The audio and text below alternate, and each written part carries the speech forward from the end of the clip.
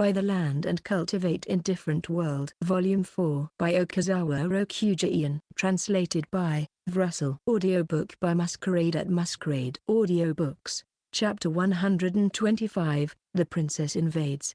Here's the thing, a princess's existence is like a political bomb. She's the perfect excuse for those who are plotting to revive the human kingdom or rebel. Even if she was exiled to a remote area in the demon kingdom, just like the rest of her family, there would still be people who would try and rescue her. If she gets taken away by them, the rule of the demons over the humans will become topsy-turvy. Hence killing her is the safest choice. However, our kind demon king can't and won't make that decision, so he came to our farm to ask for help. We are located far away from both the demon and human races, and our existence isn't even known to the majority of them. It's unlikely that we'll be found, and even if we were, our invaders would face a lot of hardships before they would even get here. And if there were people who managed to get past those hardships, the mutated orc and goblin army awaits them. Even the Hyelicans, nicknamed the Hounds of Hell, who have now mutated into Hypercans, would chase them to the ends of the earth. As a finishing touch, we have Dragon Veil. In other words, our farm is more impregnable than any hell in this world. Anyone can be at ease if they leave a VIP in our care. After we wrapped our discussions, the Demon King thanked me over and over again before he left. He's received our help countless times, starting from the case with Mrs. Zusters, so it seems he feels sorry. He really is such a kind-hearted person. How are they going to bring the princess here? Will the Demon King be the one to bring her? No. They said I will be the one to bring the princess in question, says Belina. She used to be one of Mrs. Zuster's aides but is now settling on our farm as a representative of her race. You're leaving the farm, Belina? Is that a good idea? Aren't you the one managing the waypoints to this place? I got worried. I've heard that teleportation magic only works on places with waypoints. If something goes wrong during her absence, they'll lose their only way to get here, and it will make things terribly complicated. You can just ask Lady Valor-sensei then. Didn't I tell you to stop suggesting that? Argues Betami, another demoness. Belina seems emotionally unstable lately. I wonder what happened? I suppose it's a matter of raison d'etre, mutters Betami with dark eyes. I don't get it. I've been thinking of talking with her again, but I've had so much on my plate lately that I had to postpone things until today. With the arrival of the princess, I'm sure I'll become busier again, so that opportunity will get away. And so, the princess of the human race has arrived. If I remember correctly, her name is Lettuce. That sounds a lot like a vegetable, as one might expect from royalty. She wears lavish clothes, but she herself is also lavish in her own way. She has shimmering blonde hair and glowing white skin. Even her figure is glamorous enough to garner all the attention. And a lady like her, bow down to the royal family's majesty, were the first words that came out of her mouth after she went through all those waypoints. I, a noble royal, will allow the likes of you plebeians to answer directly. Be proud of this in perpetuity, for I am Princess Lettuce, the only daughter of the king who rules the best race, the human race. I grant you the honor of looking after me. Accept the delight of your absolute obedience to me. Platy walks up to her briskly. She gives her a power-packed punch. You're so cheeky for a princess of a ruined country, says Platy. As expected of the Mermaid Kingdom's princess, Lettuce princess aura didn't work on her. I'll explain everything from 1 to 10, but I'll only say it once, so you better listen and memorize them all. From next time, I'll use corporal punishment on you. I am sorry. For a princess of the human race, she sure had her will easily crushed. Nobles really are all bark and no bite. First of all, the human kingdom is no more, so your royalty means nothing to us. A royalty's authority is only backed up by a nation's power, so royal families who have lost their nation are just commoners. In short, you're a commoner. Understood? You understood. The princess is on the verge of tears. Even if your motherland is going strong and you have the added value of royalty slathered all over you like butter, listen well, okay? Because the next part is the most important one. It means absolutely nothing here. Platy is relentless with her words. Why is she being so thorough today? This place is neutral when it comes to the affairs of other kingdoms. We aren't influenced by the royal families of the demon, human, mermaid kingdom, or some other. Nor do their titles mean anything, says the princess of the mermaid kingdom. There is also an ex-princess here just like you, ex-thieves, ex-prisoners, monsters, and a dragon. The demon king, mermaid prince, and even the lifeless king often come here to hang out. What does a princess of the human kingdom matter to these entities? When she says it all together like that, it does seem like this is one extraordinary place. Social titles don't mean anything here. It's your abilities and your personality that count. You'll never fit in here if you keep up that arrogant behavior of yours, so I'm warning you. Don't tell me you don't understand. Now that your kingdom has been destroyed, there's no place left for you in this world. You would have been better off executed as originally planned, but the kind demon king and my considerate husband let you stay here. Without this place, you might as well be rotting in hell right now. Wait, Platy, I don't think you need to be that strict with her. She just lost her kingdom. Why don't we show a little more compassion? Of course, I know all of that. What? I told you so. She was so overwhelmed that she started crying. She throws herself on the ground and starts flailing her arms and legs. I have nothing. No authority, no retainers. Nothing. At least let me put up a bold front like this. Well, I see. So, her insolent attitude had a hidden meaning. She managed to keep her crumbling heart in check by putting on airs. And yet, Platy crushed that bluff of hers with a single blow. Just kill me already. I'm prepared for it. Let me die an honorable death, as a proud daughter of the royal family. Even though the princess has fallen into the depths of despair, Platy mercilessly lands a clean hit thrust on her abdomen. Ribf. The princess lets out a voice as if she's a frog being crushed. Well, I kind of saw that coming. Stop behaving like a spoiled child. Isn't Platy a little too strict today? As long as you live here, you'll pay for what you eat with your own labor. Work as if you've been reborn from today onwards. Okay. And so, the princess life on our farm begins. Chapter 126, A Princess Hard at Work. And so, let us read it. The princess of the now destroyed human kingdom began her life on our farm. Of course, just because she's a princess doesn't mean we'll let her eat and sleep here for free. We already have Vale doing that. Anyway, we asked the princess to do some work, but as expected, she had no experience in labor as she had never carried anything heavier than a spoon in her entire life. Hence, we let her do something more straightforward, such as weeding the fields or checking the crop's health. When we introduced her to Gobukachi and the other goblins, she was spooked out by their appearance and complained about wanting to be reassigned someplace else because of her disgust, which earned her another hit from Platy.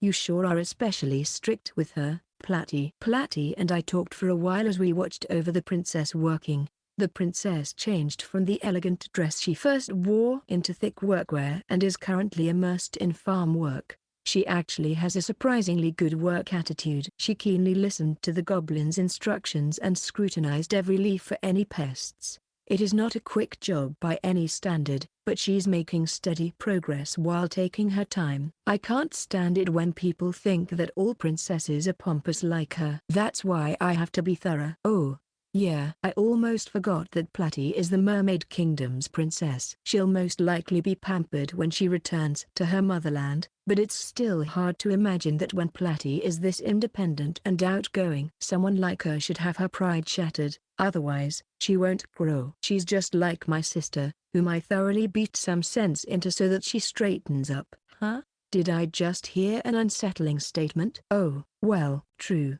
Had you not used brute force on her, she probably wouldn't have opened her heart to us like this right away. Her status as a princess or her pride may have even gotten in the way, and we would have had to put up with her for a longer time. But the princess in front of us, let us read it, is far from that now. She even looks up to the goblins with respect for their knowledge of agriculture and their skillful work. It's better to open up right away if you're going to live with others, isn't it? Though I can't really say for sure about what will happen from here on out, but at the very least, We should give her some peace of mind while she's here. In the end, Lettuce Riot continued to work until sunset without ever giving up despite her first day on the job.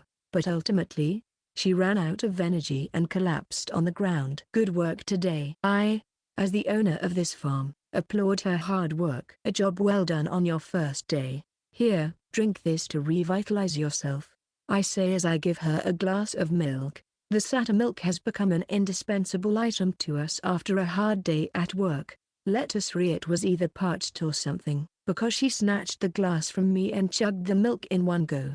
It's delicious. What kind of milk is this? This is tastier than what I've had at the Royal Palace by a long shot. Apparently, the Satyr's goat milk is one of this world's leading items, and that the milk being produced at dairy farms is no match for it. I once heard that the quality of the food served at the Human Kingdom's Royal Palace is not so different from the general public. I guess the rumor about food tasting better when you're tired really was true. Looks like there are also lessons to be learned from the lower classes' lifestyles. I look around to make sure that Platty is well out of earshot. She would have gotten another blow from her if she had been around. I hope she'll take the initiative to fix that loose tongue of hers. It's a relief seeing that you've basically adjusted to life here. It's also a responsibility that the Demon King asked me to take on. About that, just what in the world is this place? She really had to ask that fundamental question now. Of all times. All I heard from the Demon King was that he'll transfer me to a much safer place. That's it. I understand that I wouldn't be getting much information being held captive by them, though. There are no demons within their own territory, but there are a lot of monsters. I don't get it at all. I suppose you'd think of it that way based on your observations alone. It's better if you don't know. It's for your own safety. I knew you'd say that.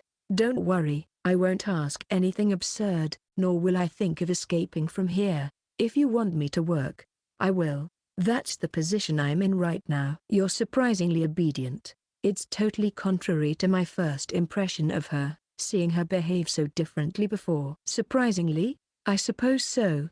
Both my country and my freedom were taken away from me. It wouldn't be unusual if I chose death after falling into despair. But I choose to live. I will live by all means. Do you know why? No. Why? Because there's hope. If I was able to get through today, then there may be hope in tomorrow. I'll recover all that I've once lost. That's what gives me the drive to go on. I see. That's actually quite reasonable. But what exactly does she mean by recovering all that she has once lost? You seem nice.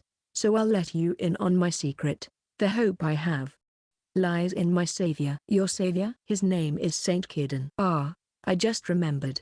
That's me. She's talking about me. I thought having a different name in a new world was a great idea, but there aren't many opportunities when I'm called by that name, so I tend to forget. I mean, people on the farm usually call me dear, master, or my lord. So what about me makes me her savior? Then again, a country bumpkin like you would have no idea who Saint Kidden is, right? Yes.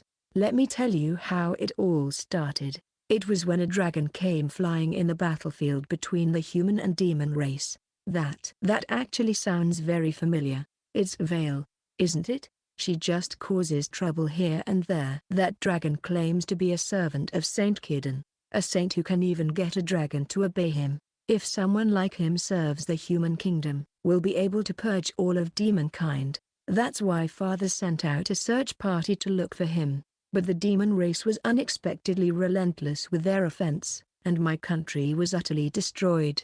We weren't able to find Saint Kidden in time, but the search party is somewhere out there, continuing their search for him. I'm sure Saint Kidden will destroy demonkind the moment he knows about our plight, and then, he'll rescue me from this place, and we'll return to the royal palace together. Why yeah, but you know. I thought I had to tell her now, so I intervened. But will this Saint Kidden easily side with you if he really does exist? You have no idea of his view on all of this, right? What do you mean? The saint is definitely an ally of the human race. What makes you so sure? Because he's a saint, a sacred person. It's only natural for someone like him to lend the human race a helping hand. I've made up my mind. From now on, It is forbidden to call me Saint Caden in front of her. I'll let everyone know about this while she's asleep. I will endure in this exile until the saint comes to my rescue. I'll accomplish anything you have to throw at me, be it weeding or squashing pests. I must survive. Chapter 127. A Reformed Bear. I am just your run-of-the-mill village girl. Hence, there is no need for me to introduce myself. I went through what most people have gone through and know what most people know. That's why whatever happens around me isn't a disaster to me alone but a disaster to everyone. I was born human and live in the human kingdom, but to be more precise, this scanty village situated at the far end of the territory is the whole world to me. Our country has been destroyed by the demon race. My dad and the village chief were gloomily discussing the many problems this would cause. Our race has been head-to-head with the demon race for an extended period, but it seems that we've finally lost. I thought it was all a matter of fact. After all, our king is an idiot, and the priests are a bunch of stubborn pigheads.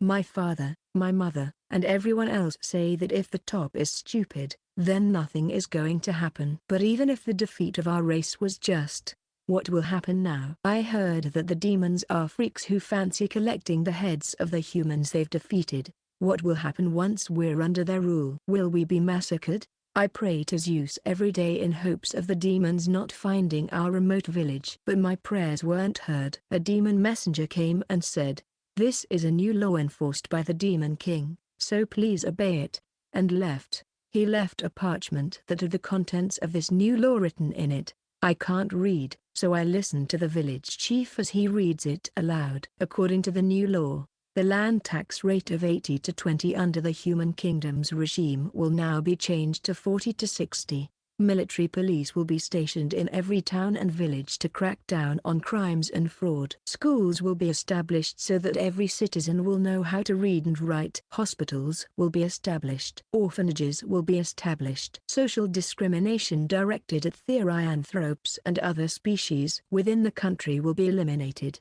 etc. was written on it. Huh? Isn't this several times better than when we were under the human kingdom's rule? It may also be because I'm too stupid to understand, but just the fact that the taxes have been lowered is a matter of great congratulation to us all. Long live the demon race. I guess, in fact, ever since the demons ruled over us, our lives have changed for the better. Our infertile soils suddenly became richer. Everyone says that this will give us an abundant harvest next year, according to the village chief. The church's magic has drained the mana out of the soil, slowly killing it, but now that the demon race got rid of the church, the mana has returned to the lands. Seriously? The demon race destroying the human kingdom was actually for the better. I'll start going to school next year to learn how to read and write, and then I can get a job in the city and earn a lot of money. My father, mother, the village chief, and practically everyone else are grateful for the demon race invading us. But then, that's when it happened. An event that made me realize that the world isn't getting better just yet. Our village was suddenly assaulted and seized. The assaulters were former priests of the order, all 50 armed with weapons, so we couldn't even resist. I am Bishop Sigish, a warrior of justice who fights for the human race, cries the oldest-looking priest. His comrades keep calling him Bishop. Our organization may have been destroyed, however.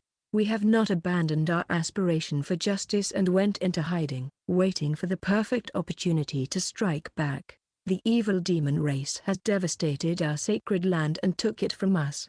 However, we will defeat this evil one day and restore freedom and happiness to everyone. The military police are being deployed as promised by the demon race in every town and village of the former human kingdom, but it seems that they haven't reached our village yet, which is probably why we are being targeted right now. I want you to offer your equipment to help us fight the demons. Weapons, food, all that you have with you that is useful. All. Don't be ridiculous. If we give away all our food, what are we going to eat from tomorrow onwards? But we can't resist them. We'll be killed if we do, so we reluctantly give them all of our vegetables and grain. Bishop Sigish, it looks like this is everything. This isn't a lot, and what's up with these wrinkly vegetables? If I eat one of these, I'll get diarrhea. As the geezer says that, He thoroughly stomps on all the food we gathered for him as if to vent out his anger. If you have no food to offer, then women it is. Don't try and refuse now. I don't care about their age, just get all the women you can find. Do whatever you want with them, men. When the geezer said that,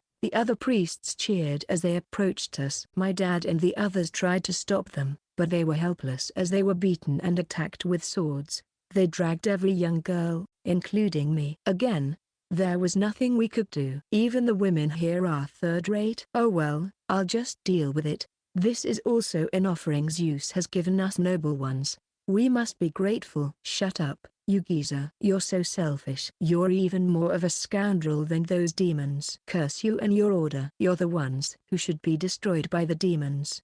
Get out of our sight. But even if I think like that, a village girl like me has nothing against them. If only I had the power to drive them away. And then, it's a monster, shouts one of the priests. A monster appeared, and a big one, too. When I realized what they were talking about, a furry giant was standing near me. Is that a bear? It's big, furry, and has sharp claws. It looks so strong that even a bunch of priests would be no match for it. Fall back. Retreat, shouts the geezer. We cannot lose a single soldier here if we're going to proceed with our counterattack. Use the villagers as human shields. While the monster is busy attacking them, we'll use the time to run far away. As if to respond to the geezer's words, the other priests kick Dad and everyone else out of the village and tosses them in front of the bear. Now's our chance. Run. And then, the priests ran as fast as they could in the opposite direction. This is bad. The bear will eat Dad. Or so I thought. But what happened next was unexpected. The bear gently caught Dad and avoided those who collapsed so as not to step on them and started chasing after the priests. What the why? The priests started panicking when they realized that the bear paid no attention to the decoys they left. The bear ran at speed unexpected for its size and quickly caught up to the priests. It then sent every priest it came across flying. Have mercy. Have mercy. MBPH. It didn't take that much time for all 50 of them to be knocked out, except for the geezer. He may have fallen behind the rest of the group because he dragged me with him as a hostage, but that's what spared him from the bear's attack. He's a perverted clergyman who managed a narrow escape from death, but then again, the world isn't that forgiving. After the bear finished dealing with the others, he turned his gaze towards the geezer, determined not to let any one of them escape. "Don't move," says the geezer as he points a dagger to my neck. "I may not know what's going on between you and these puny villagers, but I can tell that you're trying to protect them. Now, if you dare take another step, I'll stab this girl's neck with my sacred dagger." Just when the bear was on the verge of pouncing on the geezer, it brought his movements to a halt. It kept the arm it raised up in the air. Just as I, Bishop Sagish, expected. "Good. Don't move from where you stand. I still need to live long to accomplish the sacred mission Zeus has given me." The geezer retreated bit by bit with me in tow. Now that he took me hostage, not even the villagers dare to make a careless move. Damn it. Don't just expect that I'll let you do as you please. Even the demons said that now's our time to seize happiness for ourselves. Don't think I'll just let you do as you please, you geezer. Ow. I bit the arm that was holding me as hard as I could. The painful shriek he let out was satisfying. "You cursed girl. You dare disrespect a clergy like me?" Don't run away. Too late. I already made a break for it. Now that I'm free from that man's grasps, all that's left is for the bear to. The geezer's shriek reverberated in the skies. Several days later, the demon soldiers who received the news arrested the priests and took them away. They apologized, saying they weren't able to help us in our time of need. Surprisingly enough, all the priests that the bear kicked around are still alive. We tied them in ropes while they were unconscious and left them alone until the demons arrived. We gave them water and nothing else, but even our food situation is tight. So it's not like we're in the wrong. The bear had already left before any of us even noticed it. Had it not been here, our village would have been in ruins by now. Monsters are supposed to attack humans, though. So, why? I see. So, that bear also appeared here? After questioning us, One of the demon soldiers spoke as if he knew something about the bear. It's becoming the talk of the region lately. People say that a bear-type monster has been saving the remaining remote villages of the human kingdom left and right. Wait, aren't monsters supposed to be under your command? Isn't that why it came to save us? Oh, no, not at all. But according to His Majesty the Demon King, that bear was a special monster born under Lord Saint. Lord Saint? The bear once lost to Lord Saint, but its life was saved due to the Saint's compassion, and then, to be recognized by the Saint as a strong being, it began his solitary journey training. So, it happened to be passing by our village during its journey. It's all just a rumor. Take it with a grain of salt. The demon soldier smiled dryly, but I think what he said was the truth. Demons and Lord Saint, I can really feel that light is shining upon the human kingdom now. Thank you as well, Bear Monster, for personally coming to save us. Bearman for short. Chapter 128, The Princess Territory. 1 to 2 months must have already passed ever since, let us re-it, the princess of the now destroyed human kingdom, came to our farm. Contrary to our expectations, she's actually pretty hardworking. The royal family is an unemployed class, and yet, the princess can persevere with farm work. Someday, Lord Saint will come. He definitely will. It seems those words that have become some sort of mantra is what keeps her going. She believes that Saint Kudin will appear and rescue her and the entire human race someday, the reason being that since he's a saint, he'll do the sacred thing and defeat the demon race. Well, I'm the Saint Kudin she's looking for, though. And I have no intention of saving their race. I'm not interested in interracial wars. If anything, I don't want to get involved in it.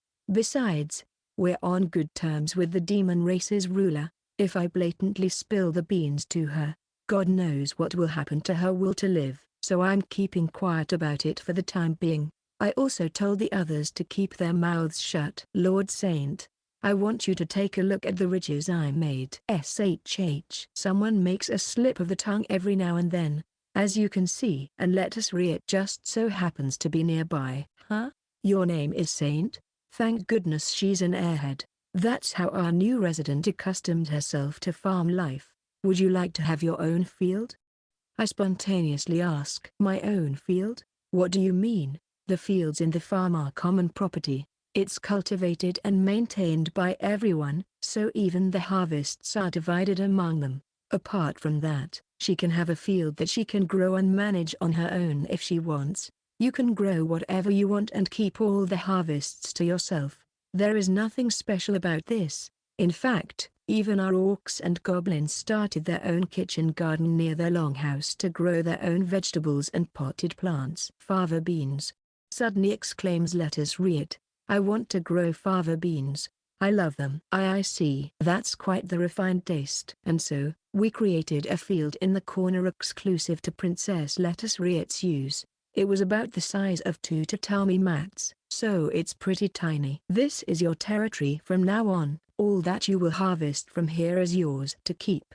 But that also means that no one else will help you in your work. You're doing everything from start to finish. Of course, the restoration of the human kingdom's territory will start from here. I'll manage this territory under my direct control as the princess. Well, that escalated quickly. All right then, the princess territorial reign has begun. It's mostly just tilling the soil and growing crops, though. She starts plowing the soil to create arable land. My hand hurts. The princess wasn't used to using the hoe, so she immediately got blisters on her hands. She continues to persevere. After having Gararifa treat her blisters, she cultivated within her designated land and planted the seeds. The orcs and goblins also advised her on plucking weeds, avoiding pests, preventing diseases, and helping crops grow while making sure not to get directly involved in her work. And because our farm was carefully made with the help of the mermaids and their hyper-fertilizer, crops can be harvested much faster than usual. The princess fava beans were no exception. In just a few weeks, they were ready for harvesting. Huh? My fava beans. It was the crows. These spiteful creatures exist regardless of the world you live in. Their rampage has been the bane of the entire farm, and our conflict with them has been going on for over a year now. They skillfully plucked the princess fava beans from its pods with their slender beaks. Are they carrion crows? Oh well. Not that it really matters. Oh no. The pods are empty on this one. This one, too. After all my hard work looking after them, it's no wonder Lettuce Riot is devastated. She poured her blood, sweat, and tears into this. After all, the crows have been a nuisance to us for a while now.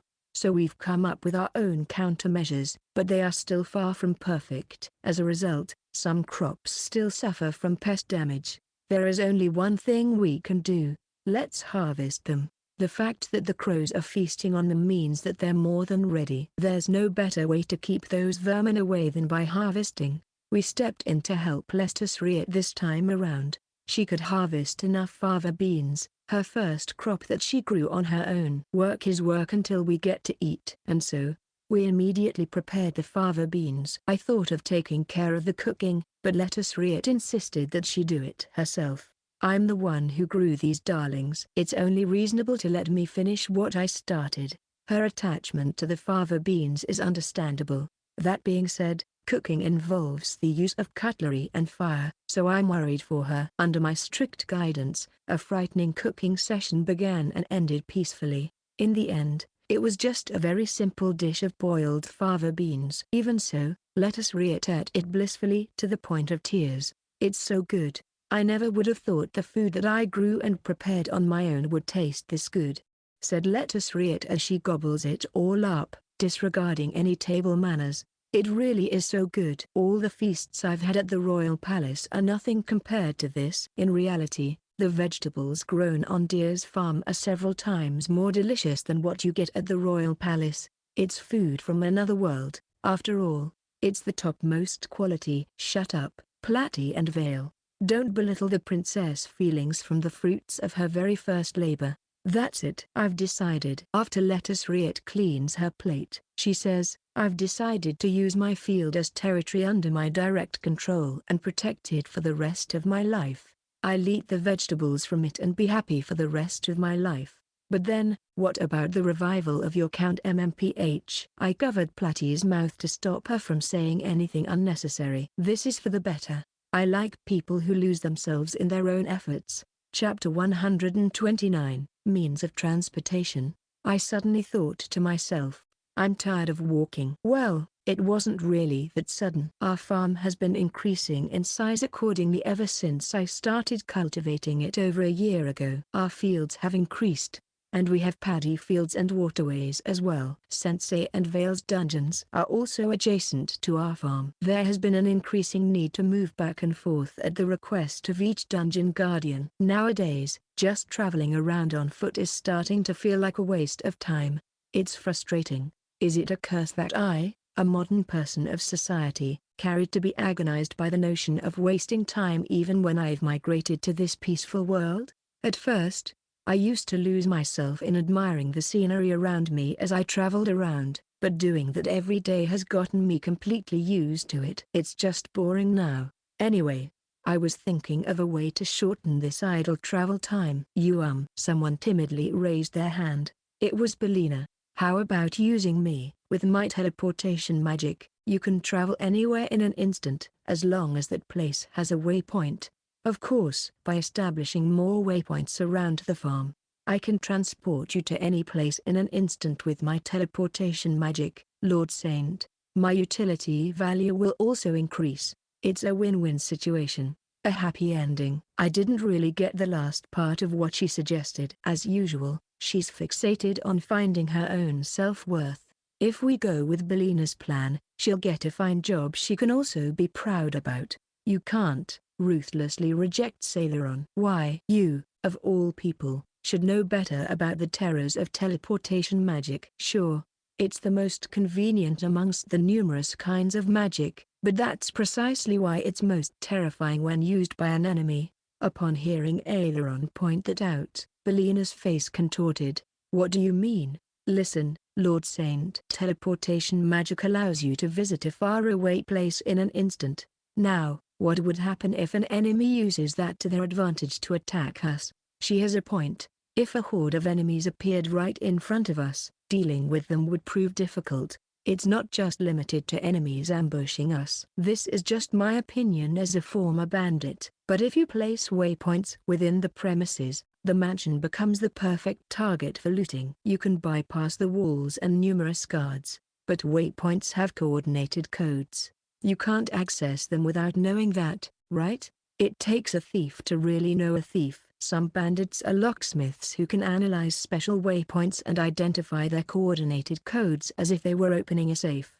The undiscovered waypoints aside, there's a 50-50 chance that the waypoints will be unlocked depending on the locksmith's skills. Oh boy, that's why established waypoints shouldn't be out in the open but somewhere remote. So, even if they've identified the coordinates and raided us, it'll be easy to deal with them.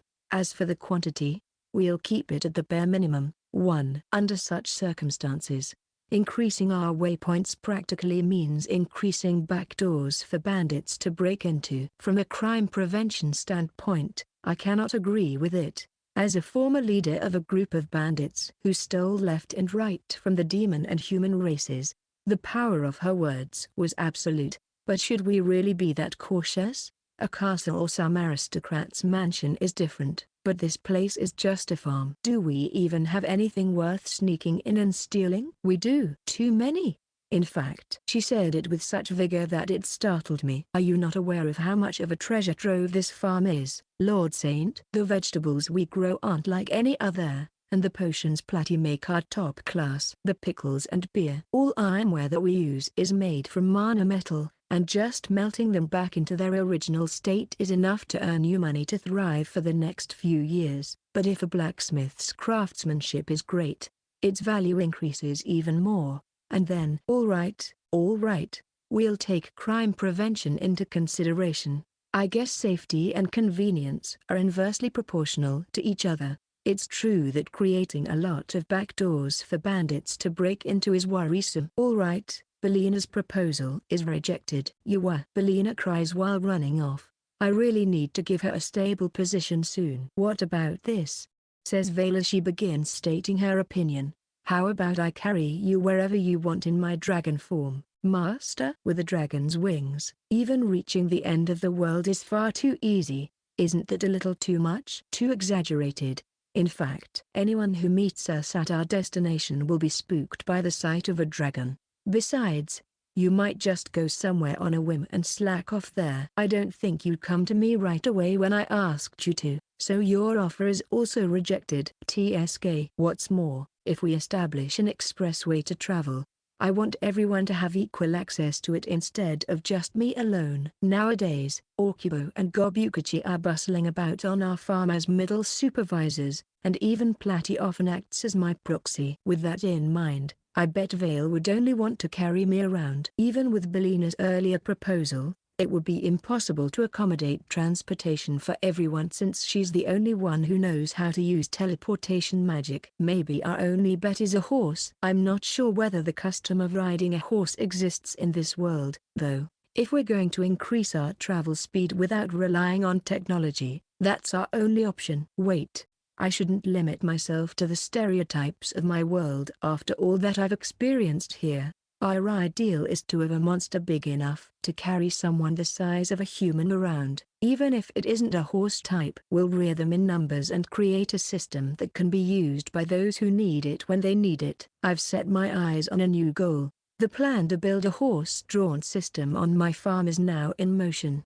Pocky, the hypercar on, approached me right after I announced my goal. What's wrong? Why are you facing your back towards me? You're telling me to get on? Do you seriously plan on taking me around on your back? That's impossible. No, it really is.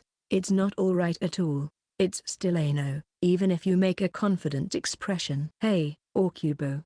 Don't get on him. Someone as big as you is an even worse idea. That doesn't mean someone small like Gobukachi is fine. Just stop. Chapter 130.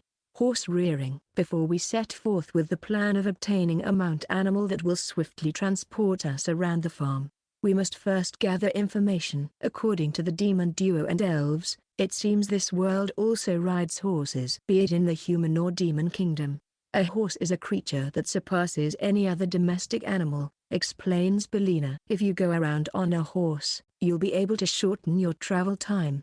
They serve in various work fields such as transportation, communication, or military affairs. Only a few people can use teleportation magic, so the demand for horses hasn't decreased at all. Should I make a request to His Majesty for a swift horse? It seems that His Majesty owes you yet another one with Princess Lettuce Riet's case, so he's bound to be delighted. A direct import from the Demon Kingdom, huh? It's the cheapest but also the simplest way. Maybe it's okay to settle things straightforwardly every once in a while. Demon King does seem indebted with entrusting Lettuce Riet to us, so I guess we really should ask him. Let's have Belina teleport to the Demon Kingdom for us to inform Demon King. Roger that. Please leave it to me. It's rare to see Belina this pumped up. Is she that happy to get a chance to contribute? Oh well. Once we get a horse, it'll be easier and more convenient to move around the farm. I suppose we need to arrange a stable for it. Hold up, says Platy. What now? We were already coming to an agreement here. Think hard about this farm's uniqueness, dear. Uniqueness? Isn't it just a typical farm you can find anywhere? No, it's not. Where in the world can you find a farm that produces a variety of luxury goods that are beyond anyone's imagination, has an otherworlder with a gift from a god as the owner, several high-ranking mermaids specializing in pharmaceutics, holding the title of witch, former high-ranking officers from the Demon King's army, an infamous group of elven bandits, and an army of mutated monsters? But even if you tell me that, and because this farm is that special, I think we should also have something special with regards to horse riding. And what do you mean by that? By going to the dungeon in search of a horse-like monster? That's become quite the mundane pattern for us, so I thought of a different approach. A different approach? We should just create what we like. Zothsira, the Witch of the Abyss, getting called the Six Mad Witches angers her and the other mermaids of her kind. So we're simply calling them the Six Witches from now on. These witches are the ones who excel the most among the mermaids who specialize in pharmaceutical magic. Our farm has Platy, Puffer, Lampi, and Gararifa, who are also members of the Six Witches. Then there's Zothsira, the eldest, with Witch of the Abyss as her nickname. In terms of ability and knowledge, it seems she surpasses the rest of them. That very same Zothsira has started paying our farm a frequent visit in an unexpected turn of events. She claimed that she needed to observe this and that on our farm for her research. Platy also values her highly because she and the other mermaids can obtain particular medicines that are not available on the surface through her. So, I also began to accept the state of things. We consulted Zothsira. You want to make a homunculus horse? I can't understand a single bit of what they're talking about. I quietly listened to Platy and Zothsira's conversation. Zothsira, the main focus of your research revolves around producing homunculi, right? Or, in layman's terms, artificial monsters. You can produce living beings through magic and use them as you see fit. I still can't understand what Platy is talking about, so I exchange glances with Orcubo and shrug shoulders together. Wait. Why are you here, Orcubo? You're asked to attend to Zothsira whenever she comes to visit, you say? But why? She was considered one of the members of the Six Witches because of her controversial research about producing an infinite number of homunculi. It posed a military threat and caused ethical problems of life creation. I'm sure she'll be able to provide you with the perfect horse with her secret technique, dear. You don't have to be that psyched about it. An average horse would do just fine. Do you even hear yourself, Platy? You're about to cross the taboos of life. Ho ho ho. You're part of the royal family of the Mermaid Kingdom, yet you don't fear my forbidden art, as one would expect from the crowned witch. It's an honor, Witch of the Abyss. My wife is the scary one. Very well. I owe you a favor for supplying me with many samples daily. I must comply in turn. Huh? What sample supply? I know none of this. However, be that as it may, I cannot produce a custom homunculus from scratch. What do you need? I need the basic information of the organism. Any living thing with flesh and blood has information imprinted in it essential in constructing that said organism. Isn't that called genes? I cut into their conversation by accident. At that moment, both Platy and Zothsira shift their gazes toward me at once. sending shivers down my poor spine. What? Genes? Genes, it is, then. I have yet to fully determine their existence, but if I recall, you came from a different world, did you not? You seem to know all sorts of interesting things. Ahahaha. Putting that aside, yes, genes. That's what I need. To create a horse homunculus, I need the essential genes of one as its ingredient.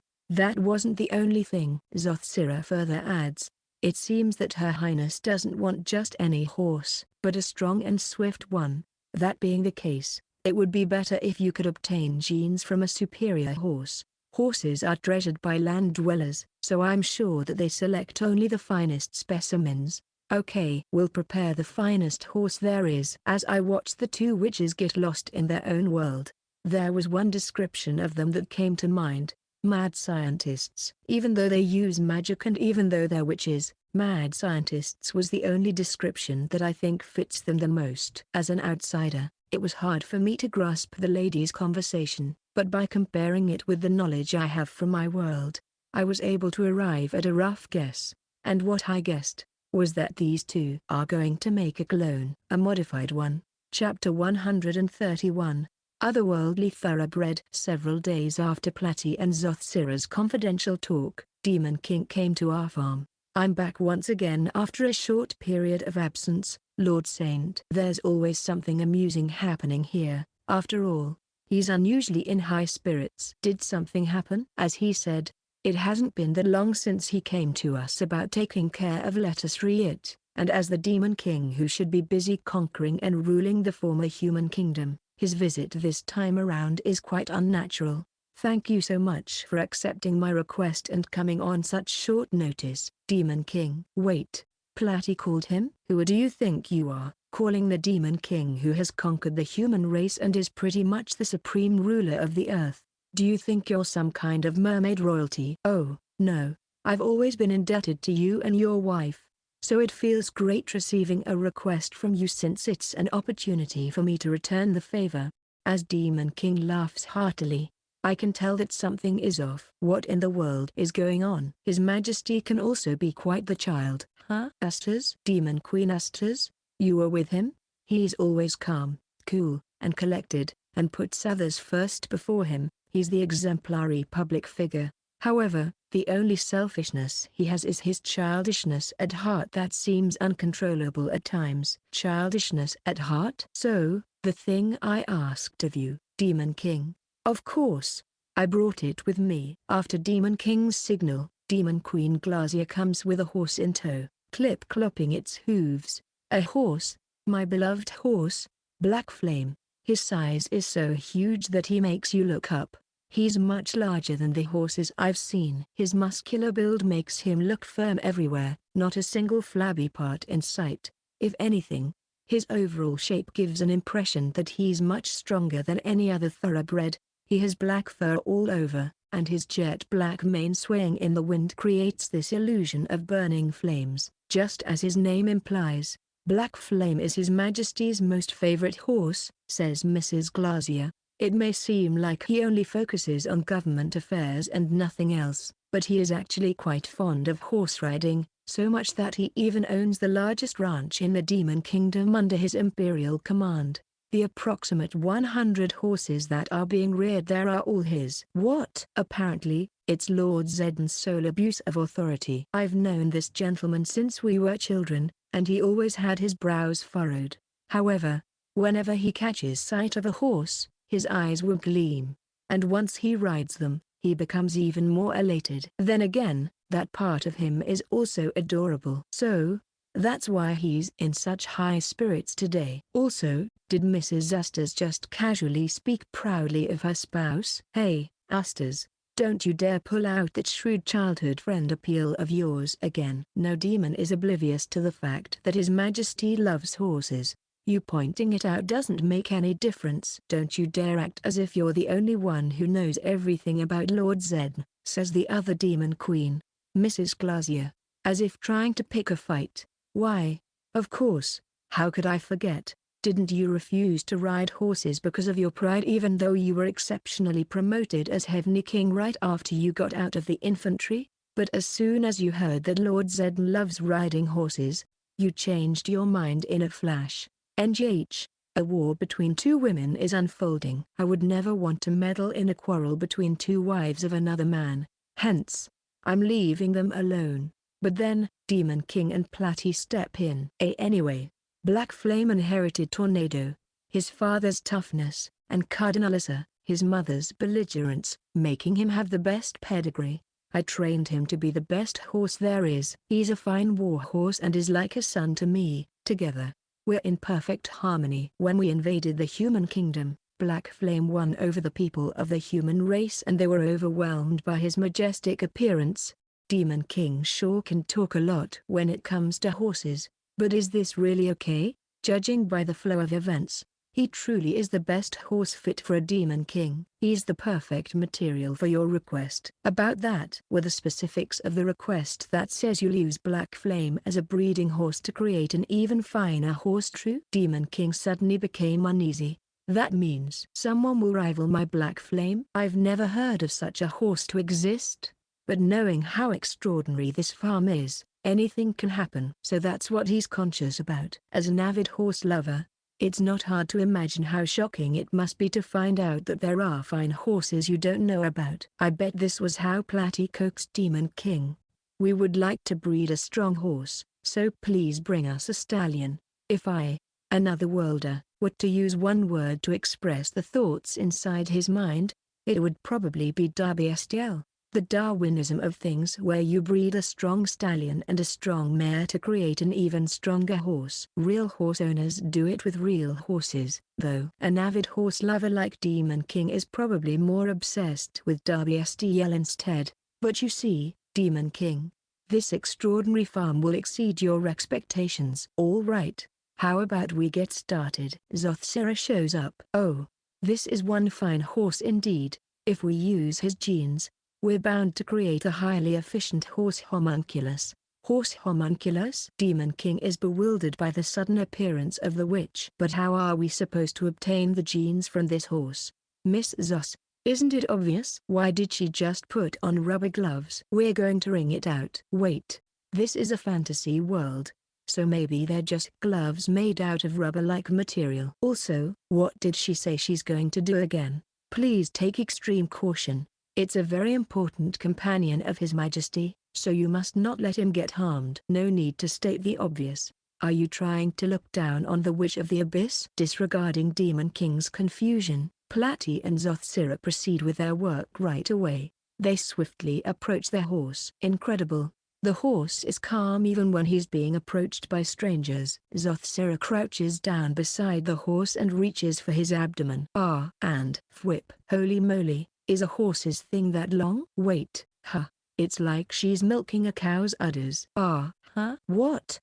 Even Demon King is at a loss of coherent words. While we were all confused by what was happening, Zothsira finished her job smoothly. Great. I was able to gather a lot. The leather pouch she brought with her is filled to the brim. All that's left is to do is culture this back at my lab and cross it with the various genes I have in stock to create a superior horse homunculus. How long will it take? About a month, I suppose. Platy and Zothsira are in their own world again. Me and Demon King are only left dumbfounded.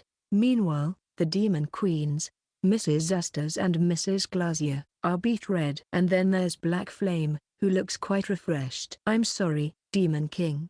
What they're trying to do is something beyond what you imagined. Allow me to put it in words as someone who came from another world. The game that they're trying to imitate isn't Darbiestiel. Chapter 132, Homunculus Horse Show. News about Zothsira completing the homunculus horse arrived after about a month.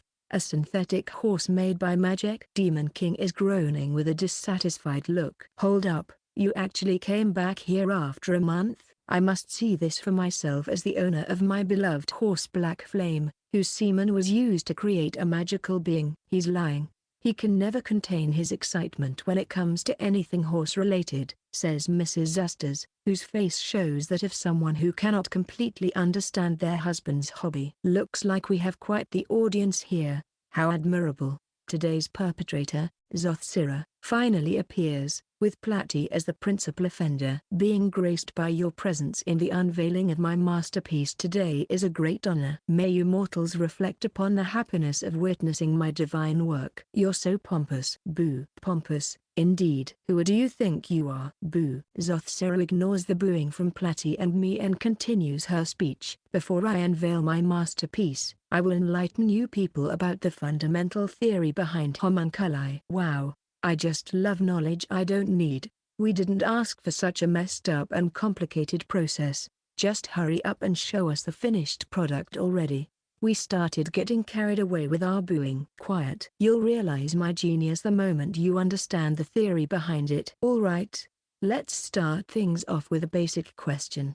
Does anyone know what a homunculus is? Spoken like a true scientist acting self-important. Homunculus is a pseudo-living being brought to life by pharmaceutical magic. You can say that it's the same as the dungeon monsters spawning from condensed mana, in a way. We've already heard of that before. Boo. But unlike monsters that are created by the mysterious laws of nature, homunculi have zero basis to be created from scratch. They don't have information that can act as the blueprint for life. Saint, however, called them genes. Hence, Zothsera takes the genes from existing organisms and creates artificial ones based on them. Moreover, it uses more than one type of gene. Research on creating more powerful life forms based on successfully fusing the strength of each is also underway. Or so how Zothsera rambled. Otherwise, there's no merit in creating life with magic. Does that mean the homunculus horse that you're about to show us today is a mix of two species? Exactly. Using the genes from the Demon King's prized horse is the main ingredient. I added various genes from other life forms to make a stronger individual. Well then, Zothsera smirks. I'll spare you any further detail and introduce my masterpieces to you. You've already gone into a lot of detail. Stop contradicting yourself. Wait a minute. Masterpieces? Behold. Creation number 1, the armored homunculus horse. A horse emerges from the stage wing with a clippity-clop of its hooves. Wait. Stage wing? Why prepare a grand stage just for this presentation? Anyway, the homunculus horse finally shows up. An armored horse. What is up with his body? It's entirely covered in armor. It's not like it has been equipped with it.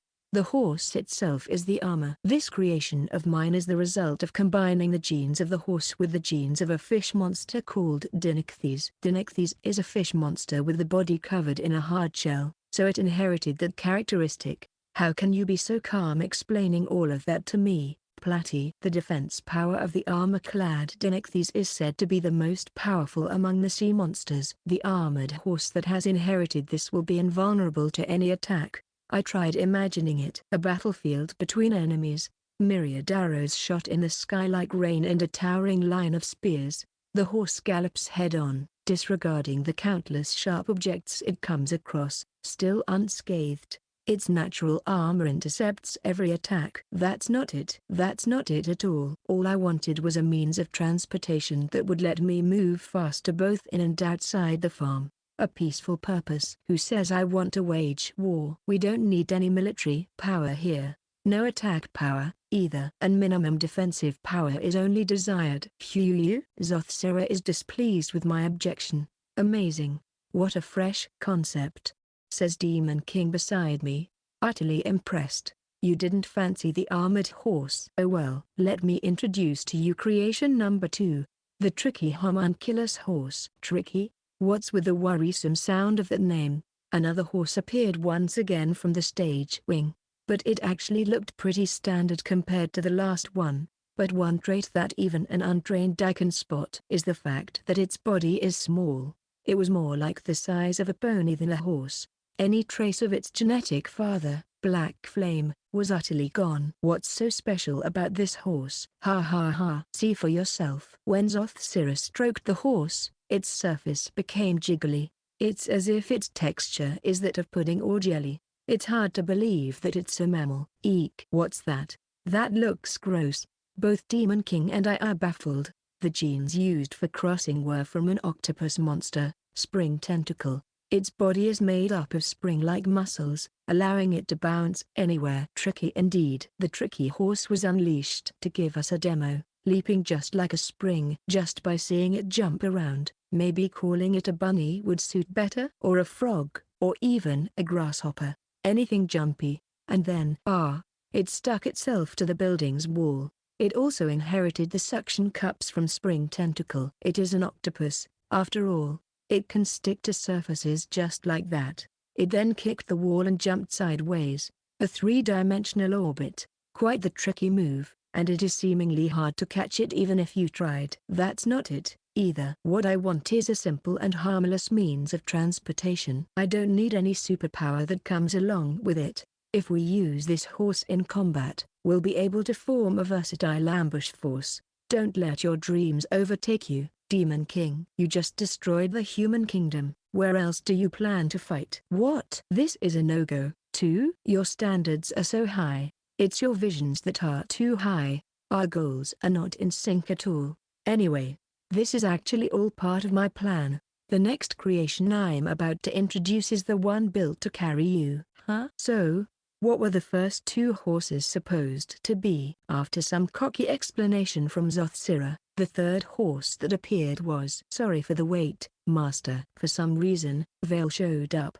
Chapter 133, Saw the Skies. Vale? If it isn't Vale, the dragon residing on our farm. Currently, she's in her human form. But why did she come from the stage wing? Today is Zothsira's spotlight to showcase her prized creations. As the master of me, Grinsel Dragon Vale, it's only natural that you deserve the best riding animal. Like so. I hope she's not going to revert to her dragon form just to tell me to ride on her back. Didn't we reject your proposal because of your own capriciousness? You look nervous, Saint. But you don't have to worry. Nope. That's all the reason for me to be worried. I thought it was the end for me when this dragon showed up in my research lab deep within the sea. I wish she first told me that she's related to you. It was really bad for my heart. Dragons can even reach the bottom of the sea without a hitch. Wow. As the strongest creature in this world, the idea of fusing two creatures together to create an even stronger creature is so pathetic that it makes me cry. But if it's for my master's sake, I'm willing to pitch in and help. What's that supposed to mean? I accepted Miss Vale's offer to help me with my research. Do you know what happened? What? We were able to create a dragon homunculus horse with the help of her genes. Huh? After that shocking revelation, the horse in question finally appeared. This is the homunculus horse that was crossed with genes from a dragon, the strongest creature. That sounds pretty strong to me already. At first glance, it looks no different from a normal horse. There's nothing bizarre about it, unlike the armored horse and the tricky horse, except that it has an invisible aura about it, a pretty dense one, too. Its eye color is also different, and you can feel something different from the vibe it gives off, almost like a soldier. The strong do not adorn themselves. Huh? What was that voice just now? It's like it spoke directly to my mind. Was it just me? Just when I was confused about what was going on, the dragon horse quietly approached me. He already has a saddle and a bit and nuzzled his snout against me affably. Are you telling me to get on? I've never had any experience riding, so I nervously placed my legs on the stirrups and got on the horse. The horse then started galloping at full speed. Fast. Too fast. Don't just dash without prior notice to your owner. You'll knock me off. Or so I thought. But it didn't happen. The horse was being considerate of me, and just by grabbing onto its reins, I was all right. We went round and round the farm at great speed, and as a grand finale, it flew. The horse flew towards the sky. With me on its back, it kicked its legs against the air and galloped its way through. Oh, wow. Look at them go. I never would have thought that incorporating dragon genes would produce such versatility. As expected of dragons, I can hear everyone's voices from the ground. Actually, I've had enough. You can put me down now. I'm scared of heights. I finally felt the usual comfort of having my feet on the ground. Zothsira then asked for my opinion. How was the trip? Wasn't that too much? I repeat, all I want is a horse as a means of transportation that can get me around the farm, to the mountains, sea, or cave, fast. Who asked for the strongest creature to rule the skies? Too much is too much. An amazing creature such as this is too much for me. Maybe we really should just purchase an ordinary horse from the Demon Kingdom. Huh? What will happen to these guys, then? The dragon horse, tricky horse, and the armored horse all stared intently at me with pitiful eyes that resembled that of a calf being sold on a cart. Nay, stop looking at me with eyes that wonder if you're unwanted or will be cast aside. Come on. It's not my fault that the supply and demand don't match up. Then again, it would be nothing short of a tragedy if they, who were created for my convenience, would be branded as unwanted. Stop. You're all horses. Don't look at me teary-eyed like that. Is it really my fault? Am I really in the wrong here? Fine. I'll take responsibility and take care of them all. Yay. Not only Zothsira, Platy, and Vale, but all the homunculus horses rejoiced together. What a clever bunch. Master, this dragon horse is only for you to ride. It's specially made with my genes, so you better not let anyone else ride it. All right. And so, our farm welcomed these horses as new residents. Well, they're homunculus horses, to be more precise. Aside from my personal dragon horse, we also have the armored horse, and the tricky horse introduced earlier. Okubo and Gobukachi, heads of the monster army, will be riding them, respectively. Okubo has a muscular build, so when he straddles an armored horse that looks like a heavy tank, they make up a formidable combination that packs a punch. With a mana metal axe in his right hand and the reins in his left, he looks as dignified as a legatus general, which garnered an ovation from his subordinates. Zothsira was also staring with an entranced expression. The tricky horse is as tiny as a pony, as if it had been intentionally made that way during the synthesis process.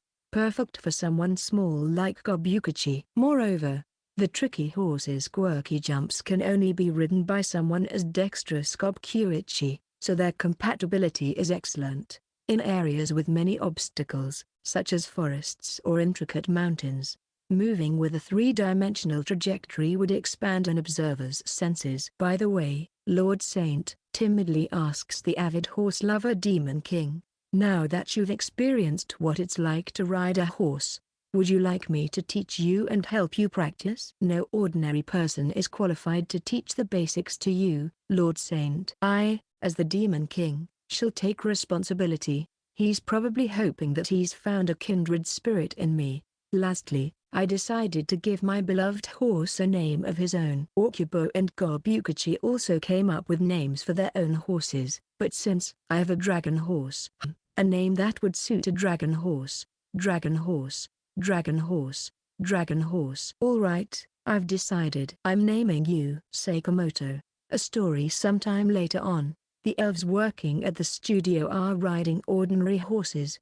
Where did you get your horses? I was somewhat shocked when I saw them. The elven maidens answer frankly, after seeing Lord Saint ride a horse around, we thought we'd want to do the same thing for old time's sake. We caught wild horses from deep within the forest and trained them ourselves. Since we elves are people of the forest, I'd say it's also one of our fortes. After hearing their replies, I suddenly thought to myself, I should have just asked them in the first place. Had I done so, I wouldn't have gone through something so troublesome. The homunculus horses made by Zothsira and the wild horses caught by the elves are cohabiting in peace in the newly built stable. Chapter 134. A God's Request. I'm summoning the gods. It was unusual for Sensei to pay a sudden visit, but then he said something even more unusual. Sensei is a lifeless king, the most ominous monster among the undead. More than 1,000 years have passed since he became immortal. He has already forgotten his own name, so we nicknamed him Sensei instead. Usually, he dwells deep within the cave dungeon adjacent to our farm, but he drops by now and then like today. And whenever he does, we enjoy having idle talks over his favorite food, pickled radishes. But today, he suddenly said that he was going to summon the gods. I tell him in a joking tone, Sensei, didn't you just summon a god not so long ago? He summoned Hades, god of the underworld, so that Demon King Zedn could report his victory over the human kingdom. Not much time had passed since that incident. Even so, I'm going to summon the gods. What is with his stubbornness? Sensei, you understand full well that god summoning is a serious matter, right? It's an arduous task, too. Besides, we're talking about a god here, a god. G.O.D. Platy and the elves told me that both the human and demon races also have their own summoning magic but are only limited to summoning spirits or fiends. By using that information as the basis of comparison, summoning a god would be difficult. Nope, not at all. They said it's impossible. Just the idea of it is so absurd that people would verbally abuse your lack of common sense. No god has ever been summoned in the history of magic among demons, humans, or mermaids. How is such a thing possible then? It's only because Sensei, an undead king of the most atrocious existence, has one foot in the myths. So, you see, Sensei, thoughtlessly summoning a god would only bring us trouble. You understand that it might destroy the balance of the world, right? Try imagining being in the shoes of the summoned god. As divine beings who govern the world, quickly being summoned will make them lose face. It won't be funny if they decide to regain their dignity by having the minority get on an ark and cause a great flood after. To not aggravate the situation any further, I tried persuading Sensei. I can't give up here. He just won't listen to me for some reason. Then again, trying to reason with the lifeless king is a reckless thing to do. I don't plan to conduct today's summoning for my own interests. I've never done such a thing my whole life. Well, he hasn't summoned a god before without some sort of excuse. After all, I guess he really does have the wisdom of an elderly. Then, what's the reason this time? I was given an oracle. Huh? The oracle says, "We wish thee to summon us, Hades, husband of the Mother Earth goddess, and Poseidon, god of the seas." They wish to be summoned? But why? What's the meaning of this? If this is the oracle of not only Hades, god of the underworld, but as well as Poseidon, god of the seas, then there is no reason for me not to obey it. My honor as an immortal king is on the line. Therefore, I will do my best to summon them both," said Sensei with a huff from his nose. It may be his duty, but Sensei also feels joy in indulging in his hobby of god summoning by receiving permission from the gods. The same also goes for Demon King. There sure are a lot of influential people in this world who are gung-ho about their hobbies. Even Prince Raoana is crazy obsessed with sumo. I need to be careful when I introduce a new game to the people of this world. And so, the spotlight for Sensei's god summoning session has come. The residents of our farm gathered around as curious onlookers. I thought to myself, they never learn, huh? All of them chickened out the last time when Hades was summoned. Of course, we'll be caught off guard. We weren't expecting to see a god in front of our very eyes. I'm actually very grateful. I regretted running away after I calmed down, but now that there's a second chance, I'll be sure to stay. I'll definitely pay my respects. Oh, and throw an offertory. Since this world has a medieval level of culture, religious piety is still going strong. It seems that if they're the gods that created them, then that alone is enough reason for worship. But please refrain from throwing offertories. It looks like that'll hurt. He's summoning not only Hades but also Poseidon. That's the god who created us mermaids. I must be present for this as a follower of the god of the seas. Puffer, Lampi, and the rest of the mermaids who are now old-timers at our farm seemed very interested in today's summoning. Now that it had become quite lively, Sensei proceeded with his ritual. Hanjara, Hanjara. High up, is it just me, or is the incantation becoming sloppier and sloppier? Nonetheless, it was still a success. The gods were summoned. We're already used to the spectacle of Hades and his glorious beard, but the sight of the divine god next to him was new to our eyes. He's naked from the upper half of his body, exposing his firm chest. But what's even more eye-catching is the trident that he holds, as if showing off that that's his trademark. His long, white hair waved in the wind like white crested waves, and his dignified personality can be discerned just from the way he stood. This god is definitely Poseidon, god of the seas. Praise be to me, praise Poseidon. Not only the mermaids but the other races fell prostrate like a surging avalanche. They didn't do that to me the first time I showed up, peevishly says Hades beside Poseidon. Well, your arrival has always been so sudden that we were muddle-headed. If that's what the god desires, then we shall do it as well. Praise Hades, a undead king. Thou hast done well.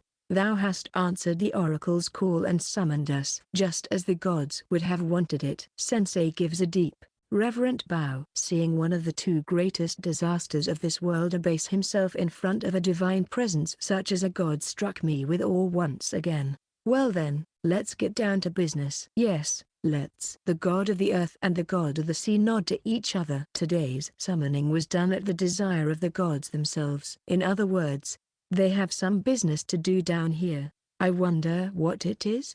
In the name of the gods, I command thee to feed the god of the sea bamboo shoot rice. Let me try some of this bamboo shoot rice. What the? Chapter 135, God's Tongue. Yo, God. Stop fooling around. Just kidding, I can't say that out loud to an actual god. I am not fooling around. I desire to compel this nincompoop to comprehend how wonderful bamboo shoot rice is. Could you please not read my thoughts? He's a god, all right. I can't let my guard down even when I'm thinking to myself, let me get this straight. You descended to Earth because you want to eat bamboo shoot rice? Such an understanding is correct.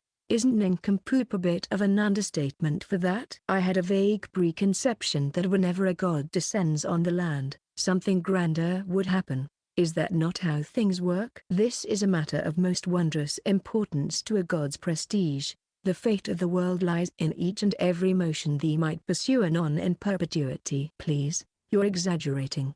Will thou not halt thy actions, leaf brother? Thy exaggerated manner of speaking does make the children of men tremble so with fear, says Poseidon as he proudly holds up his trident. Mine own brother from the earth does have an embarrassing habit of impassioned entreaties as of late. There are times when gods joke around, too. According to Poseidon, the god of the earth and the god of the sea had this conversation. Hades, I hella warrant thee partake the bamboo shoot rice. Poseidon, thee nincompoop, lolol, 'tis food from the earth, lololol. That be not the crux, thou will grip once thee give it a taste. I can tell even without it passing by my lips, lololol. There nary be food from earth that can surpass food in the divine realm, lololol. Do not just decide thusly on thy own. I will smack thee, lmao, wanna do it, punk? Lololol. Therefore, that gent hath determined to give this bamboo shoot rice a chance so to finally find settlement on the question, says Hades with a completely straight face. I had entertained him with a meal, which was indeed bamboo shoot rice, during his previous visit. Hades must have liked the taste so much that he designated it as food of the gods.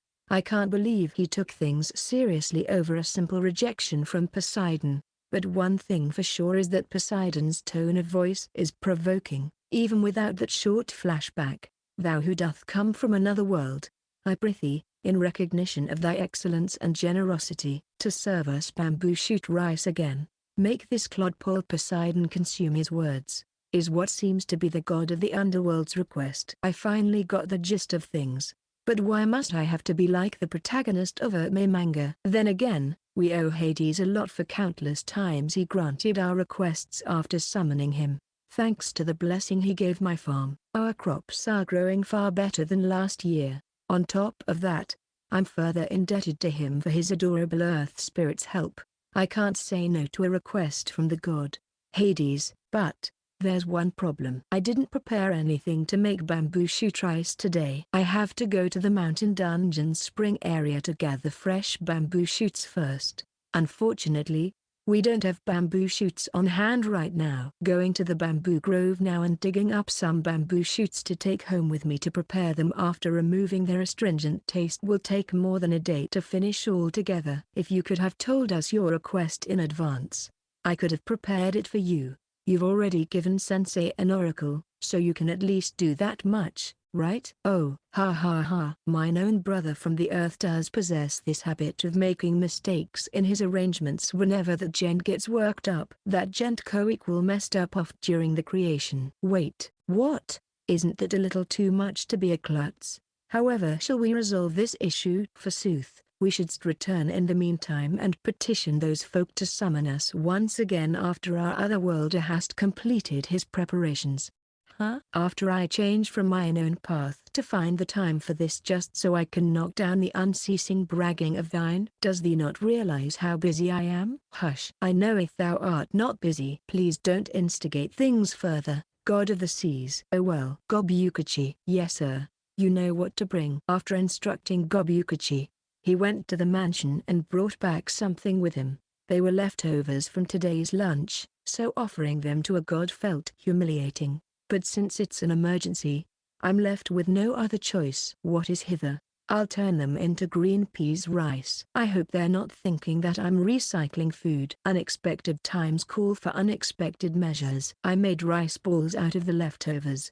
It tastes good even if it's cold. Such is the strength of rice mixed in with ingredients. Please have this for the time being, I say as I offer them the food. Regret is already welling in my heart. They are leftovers and I'm giving them to gods, of all beings. Maybe I was too hasty.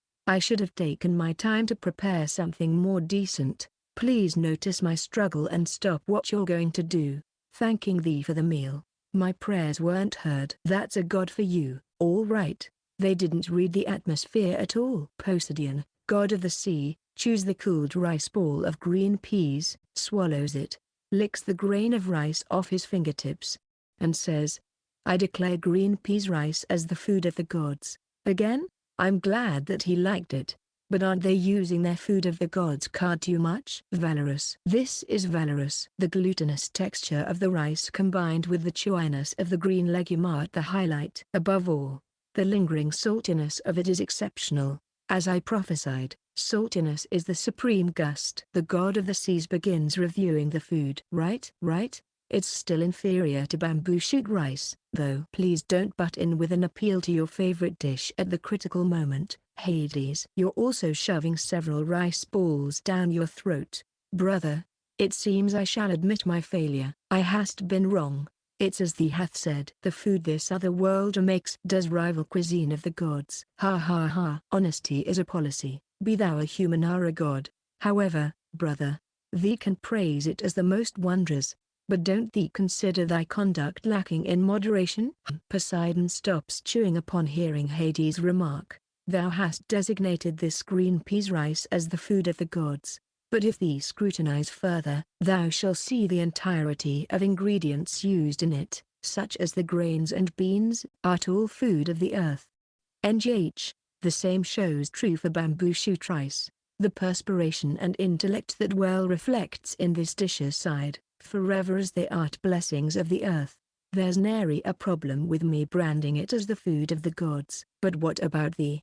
Poseidon, god of the seas. Art thou, whom rules the floats, not going beyond thy authority by giving praise to the bounty of the earth? I did not imagine thou were a senseless god like Zeus, or art thee? Hades made his own comeback. I can understand how he feels, seeing how he was stirred up a lot up till now. But I honestly don't want our farm to be the cause of some divine war.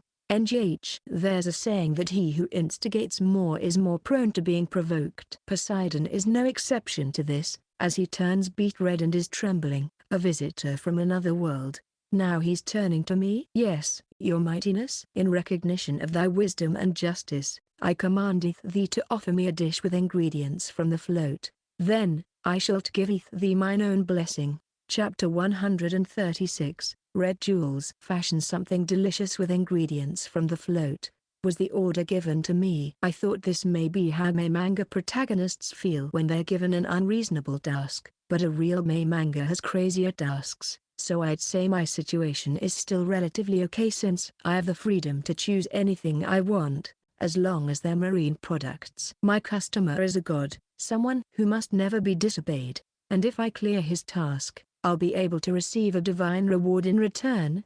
Thusly I decided to go along with it. Several days later, whenever I go to the kitchen during my breaks, I only keep groaning in distress. The gods have already left, standing by till I finish preparing my dish. Poseidon said, Hearken thee, I desireth nay ordinary dish but the supreme float dish that doth reside out of this world. Something far superior to the bamboo shoot rice and the green peas rice. Now to silence Hades, and with the raising of bars, he accordingly gave me an extension of time. Maybe it's precisely because he's a god that his concept of time is different, but not having a set deadline is a huge help. Still, whenever I actually start working on it, I'd always face a dead end.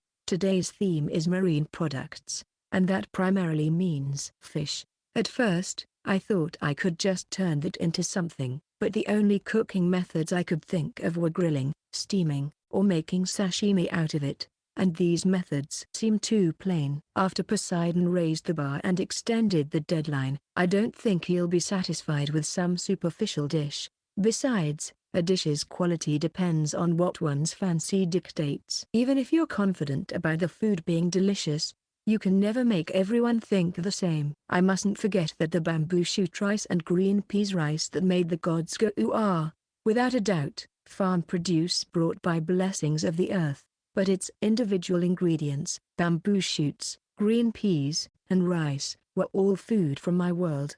I also mustn't forget that my world is far more civilized than this world. Selective breeding in agriculture has made it possible to produce superior crops in taste and appearance, and because of the hand of supremacy, I can easily grow such crops from scratch. The gods highly praised the bamboo shoot rice and the green peas rice precisely because of their advanced quality. In comparison, all the fish dishes I've prepared thus far are from this world.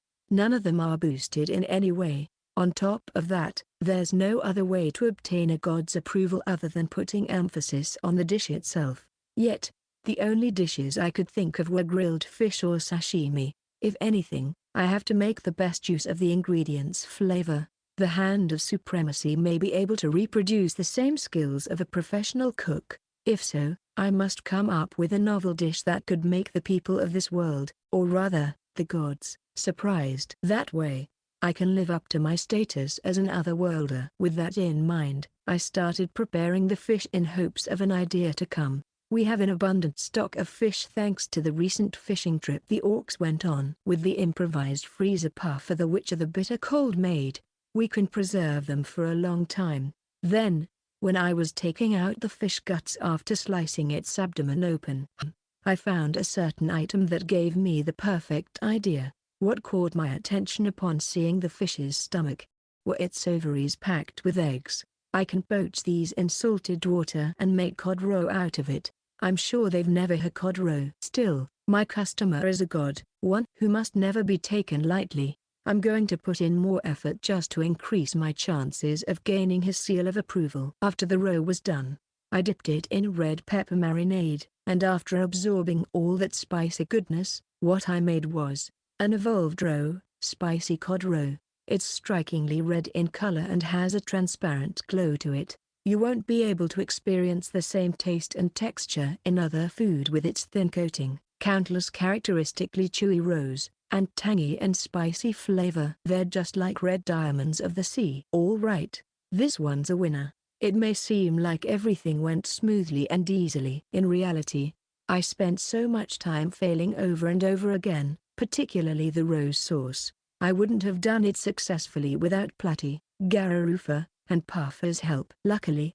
most of the fishes the orcs caught were pregnant, so I could even mass-produce cod roe. They're pretty similar to walleye pollux in my world, and according to Platy, this world is teeming with them. This is great because, with this, I can continue to make spicy cod roe. It's the birth of a new farm specialty. As for the remaining white fish parts, I made them into kamaboko.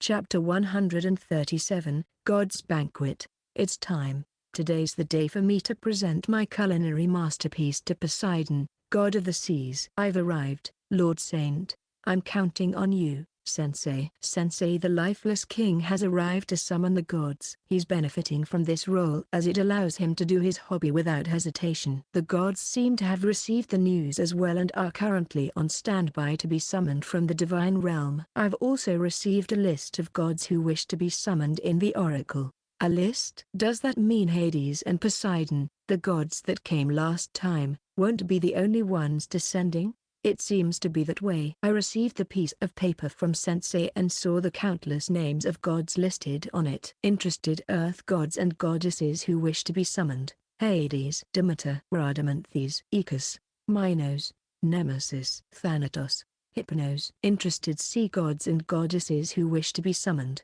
Poseidon, Medusa, Amphitrite, Triton, Orion, Ketos, Chrysa. Aren't there way too many of them? We have Hades and Poseidon, two of the three realm deities, their wife and children, retainers, and adulterous lovers along with their children. But why are their wives, children, retainers, unfaithful partners, and their children also included? Isn't it just supposed to be Hades and Poseidon? That just shows how much you're becoming a celebrity among the gods, Lord Saint. Without further ado, I'll summon them. High up. After Sensei chanted his incantation, a lineup of eminent beings appeared. There were more than 10 gods at once. Their presence made our farm look so solemn, you'd start to think this was some gathering of the gods, a visitor from another world who shall impart unknown knowledge to this world. Your continuous efforts are commendable. Oh no, that's not it at all. Plus, there's no way I can ignore a god's wish. We're now familiar with Hades, god of the underworld, and Poseidon, god of the seas, but today, we have other gods and goddesses with us. For example, the 2 goddesses over there. Demeter. How hast thee been? As lifelike as ever, Amphitrite. Mayhaps, even Poseidon, wouldst not have the leisure to indulge in an affair by now? Nay, he's promiscuous as he can get. That gent be not as big of a fool as Zeus, though. I envy thy husband's devoted spirit. The other gods from both the earth and the sea seem to have not heard from each other in a long while and are amicably renewing their old friendships. They've started their get-together at our farm. Wait a minute. In the midst of all this, there was one person among us mortals who triumphantly spoke up. Their bold statement made me turn around, thinking, who has the gall to talk like that to the gods? But of course, it was Let us Riet, the princess of the human kingdom, who recently started living with us. She raised her hand in vehement objection. I guess the human princess would have the gall, she said fumingly. Why isn't the god of the heavens who protect our race not here when there's a huge gathering of the earth and the sea deities? Where's our guardian deity, Zeus?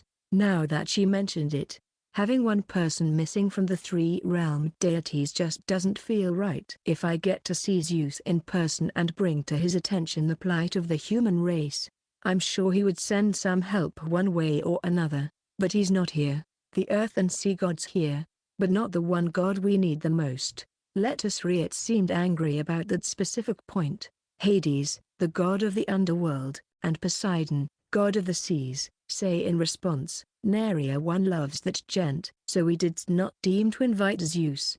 Correct. That gent is just going to boorishly crash this party, so we did not invite Zeus. They were blunt through and through. Zeus is selfish and egotistical. That gent gets angry if to be true that one doesn't receiveth the most wondrous treatment, and if to be true things don't went his way, he'd proceed in running amok. If Zeus were privy of this Elysium, he'd wantonly ordain this place his exclusive sanctuary, so we will never ever countenance inviting that gent. I could feel the honesty of their resolute intentions. Curses. After hearing that, Let us Riet ran off crying, let's just leave her alone. The gods are the stars of today's show. Good now. Attention, everyone, says Poseidon as he takes the lead and gathers everyone's attention. He seems to have quite a bossy personality. We give thee our thanks for gathering at today's specialty recognition ceremony prepareth by the Otherworlder under mine own sponsorship. We are deities of the earth and float with whom we all nary have opportune for much contact. So alloweth us all to advantage our chance meeting to make merry to our heart's content and forge deeper bonds with one another. Luckily, he's doing great as the host.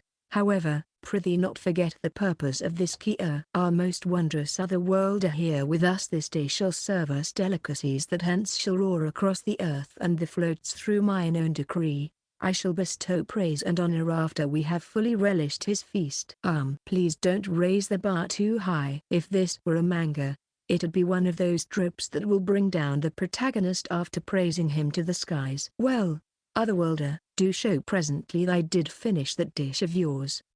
The understand, right? We did cometh here after hearing the news. I understand, your mightiness. Poseidon, welling with excitement, rushed me to offer him the cod roe I had prepared. Soaked in the red pepper's extract, it glows red in color. It's spicy cod roe. What is this? It seems even the gods were surprised by the appearance of a dish they'd never seen before. I did verily expect some kind of fish-based dish. Instead, we receiveth this red, slim, and squishy thing. How off-putting. I can't even discern what this does suppose itself to be. Please give it a try. Poseidon, though confused, grabbed the spicy cod roe with the chopsticks I gave him. Oh, it's surprisingly easy to incise. He sure can use the chopsticks well. Be these tiny grains inside eggs? There aren't hundreds and thousands of gudgeon roe clumped together. He stops reviewing its appearance and finally takes a piece of cod roe into his mouth. Valorous. Thank goodness he liked it. I thought I was going to humiliate myself after he raised the bar too high, so I was anxious until the very last minute. But thank goodness this world isn't ruled by cliches like that. I also made kamaboka from the remaining parts of the fish. Please, have it with your cod roe. Try it with some soy sauce, if you like. I'd like to add wasabi, but our farm still can't produce that. Valorous. This one is valorous as well. Yes. This gets a passing grade. Most certs. Both the cod roe and the kamaboko shall truly be regarded as the food of the gods from now on. Please stop overusing that. Rather than savoring cod roe on its own, it tastes even better when eaten with rice or spread on bread, or mixed together with pasta. The strength of spicy cod roe lies in its compatibility to go with all sorts of food. We still can't make pasta at our farm, though. I've prepared more such dishes, so please enjoy them, everyone. Thee leaveth nothing that one might desire. A otherworlder. With the countenance of God, I officially declare thee a saint. Quaff freely, gods, and maketh merry. We are celebrating this saint. Inspired by Poseidon's ecstatic words, everyone starts livening up. Give me this cod roe thing, too. What I desireth to consume is the bamboo shoot rice so highly praised by Hades. Actually, I seek to consume all of those dishes. Bring them hither. And so, all the gods started demanding their preferred food. Hold up, am I supposed to entertain all of them? Chapter 138, God's Bill. Thus, my farm temporarily became an Isekai farm. Not just any Isekai, but an Isekai of the gods. Is that a good thing or not? I don't know either, my lord. Medusa at table number 3 wants a rolled omelette with cod roe. Tables 2 to 5 are requesting additional boiled daikon, additional kamaboko. Here, too, we don't have enough sake. Gararifa. Orders keep coming in one after the other as I swing my pan in the kitchen. I'm on it. Also, can someone go to the storehouse and check if we still have ingredients? Every single resident on the farm was busy. The mermaids, as well as the demon duo Betami and Belina, are running around as waitresses. The monster team goes to the fields and the mountains to get more ingredients. The satyr group keeps making milk. The elves are helping me with the cooking, while the earth spirits are on dishwashing duty. Only Vale didn't care about what was going on, sleeping like a log inside the house. I hast filled myself to satiety, says one of the gods. It'd kill us in ways more than one if you haven't. If they continued their feast, our farm would have lost all of its reserves. That's a relief, says Sensei, the one who summoned the gods. Even the lifeless king was helpless against the divine group as he could only stand by and watch. This verily be the very first time we hast taken such a fine offering. We certs have had our fill. My blessings be upon this Dashimaki Tamago. I shall now regard this as the food of the gods. I also bestow the title of the food of the gods upon this yakitori. I bless this beer, it shall now be regarded as divine wine. Unlucky for thee, but I hast already blessed it, nonchalantly says the gods one after the other. Very well, I believe the time hast come for us to depart. Indeed, but first, we shall recompense the saint. Huh? A reward? Prithee, why such a surprised visage? Didst thou think that we'd partake our repasts for free, and leave without offering our gratitude? We be not unprincipled dotards like Zeus. We shall remunerate for the scrumptious and succulent meals thereupon we hast supped, assure Hades and Poseidon, representatives of the rest of the deities.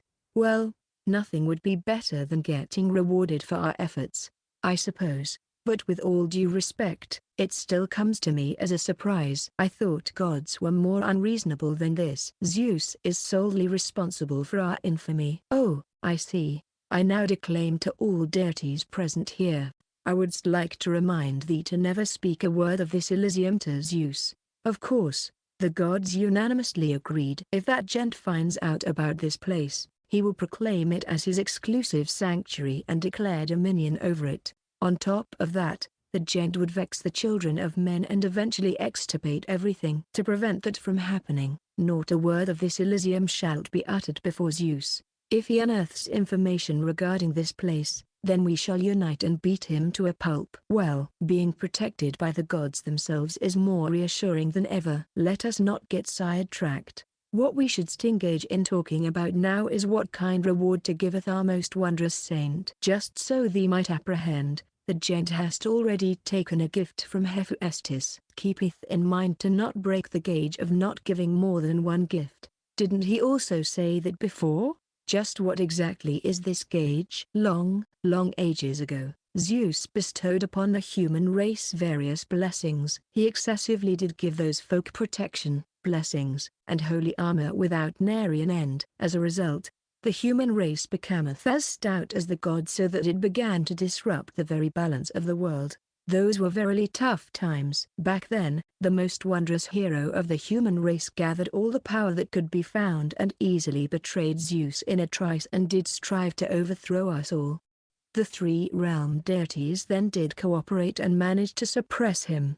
They then established a gauge, to not bestow too much power upon a single child, to serve as a lesson henceforth. The more I listened to their story, the more it made sense. A significant imbalance in power is indeed bad. Though we can nay bestow upon thee any further protection or blessings after receiving Hephaestus' gift, let's propose, as compensation for thy generous offerings, we shall promiseth thee a bountiful harvest for the rest of the year. That we shall. Holy light spread from the palms of Hades and Poseidon, outstretching their hands together. May I contribute next? Says the goddess with wavy, dark blonde hair that shines like the surface of the sea shimmering in the setting sun. I am Amphitrite, wife of Poseidon. I hast been wondering for a while now, but thou art kin of our family, yes? She's pointing at Platy. I concluded as such. Thou art quite the witch, being able to alter thy appearance with potions. As recognition of thy ability and as thanks for today, I shall bestow upon thee Mother Float Goddess blessing. Platy's body absorbs the light emitting from Amphitrite's palm. Wow, I can feel that I've been given something incredible. Even Platy couldn't hide her amazement. Don't worry, mine own blessing is not limited as with Hades. Good, now, I'm next. The next goddess that spoke had jet black, shiny, beautiful hair. In contrast to Amphitrite, it makes you think of the sea at night with her wavy black hair. I also hast a particular witch in mind. Me? The black-haired goddess chose Puffer. Witch of the bitter cold, I can foresee that thee shall support a dutiful sir one of these days. Hence, I, Medusa, shalt bestow upon thee the float consort's blessing. Puffer then absorbs the beam of light from the goddess. I'm grateful for whatever that was given to me. But what's this about supporting a dutiful man? The gods continued to pick particular people they liked and gave them all sorts of blessings. You there, orc? I do sense a spark of righteousness in thine eyes that I discern. I, Rhadamanthys, judge of the underworld, shalt grant thee the power to see through a person's intent. You seem tough for a demon. I, Orion, god of hunting, shalt bestow upon thee the power to read the stars. You must verily be elves. I, Hypnos, shalt grant thee sleep that shall soothe thee twice the better. And so on. The rest of the deities gave whatever they wanted to whomever they wanted and paid their bill their own way. Well then, children of men, thou did truly satisfy us gods. Nothing engenders our bliss more than seeing such good-hearted children as thyselves walking upon the lands of this earth. After saying that, the gods vanished and returned to their realm. Now that it's over, all that had happened was so astonishing that it makes me wonder if any of it was real. After the ruckus that swept us like a violent storm, what we got was, hey, dear, for some reason, I'm brimming with knowledge of potions that I never knew about before. I can invoke more magic in my potions now. Is it just me, or am I running way faster than before? A drastic power-up for all our residents. Chapter 139, The Celestial God. I am Zeus, the most wondrous celestial god. People do name me together with mine own brothers Hades and Poseidon, the three-realmed deities, but I reign supreme over the two of those folk. For I am, in fact, the god of the sky who dost rule the highest territory in this world. It is nary but a realm up above, surrounded with nothing but clouds. Oh, I didst not know thee were here, Hermes. Yep, it's me, Hermes, one of the many children thee hast sired from the partners thee hast been sleeping with. That's quite the suggestive way to phrase it. Nay matter, it is precisely because I'm the greatest in this world that I am well loved by everybody. Enough of that, let it be. Is there something thee seeks, Hermes? I'm busy, as thee can witness. I haven't such time to spare listening to tush tush. You descry amply free to me. I, an emissary and messenger of the gods, hast come to call. So of course there's something important I shall report. Is such so? Well, alloweth me to hear this important message of yours. If 't be true I deem it frivolous. I shall immerse thou by moulding you into a biddy laying eggs. The human race thee did create hast been defeated. Yup, it's not important at all. Too bad for thee, Hermes. For the next 3 days, not only shall thou suffer from constipation, but thee shall meekly imitate a biddy laying eggs. Saith what? Cock-a-doodle-doo. Cock-a-doodle-doo, thou dunce. This isn't the time to mimic a biddy. It's a shockingly grave matter. Thee hath said the race I did create hast been defeated? Tush tush. Those gents hadst to mission to gain dominion o'er the earth as mine own minions. The earth hast always been Uncle Hades' territory to begin with. The demon race did win the territorial war as the rightful inhabitants. Well, just as those gents should have. Forsooth, mine own race should have prevailed instead, especially since those gents hast mine own support. Just to reiterate, wasn't it thy race who did make the first move and invaded Uncle Hades' territory? Nonetheless, it doth seem the victorious demon race hath chosen to endow mercy and does treat those folk as compatriots instead of purging them from the earth. Uncle Hades' adherents art kind, after all. Thou believeth I care a whit about such? Mine own race assuredly is hilding. Those gents should have just combated till the bitter end and kicked the bucket with a noble, honorable death. If 't be true they are to be defeated and eliminated, how overdramatic. Wherefore not thee just sendeth those folk help presently? What? I think not. Why should I wend a path out of mine own way to help those folk? Besides, age upon age ago, I still was so psyched up about everything upon the world that I was generous with mine own blessings to the human race, disrupting the balances of the world and causing a lot of vexation to everyone. Even Hades and Poseidon did tell me to never do such again. So I shall not. You ceased because thou did get scolded? Thee hast the mentality of a weak person for someone so wondrous. I care not. I'm the noblest god in the world, so I'm not used to being scolded. Besides, isn't it kind of weird? Wasn't the war between the demon and human races in a deadlock for thousands of years? But then a demon suddenly emerged victorious. Doesn't such a situation strike thee as odd?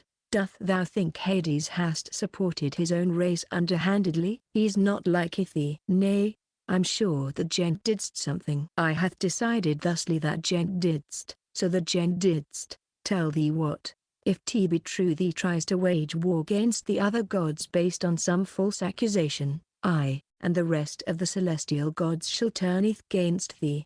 Huh? But why? It's because thou art not popular. We won't place our life on the line to kick the bucket upon the battlefield with thee. How darest thou? Thou art supposed to be mine own son. Fine. At least alloweth me to grumble about how Hades cheated to alloweth his race to win. Hades is a cheat, a cheat, a cheat, cheat.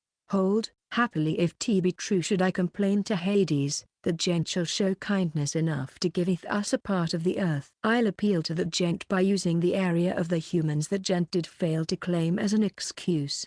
Yeah, let's advance with that. Time to wend our way to Hades' lodging. Adieu. I am Hermes, a god of wisdom residing in the celestial realm. I sighed deeply after sending off mine own shameful further only but now. Wherefore is someone like that gent the godhead of the skies? Alas, there's naught use in deploring now. As the god of wisdom, I can leverage one of mine own abilities, telepathy, to communicate with people at a distance. Holla, Uncle Hades. Aye, it's me, Hermes. Just now, Mine own buffoon of a father hast gone to thy lodging to grumble, so prithee discreetly sendeth the gent hence. I hast not spake to that gent of the recent cure, of course, prithee keep in mind of it as well and don't allow such to slip. Goodbye. Being the god of knowledge, wisdom, and ingenuity, I doth know a lot of things. So, of course, I knoweth why for the human race was defeated by the demon race. The answer lies in a certain sojourner from another world. Zeus, mine own foolish fusty father, hast this gnawing thaumaturgic spell that summons inhabitants from another world to this one without any warning whatsoever. He, one of the many victims, hath taken a gift from mine own brother Hephaestus and exerted his influence by putting an end to the war between the demon and human races. I wonder how the fusty man shall feel if 't be true that gent finds out that the son that one did shun because of his unsightly looks is the same person whose gift shattered his own ambitions. As much as it does make me curious, I won't tell that gent. I'm certain nothing valorous shall cometh from him knowing about the other world as existence, or shouldst I say saint, as others doth name him. Especially since Uncle Poseidon and Hades hath asked me to keep it a secret. Thus I, Hermes, shall vouchsafe this information shall never reach that fusty man's ears. For the rest of us gods in the sky, the settlement of the war on earth heralds peace. And as gods, it's our rightful duty to protect the peace of the saint, as well as mine own revered brother Hephaestus who hast made such a time possible. Chapter 140, Sewing Machine. With the gods back in their realm, our farm has also returned to its normal state. It feels like it's been forever since the last time we've been at peace. Though the gods ate so much from our menu, thankfully, they didn't deplete our stocks as much as I thought they would. This alone was enough of a blessing from the gods. We can quickly restock thanks to the hyper-fertilizer accelerating the crop's growth. Well then, now that we've gotten past that hectic banquet event, let's return to our everyday farm life. There's actually this project that's been going on since winter. Platty scolded me for wanting to start another project when we have tons underway, but I can't help it. We must start on it as soon as I come up with the idea. It takes time for each project to finish, so if we don't juggle multiple projects, we'll never finish everything in our lifetime. And the new project I started is making a sewing machine. When you talk of basic life necessities, you think of clothing, food, and shelter. Considering the food we eat, homes we sleep in, and clothes we wear, I'd say all of them are equally important to our farm life. Only one person provides the clothing for everyone on our farm, Betamy. Her parents were both tailors, and it just so happens that our farm's demands align with her dream of following their steps and opening up her own clothes store by using the pension she gets from the military as the starting capital after retiring. Right now, she sews clothes every day for our farm residents, except, compared to when we only had a handful of people before, we now have an overwhelming number living with us. She asks for the dexterous elves' help every now and then, but even then, I'm sure Betamy's load has gotten heavier now. Hence, I'm creating a machine to help alleviate some of that load. In other words, a sewing machine. I saw one of them on TV back in my world. With the nifty sewing machine, she can finish work that takes several hours in a matter of minutes. I'll gift her a sewing machine and make her tailoring life more enjoyable, is what I thought of, but a sewing machine is typically powered by electricity. So, I was worried it wouldn't work or fit in a world such as this. Something powered by electricity seems way too civilized. For starters, it's impossible. Just when I thought of abandoning the idea of making a sewing machine, I suddenly remembered something. This is also something I saw on TV back in my world. When electricity still wasn't discovered, the sewing machines were made to move by the tailors themselves. I think it had an integrated desk and a pedal you step on underneath to make the needle move. Not only would it match the medieval setting of this fantasy world, but it also wouldn't seem out of place. Alright, time to start the manual sewing machine project. That was all that I pondered about before the onset of winter. It's already late into spring, and I still haven't finished it. In front of me are just a pile of flop gears, shafts, and scrap metal. I underestimated mechanical work. When I first started making it, I thought I could just connect the pedal to the needle to make it move, but as soon as I started, I realized it wasn't as straightforward.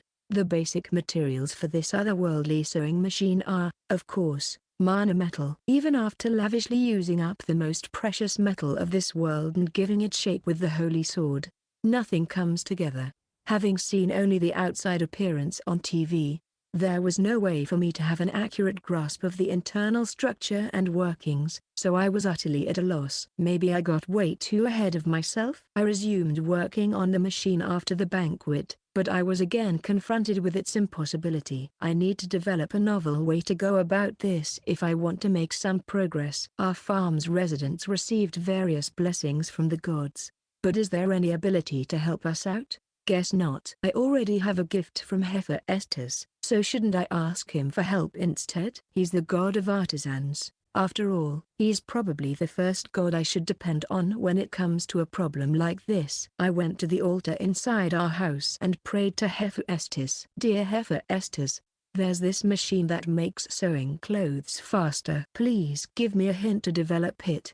Then, I offered my usual offering of rice balls. I don't know why, but I have a feeling that Hephaestus loves them. However, it wasn't just any offering today. It was in exchange for my impudent request. I added cod roe into the rice balls I offered to Poseidon the other day. Now, it has become quite the standard ingredient. It was a bit of a splurge, but it worked. I think, as soon as I offered the roe rice ball, the altar began to glow. I love rice balls. With the glowing of the light, a piece of paper landed on my lap. A huge one, almost as big as a newspaper. What's in it was a blueprint for the sewing machine. I asked for a hint.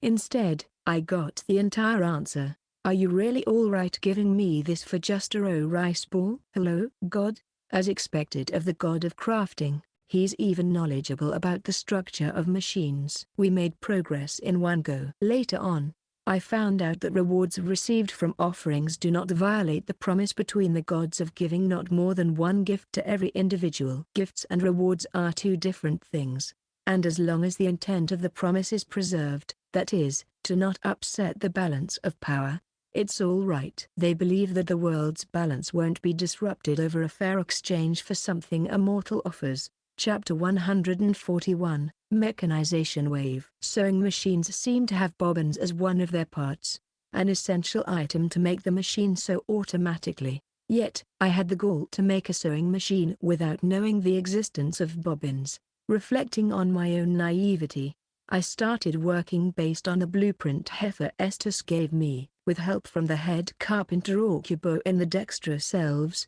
the sewing machine is nearing completion. Mechanical parts seem difficult because they require gears of millimeter precision, but that doesn't pose a problem because I have the hand of supremacy. If I use my ability, it's possible for me to easily make perfectly round gears and straight shafts. Using the holy sword, I can even shave the mana metal with ease like it's a pencil. Considering it's the strongest mineral in this world, just as one would expect from one of the 7 holy swords Hades made to defeat the human race. The comeback of wicked Holy Sword Dreas Warts. You're amazing, Holy Sword. You cut well. For the first time, I started to think that I was glad I had this sword. It's finally done. The mana metal foot pedal sewing machine. It's mounted on top of a platform as big as a school desk, and its needle moves in conjunction with the foot pedal at the bottom. Since it's human-powered, there's no need for electricity. What's this? My lord. I did as I was told and helped, but I still have no idea what I helped make. My helpers still don't seem to understand what it is. Oh well, to see is to believe. I'll surprise them by showing them how it works. But first, we must gift this to Betamy. To the tailor room where she's holed up. When we visited the tailor room, we saw Betamy looking like a ghost. Betamy is responsible for making clothes for nearly 200 residents on our farm now. Understandably, she'd be half dead from exhaustion. However, this sewing machine will become her savior. Now, Betamy, here's a gift from me. Make use of this machine to the fullest. Huh? What's this? I'm sorry, but I don't have time to play with toys. Betamy's reaction was more bitter than I imagined. It's the fatigue. I'm sure of it. It's not a toy. It's a splendid tool that will make your work easier. Easier? How? See the needle over there? If you step on the pedal, the needle will move up and down. Oh? This machine can quickly and accurately sew fabric according to its movement. You pull the thread coming out from here, pass it through here. Then it goes under here. Wait, was it the other way around? Then, you insert the thread through the hole in the needle. It won't go in. Let me try again. Darn it. It's too small. I'm counting on you this time. Hand of supremacy. All right, it went in. What are you doing, Lord Saint? It's ready. Go on, try it. The doubtful Beta-me decided to sit down in front of the sewing machine. Swept away by my high energy, she set a piece of fabric on it and stepped on the pedal. Its movement spread to the machine's belts, gears, and all the way to the tiny needle. Whoa! What is this unique response? The fabric went under the sewing machine with a distinctive TRRRRRRRRR sound. And what was sewn on it was, ? You can pretty much call Beta-me a professional of her field now, but I still didn't miss the way her eyes widened in surprise. At that moment, I knew for sure that my efforts had paid off. Such a clean seam. They're evenly spaced. It's perfect. Plus, at this speed, if I were to sew this by hand, who knows how long it would take me to sew this much. Yeah. Marvel at the power of civilization. All my efforts had been worthwhile. I can't believe the sewing skills I developed over the years have been rendered useless just like that. This is a devil's tool, huh? Curse you. Devil's tool meant to corrupt the demon race. No one would be able to hone their sewing skills on their own if they had this. You don't feel the warmth of the human hand in these precisely sewn stitches. Why is she saying something so cliché of handicraft artisans now? Damn you. This is what you get from me. Beta-me, distressed, starts briskly sewing the work clothes of the orcs with the sewing machine. I repeat, with the sewing machine. I want to make clothes with more sophisticated designs and uniqueness. No matter how many work clothes I make, there's no creativity in it at all when they're all the same design, she said as she ran the needle over the fabric as if to vent her frustration. She already finished one set. It's because of this monotonous and repetitive work that I can't make clothes with the design I like. So, this is what I'm going to do. I'll sew loads of these using this cold, heartless machine. As she said that, she managed to finish one more. It seems Beta-me has come to terms with her own artisanship by reasoning that it's all right to cheat and make clothes by machine if she's not going to put any effort into making them. As long as we get wearable clothes, things are cool with me and the monster army. And if it makes Beta-me's work more efficient and reduces her load so that she has more time to make the clothes she likes, even better. This is what I'm going to do to you. But damn, this tool can really work wonders for finishing work fast. The stitches are neat. None of them are frayed or undone. The finished product is gorgeous. Maybe it won't be too long before this prideful artisan gives into the sewing machine. I wonder how long will it take her to make the clothes she wants? I'll never lose to this sewing machine. Chapter 142, Fashion Revolution. I think my farm has suddenly become more gorgeous these past few days. Thoroughly observing my surroundings made me realize why. Our residents have become fashionable in their own way. Platty. What's that get-up? First, we have Platty, my wife and the oldest member of this farm, wearing clothes that allow her to move freely. Her lower half has a silhouette that boldly highlights her buttocks and thighs. Oh, this? Beta-me made this for me. How does it look? Women tend to get excited whenever they wear pretty clothes, and Platty was no exception. As she strikes a pose for me. It hasn't been that long since this farm used to be a reclaimed wasteland. Platty, with whom I spent those early days, was utterly stark naked when she first transformed into her human form. So, I had to forcibly make her wear pants to prevent any disasters. At that time, she complained about the same linen pants being distributed among the average class in the human kingdom, saying she didn't want to wear them because they looked ugly. Now, Platty is wearing fashionable tight pants that make her buttocks stand out. I can't help but be moved to tears at how we started with almost nothing to this. Hey, you don't have to be so happy that you cry over your beautiful wife. Platty got the wrong idea. but I let her be since I'm not one to correct others over such trivial things. She was in a good mood the entire day. Of course, it wasn't just Platty who suddenly upped their attire. I caught sight of a group off to hunt in the dungeons. When I approached them, I noticed that they looked like an order of knights with magnificent equipment. "Oh, Lord Saint. We're grateful for you seeing us off, Lord Saint." It was a mixed group of elves and monsters.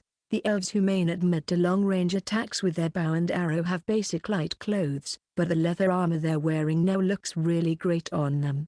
"These are the leather armor Miss Batamy made for us." They seem quite pleased with it. The leather armor made by Batamy is not only functional and sophisticated in design, but it also shows her fine attention to detail as a designer. The light armor has been designed to allow its wearer to move swiftly and with ease, but it's also boldly open in unexpected places, showing off the elves' armpits and thighs. No, despicable thoughts.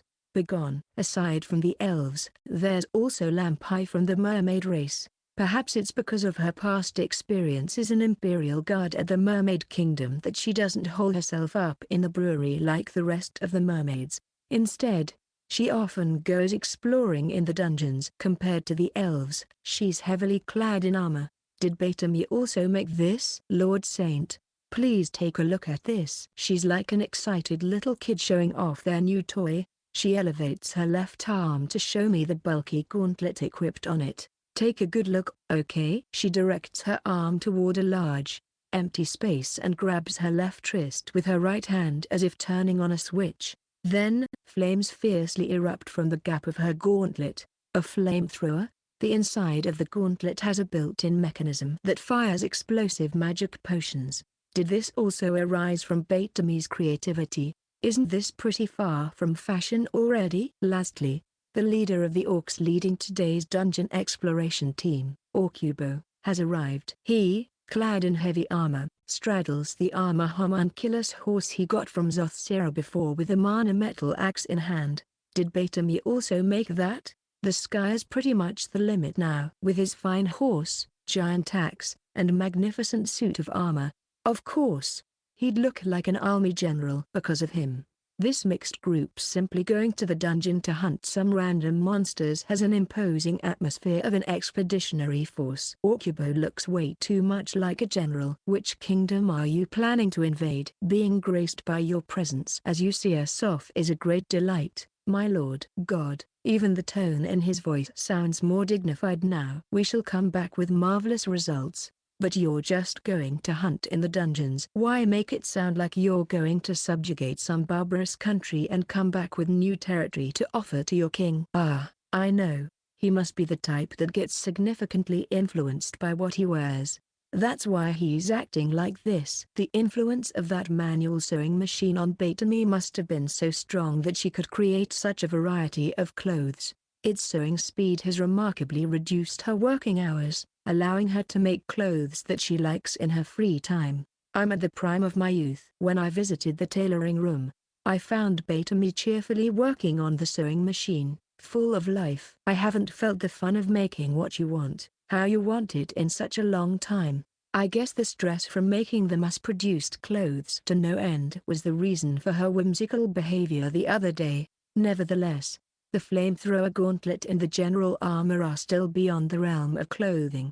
"It's all thanks to the sewing machine you gave me, Lord Saint. I don't know how else to repay your kindness other than making new clothes for everyone on the farm," she declares as she keeps moving her hands under the sewing machine, sewing non-stop.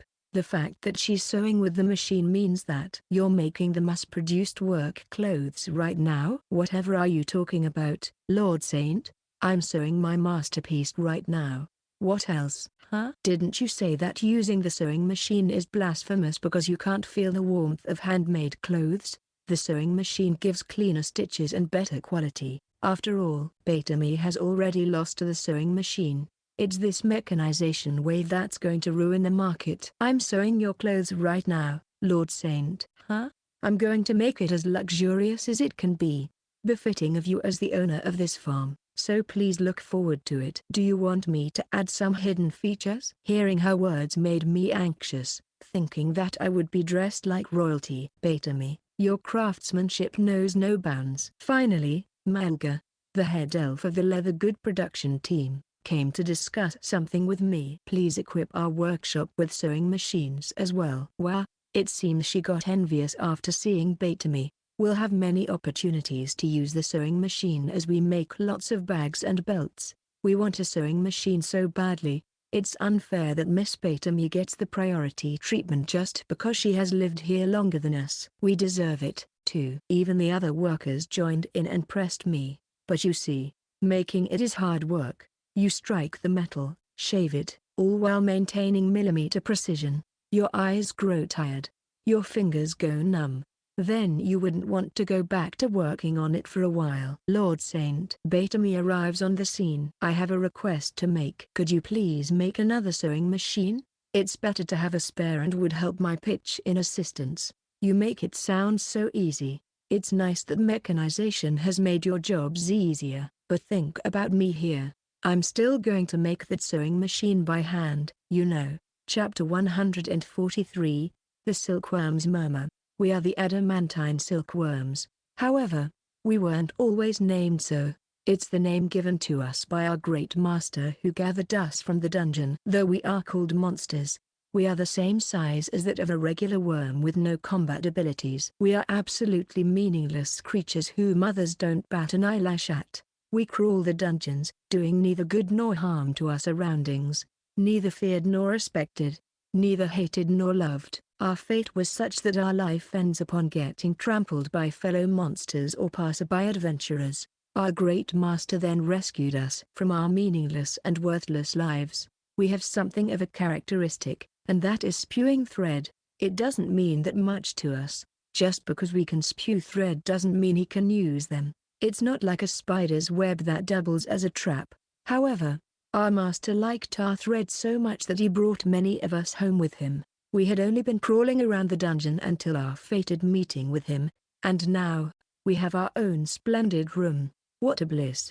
The joy of being wanted. To repay our master's kindness, we work hard to spew thread and offer it to him. We noticed that the people here were spinning, weaving, and sewing our thread to make their own clothing. We never expected the thread we spew had such a utility. That we had such a utility to offer. This was the first role we've ever had. We were nothing more than filth crawling the dungeon floors, but now we do our best every day to fulfill the significance given to us. An adamantine silkworm meeting is in session. There are currently 34 adamantine silkworms kept in this room prepared for us by Master. Each silkworm is given enough space to live comfortably. We're given fresh leaves to eat every day. Life here is the best. We're going to spew higher quality thread for our Master, who has treated us with love and care. Chairman, may I speak? Let's call this brave fellow wanting to speak up first. Adamantine silkworm. Very well, speak. According to the information I've gathered, there are other thread makers in this house. I heard that as well. I think they're plants called cotton and hemp. Let's call the other silkworm who followed up adamantine silkworm B. I see. So, does that mean cotton and hemp are our rivals? Yes, sir. If the thread we spew is inferior in quality to cotton and hemp, we will lose our significance. Then we'll be sent back to where we were picked up, the dungeon floor. It seems we can't just rest on our laurels now. Can we? This is valuable information. I appreciate your report to me. Gentlemen, as you have just heard, our position is not at all stable. We have competitors, and we never know when they might threaten us. Who knows? They might even take this room away from us. This haven? I refuse. How can we protect our right to live in this room? Chairman, calm down. Adamantine silkworm C, D, and D. Our master let us live here so we could fulfill his requests. In other words, we should just continue to do what we do, and that is to provide him with the thread we spew. But it is also becoming more evident that we shouldn't just keep doing that. If cotton and hemp make better thread than us, we'll be deemed useless. So, we shall answer the needs of our master, who always seeks better quality. Oh, his needs. That sounds grand. What does needs mean? Actually, I don't even know myself. I just used it because I wanted to sound cool. Adamantine silkworm F, G, and H. What about this? Cunning adamantine silkworm I. Do you have some sort of plan? We should add color to our thread. I see. Since we've only produced white thread so far, surprising our master with red or blue threads will surely please him. Our masters have been coloring the threads before, but now they wouldn't have to. Alright, I'm going to produce red thread. Then, I'll go with yellow. I shall take green. Hold up. Can we even change the color of our thread? Nothing's impossible if we work hard enough. Alright. Let's hear the others state the color of thread they want to spew. Blue, red, blue, blue, yellow, green, blue, blue, blue, gold, blue. What is up with the majority choosing blue? We have to split the groups equally, so I need to talk to those who chose blue. Also, we mustn't forget our original color, white. Ha ha ha. You're all so naive. What was that provocative tone just now? Was that you, Adamantine Silkworm J? Putting in effort now is an amateur's mistake. The situation is changing day by day. You must be able to anticipate what is required of us and what we should really spew. You have a point. Hence I've done my own preparations. Please take a look at my thread. Whoa, Adamantine Silkworm J suddenly spewed thread. Didn't I say spewing is forbidden during meeting hours? Please wait, Chairman. The thread J is spewing is different from ours. What's different about it, huh? It's all stretchy. It's called elasticity. The more you pull, the more it stretches, and the more it stretches, the stronger the force of it coming back. I'm sure our master will be on cloud 9 the moment he finds this out. Adamantine Silkworm J. I didn't know you worked this hard. You geese should just follow my example and work hard. Huh? Wait a minute. Why are you stretching the thread I'm spewing so far away from me? It's still attached to my mouth. So if you let go of it now, it's going to hurt really bad. Don't keep stretching it. No, don't let go of it either. Don't. Never ever let go of it. You hear? Don't let. Very well, Adamantine Silkworm J. You shall teach us how to make this elastic thread. We'll also work on changing the color of our thread, so there's no bias. We'll be even more helpful to our master by offering him a variety of threads. Chapter 144, Big Dreams. After receiving the sewing machine, Betami's tailoring life became livelier. Her days of hand-sewing work clothes have come to an end with the help of mechanization, drastically increasing her work hours. Now, she can devote her free time to her hobby, consequently making our farm more colorful. Moreover, the thread spewed by the silkworms mainly used as the raw material for clothes has suddenly become more diverse. They used to spew just white thread as expected of them, but for some reason, their threads have also become more colorful now, with red, blue, yellow, green, blue, blue, and blue threads. Why is there a bias for blue? There's also another version of silk thread that has the elasticity of rubber. We can make stockings out of them now. I don't know what made them evolve, but I'm jealous of their carefree life. Demon Queen Astas came to visit us today. She's in Betami's tailor room and is evaluating her new work. How is it, Your Majesty? I would like to offer you 3 maternity dresses in celebration of your pregnancy. A significant amount of time has passed since she got married to the Demon King. If they do what any normal couple does, it's only natural that her belly will grow bigger over time. Mrs. Astas successfully conceived an heir, and her belly is a clear indication of it. It seems you've honed your skills even further since you came here, Betami. It is clear to me that these garments are the best in terms of functionality and originality. Generous words, Your Majesty. I tried to make the garment as functional, breathable, and warm as possible to accommodate the special body shape of a conceiving woman while still keeping enough room so as not to constrict its wearer. Above all else, the native adamantine silk used as its material provides protection for your heir such that annihilation magic won't inflict a single wound on you. Her explanation was overwhelming. Wonderful. Not even maestros with their own ateliers at the demon capital can achieve something like this. Once again, I am not worthy of such words. Betami served the Demon King's army by being Mrs. Astas' aide during her Heavenly One times. It was also under Mrs. Astas' discretion to let Betami stay here. Even though they no longer have a boss-subordinate relationship, their bond is still deep and strong. TSK. This is boring. I'm also a queen, yet only Astas gets all the attention and flattery. says Mrs. Glazier, the second demon queen. She also used to be a heavenly one. Hey, Betamy, make me a maternity dress, too. I'm also expecting an heir. I've been pregnant for 3 months, 3 months. Talk to me again once God has descended. What? Spoken like a true artisan. I've been under Miss Astor's direct care. I plan on repaying her kindness bit by bit, even if I'm just making clothes now. So, why do I also have to make clothes for her rival? Have you forgotten that I'm also a queen? Please calm down, Mrs. Glazier. If you suddenly have a miscarriage here, we wouldn't know what to do. On the other hand, Mrs. Astor's is contemplating Betamy's work. Betamy, there's something I'd like to ask you. Yes, Your Majesty. Do you want to sell your work at the capital? She proposes. Pardon? Betamy is both shocked and confused. I wasn't lying when I said earlier that your works are that of a professional designer already. I personally think these articles would be popular among the higher classes in the demon capital. I hate to admit, but I agree with her, says Mrs. Glazier as she eyes the maternity dress with envy. Why don't you give it a try and see how your work is perceived by the public? I'll ask one of the purveyors who frequent the royal castle and act as your intermediary to find buyers for you. You don't need to do anything on your side. This place, obviously, won't be revealed either. I'm delighted by the offer, but Betamy glances at me. She's so thoughtful. I don't mind, I say.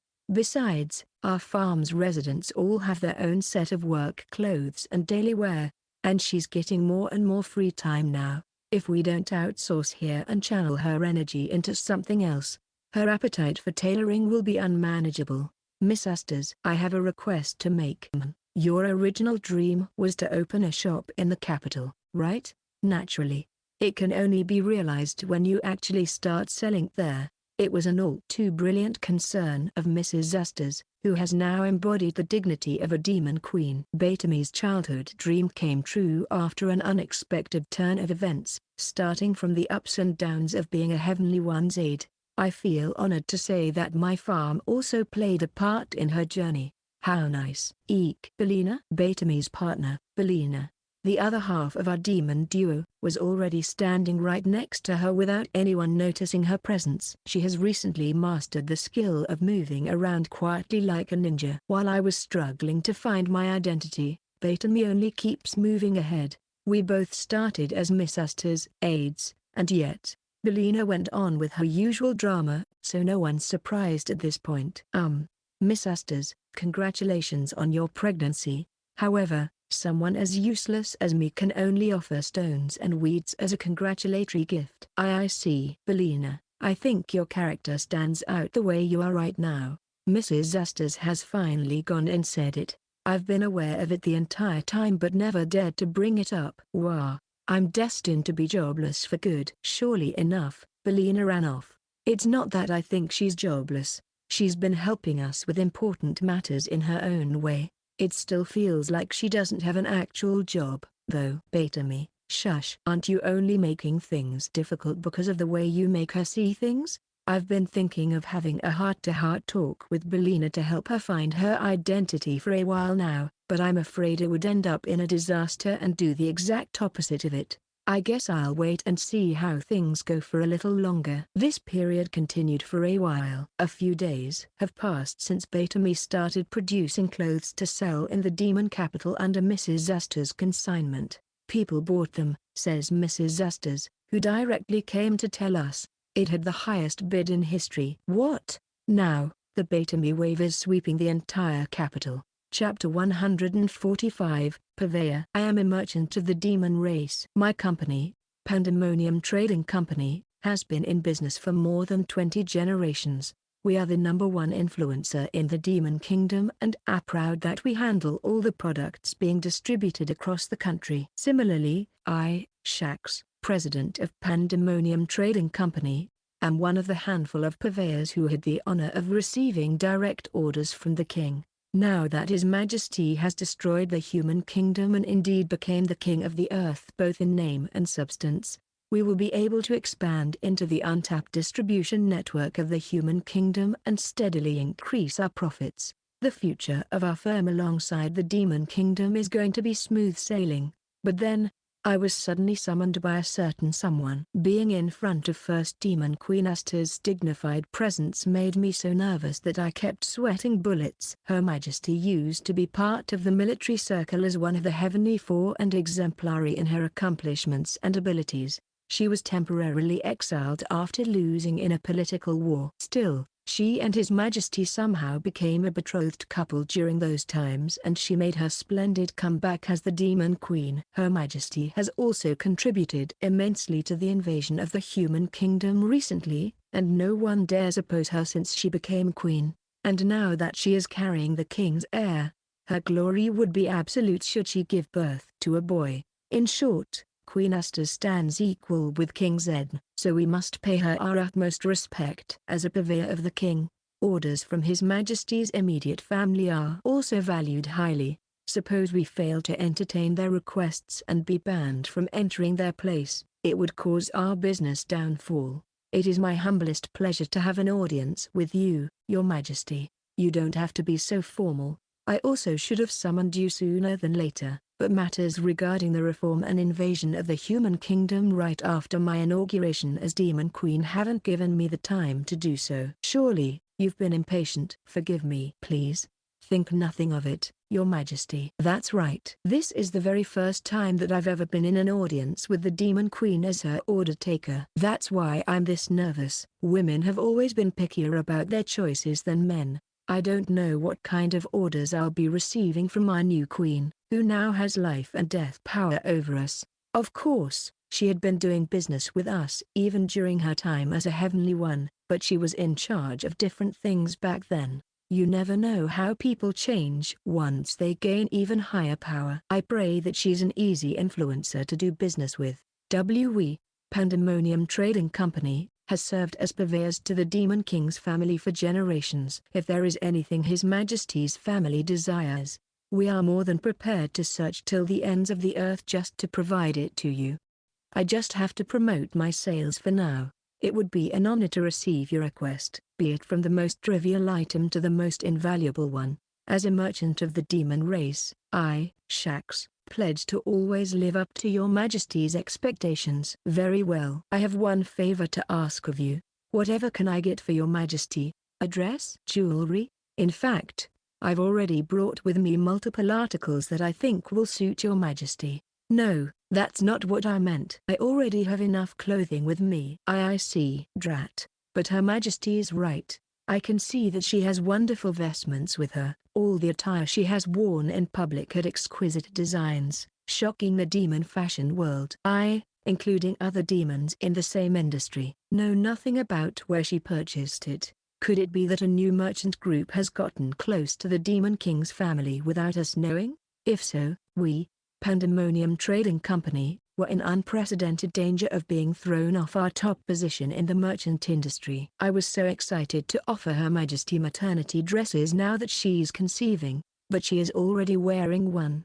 Her maternity dress has a sophisticated design, divine fabric, and fine tailoring. Even I, who pride myself as the best merchant in the Demon Kingdom, have no confidence in my ability to prepare such a high-class item. It's my total loss. Where did Her Majesty procure such a fine article? I want you to be my middleman. Middleman? She wants me to sell, not to buy?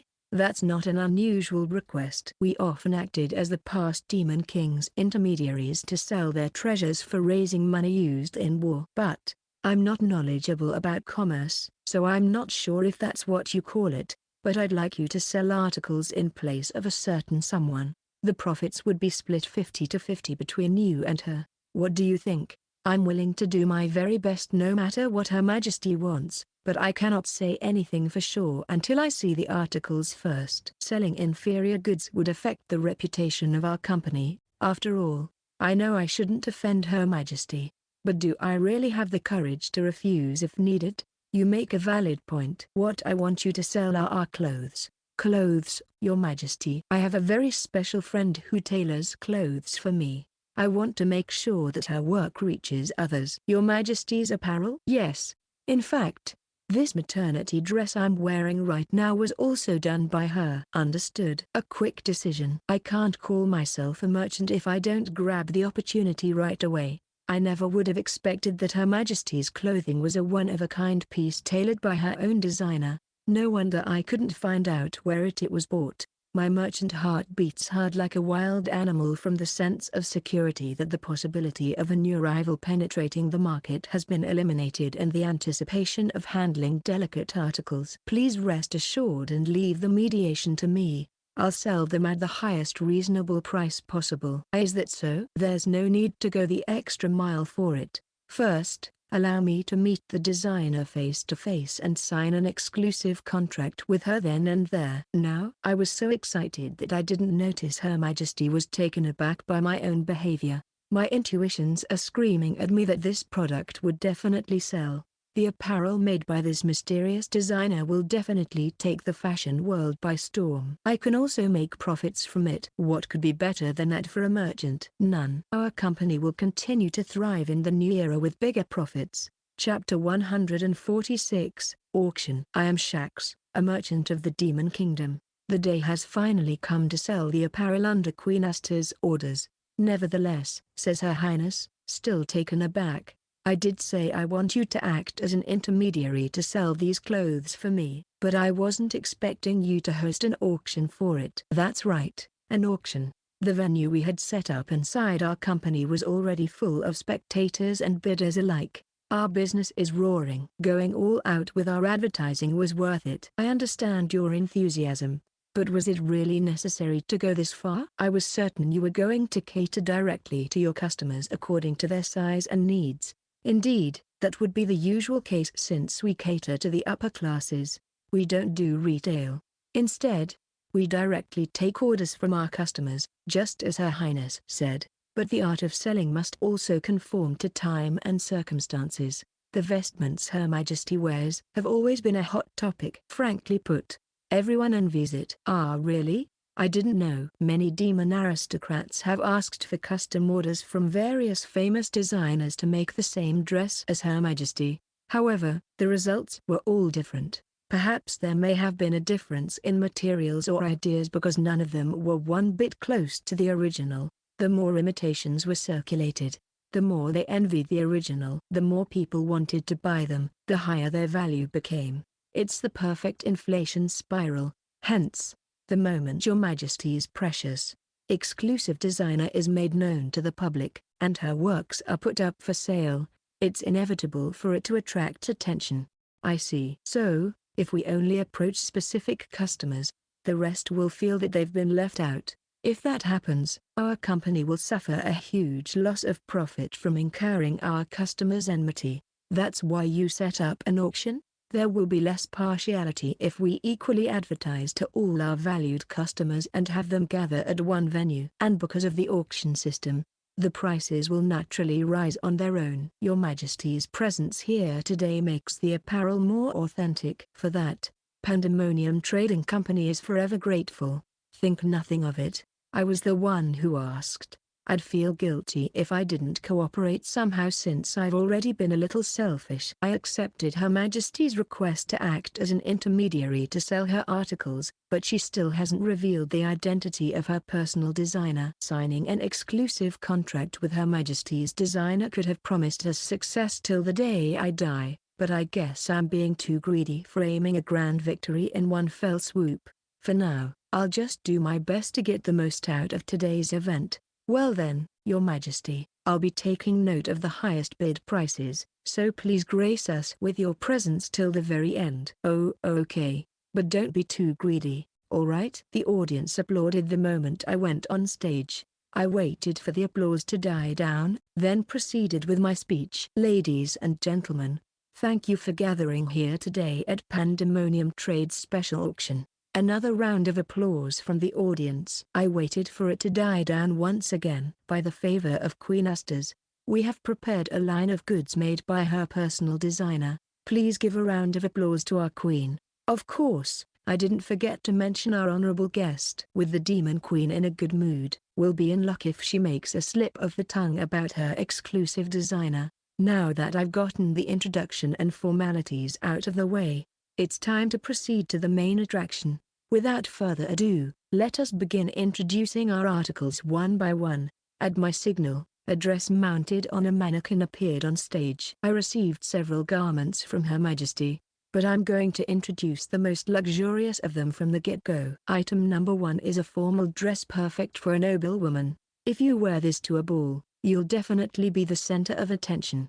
Ecstatic whoos and ahs could be heard from the audience. The majority of our audience is female due to the nature of our items. I had succeeded in entrancing them. We shall delve deep within Her Majesty's mysterious dress, which has been the object of envy as of late. First, its fabric. It's unlike anything we know of. It's smooth to the touch and has a faint shimmer to it. Even I, president of a huge company well versed in various articles, have never seen such beautiful fabric. I believe it's called silk, comments Queen Astas. It's as if she's imparting second-hand knowledge. Nonetheless, its peculiarity and unfamiliarity excite me. It's a special fabric made in a certain place. Its quality is completely different from the fabrics we know of. Truly. However, that's not the only marvelous thing about this dress. To avoid staining the dress, I turned the hem inside out with utmost care through my gloves to reveal the lining. Please take a look at the seams on this dress. It's natural for clothes to be sewn together, but this dress has an entirely different dimension to it. The first time I saw this dress during my inspection, I was so astonished that my knees gave way. The seams are straight and are evenly spaced. It's hard to think it was hand-sewn. Whoever sewed this dress must have the hands of a god. There's no way an article with so many noteworthy features wouldn't sell at a high price. That's why I'm going to sell it at the highest price possible. Such is the purpose of today's auction. We'll now proceed with the auctioning of this dress. The minimum bid price is. All articles exceeded the expected bidding price, and the auction ended successfully with the final item, a camisole, being bid on. I was pleased as punch. Wow. It's scary how all the winning bids have reached astronomical numbers, says Queen Astas, evidently shocked at the profits made from today's auction. However, not a single penny from today's auction will go to Her Majesty's pockets. Are you sure, Your Majesty? The proceeds from this auction will be equally split between our company and the producer. I feel ashamed since none of this would have been possible if it weren't for the opportunity you created, Your Majesty. It's all right. All I want is for her efforts to be recognized by the public. Of course, make sure you have receipts and payment notifications, so people don't think we've cut corners. Naturally, Your Majesty. I have one last favor to ask, says Queen Astas as she suddenly lowered her voice into a whisper. I have one more of her works on hand that I want to sell. Pardon? It's not for personal use. It's meant to be released to the public. Chapter 147, An Earnest Soldier. My name is Ulba, an aide of Lord Belphegor the Corrupted, one of the demon army's heavenly four. I take great pride in my position. The Demon King's army was once the strongest and fiercest army on earth. Just being in the lowest rank is already a lifelong honor in itself. Still, I was able to rise to the position of assistant to a heavenly king.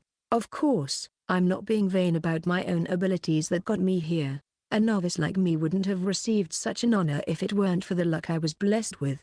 The most fortunate thing for me is that I was born into the relatively influential noble family. My family is reasonably influential and is one of the followers of a Heavenly One's family that held the corrupted holy sword Virgelb in their possession for generations. I was granted the position of being Lord Belphegor the Corrupted's aide, one of the heavenly four of this generation, precisely because of this connection. But that doesn't mean I'm ashamed nor haughty about it. Whatever form the opportunity takes, I will do my best to seize it. I want to fulfill the great responsibility of a Heavenly One's aide and push myself to the limits. That is the significance of my being here as a Demon King's army soldier. Today, I was tasked with subjugating the monster that appeared within the Demon Kingdom's territory.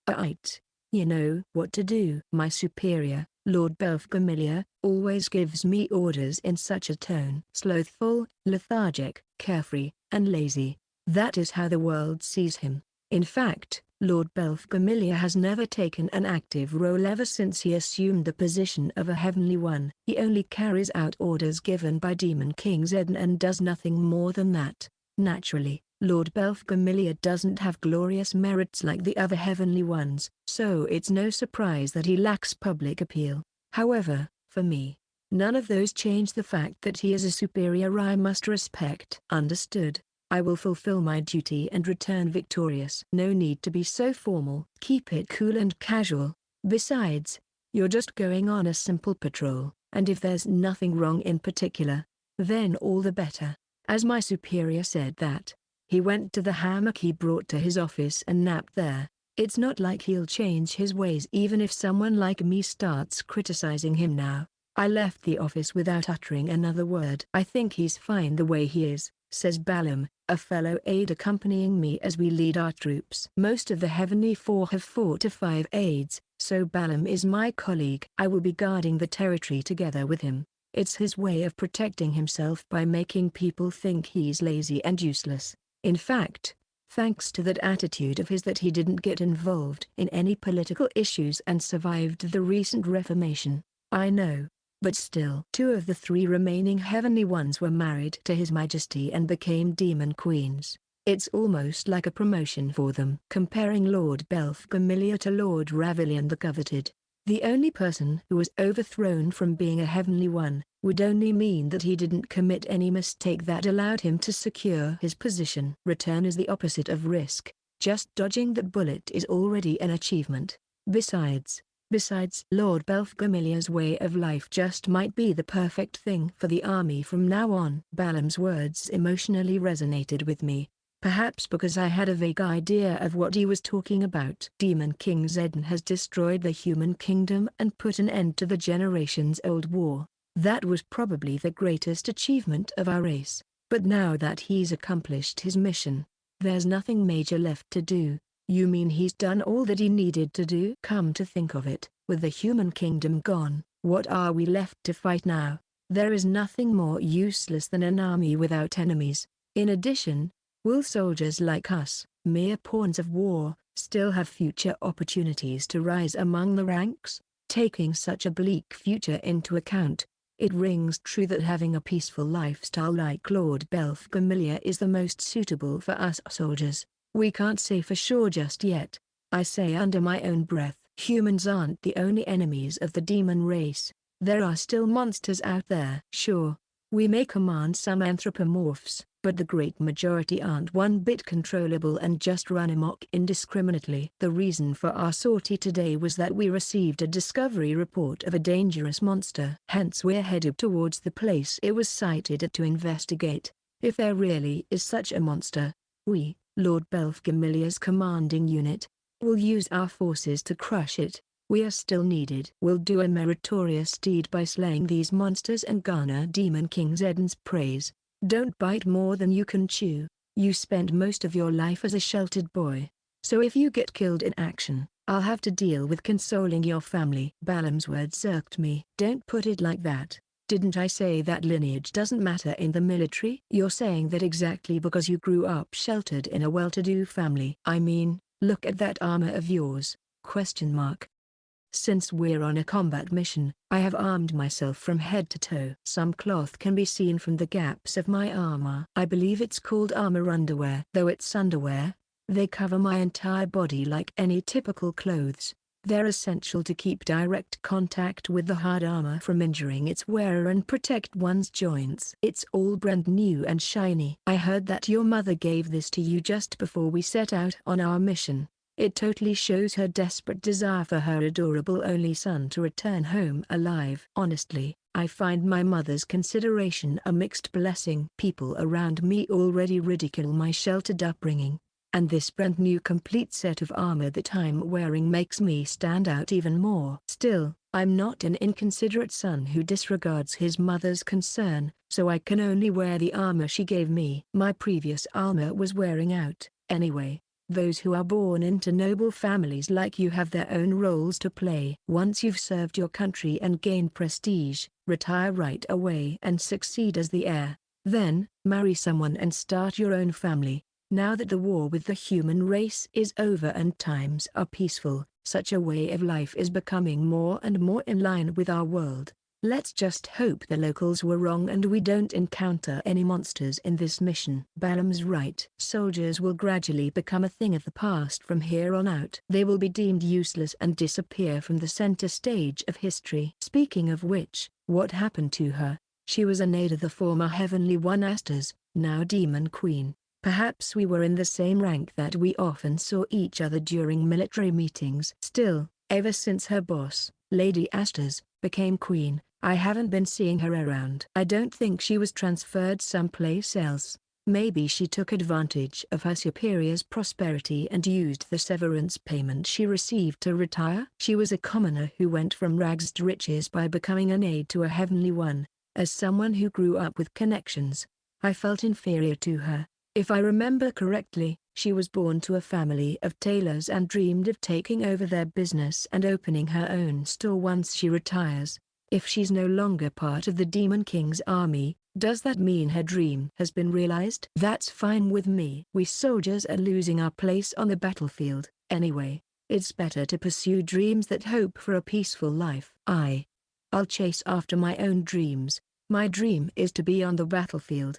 For the time being, I hope that the battlefield I'm heading to has stronger monsters than what was reported to us. Or so I thought, but as soon as I got there, I changed my mind. While I may have wished for a strong monster to appear, there's a limit to everything. In fact, we faced something far stronger and dangerous than some ordinary monster. Chapter 148, Guardian Garments. I am Olba, a regular soldier of the Demon King's army. The Lesser Dragon's infamy is well known even among the army. It is a fallen, inferior dragon that's also not a dragon, so you can consider it the remnants of one. We demons are no match to the original dragons, and we would inevitably perish if they were ever hostile.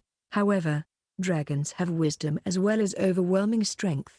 They do not attack without reason and are willing to talk in some cases. Lesser dragons, on the other hand, are mere beasts deprived of such intelligence. Why this happens remains a perennial mystery, but once dragons lose their magic and ego, they become a violent lesser dragon, which is much worse than their original counterparts. Even if they lose their magic and intelligence, they still have their huge, strong bodies, making them more troublesome than any monster out there. Moreover, since they have no reasoning power, they indiscriminately go on a rampage, and whenever a lesser dragon is sighted, we have no choice but to fight and kill them. If we leave it alone, it will only cause more damage around us. But a dragon is a dragon. Defeating them will prove extremely difficult. Catastrophic beings free from the restraints of one's senses. Such were lesser dragons. Balam and I ride our horses side by side at max speed without minding our horses' welfare. A formidable threat is approaching from behind us at a terrifying speed. That stupid dragon is still chasing us.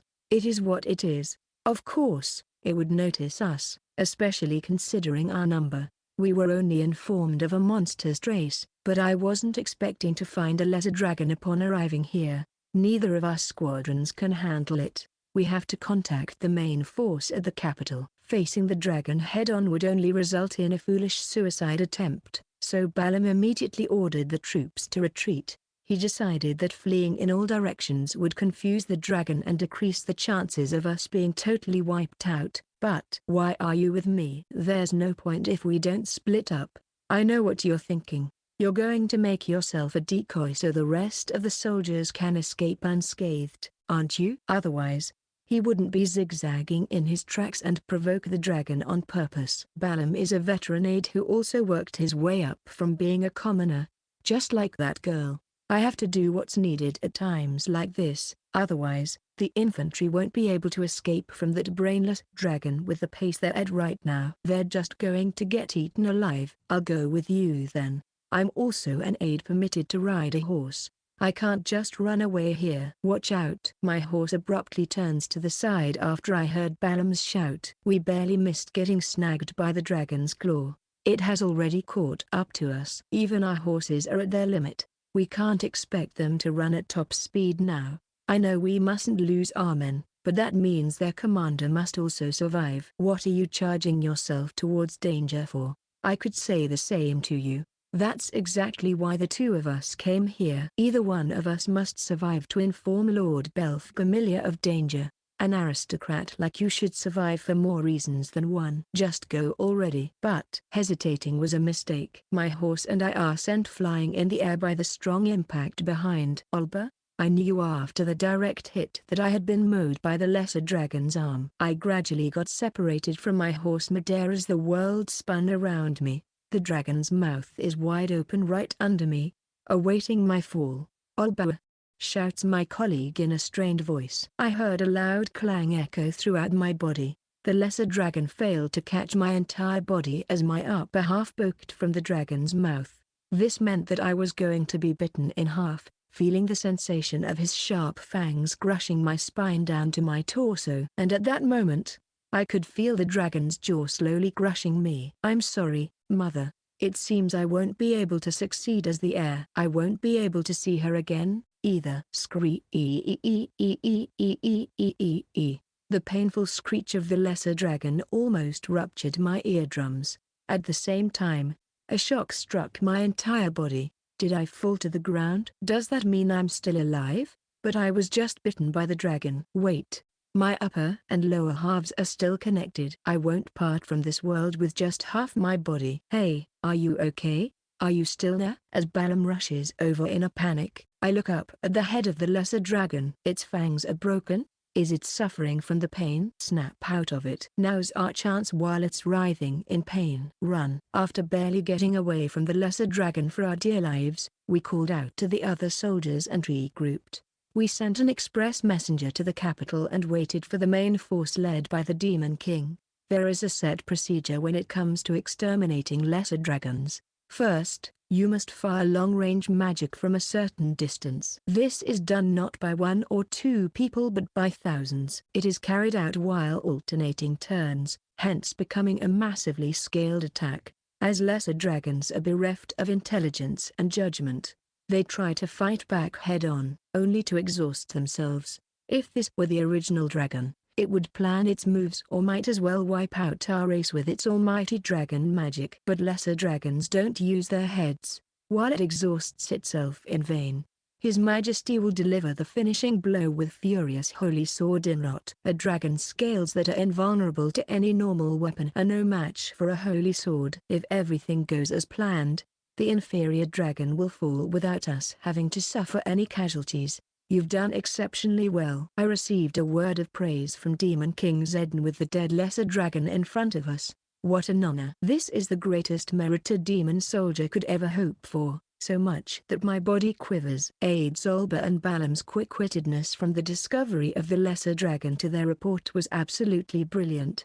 They lost 0 soldiers by deciding to evade a futile battle. You have fine aids, Sir Belphegor. Oh, no, those two deserve all the credit, says Lord Belphegor, who came with the Demon King. As expected, he didn't do anything significant and just watched the scene unfold. Olba is an eager chap, and Balam is already experienced in the ways of the world. How about you fire me now and make them the next heavenly kings?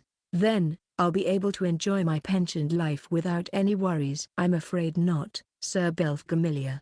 We still need you around. Demon King Zedden surprisingly thinks highly of Lord Belphegor. You are the only general to whom I can safely entrust my absence. We still require your presence, so you can't retire just yet, Sir Belphegor. Good grief, you can be so rough with your men, says Lord Belphegor as he lets out a big yawn. I can't believe he can still act like that in front of the king. Granted, the report sent to me had rather concerning details. Are you really all right, Olba? Pardon, Your Majesty. I didn't expect the king to be considerate of me. Anyway, putting my emotions aside, I must give him an accurate and brief report. Why yes, Your Majesty, I was indeed trapped in between the fangs of the dragon. But strangely enough, I don't have a single scratch on me. Strange things really do happen, don't they? When I heard the situation from the express messenger, I thought my heart was going to burst out of my chest. That's unexpected, coming from Lord Belphegor. Lesser or not, any demon body wouldn't be able to withstand a dragon's fangs. I was already prepared to die when I was caught between the jaws of the dragon. But just how in the world am I still alive? If I were to guess, I look at my own armor underwear. Its fabric, faintly shimmering, is too elegant to be used in battle. Is this what protected me? Immediately after escaping the dragon's fangs, my armor got pierced with a large hole. Yet, not a single tear or hole can be seen on my armor underwear. Your metal armor was easily pierced by the dragon's fangs but not the cloth underneath it. Impossible, says Balam in shock, but I am honestly just as surprised as him. Just where did mother buy these mysterious clothes? I heard adamantine silk has the durability to repel all dragon magic as well as their fangs. Huh? The Demon King's expression appears as if he has seen through everything. Does His Majesty know the origins of this armor underwear?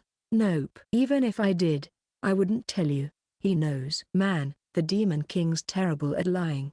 But there is one thing I can tell you. It's that love is great. Chapter 149, Detune. You like Holber, don't you? Queen Asta's sudden question caught Beta-me off guard. WW, what are you talking about? Miss Asta's? Ow. I pricked my finger. It's because you asked something so weird out of the blue that I missed my aim. Miss Asta's. You aren't even sewing by hand. The mountain of gold coins Beta-me managed to earn from selling her clothes at the demon capital was an overwhelming amount. Enough to stuff some of them in a bag and use it as a blunt weapon. There's also an audit of purchase. Just to reassure you, I didn't pocket a single coin out of it. I would never suspect you of committing such an act, Miss Asta's. Then they immediately shifted the topic from business matters to a love story. Mrs. Asta's is as sharp as ever, even after her days of being a heavenly one are over. Ha, Beta-me has a lover? I was also drawn in by the bittersweet air of someone else's love story. He's an aide to another heavenly one, so in essence, he's Beta-me's equal. I often saw them engaged in conversation while they were on duty. I was just giving him advice as his equal. It's because of his pampered upbringing that he's lacking in multiple aspects. Wouldn't it be sad if his men died because of his own ignorance? Still, you looked like you enjoyed talking to him. That's because you're a crazy romance fanatic despite appearances, Miss Asta's. Despite appearances? Beta-me remains unfazed. I know for a fact that the armor underwear you secretly mixed in with the rest of your clothes to sell at the capital was specifically meant for him. I even heard the size was a perfect fit. You sold them to Olber?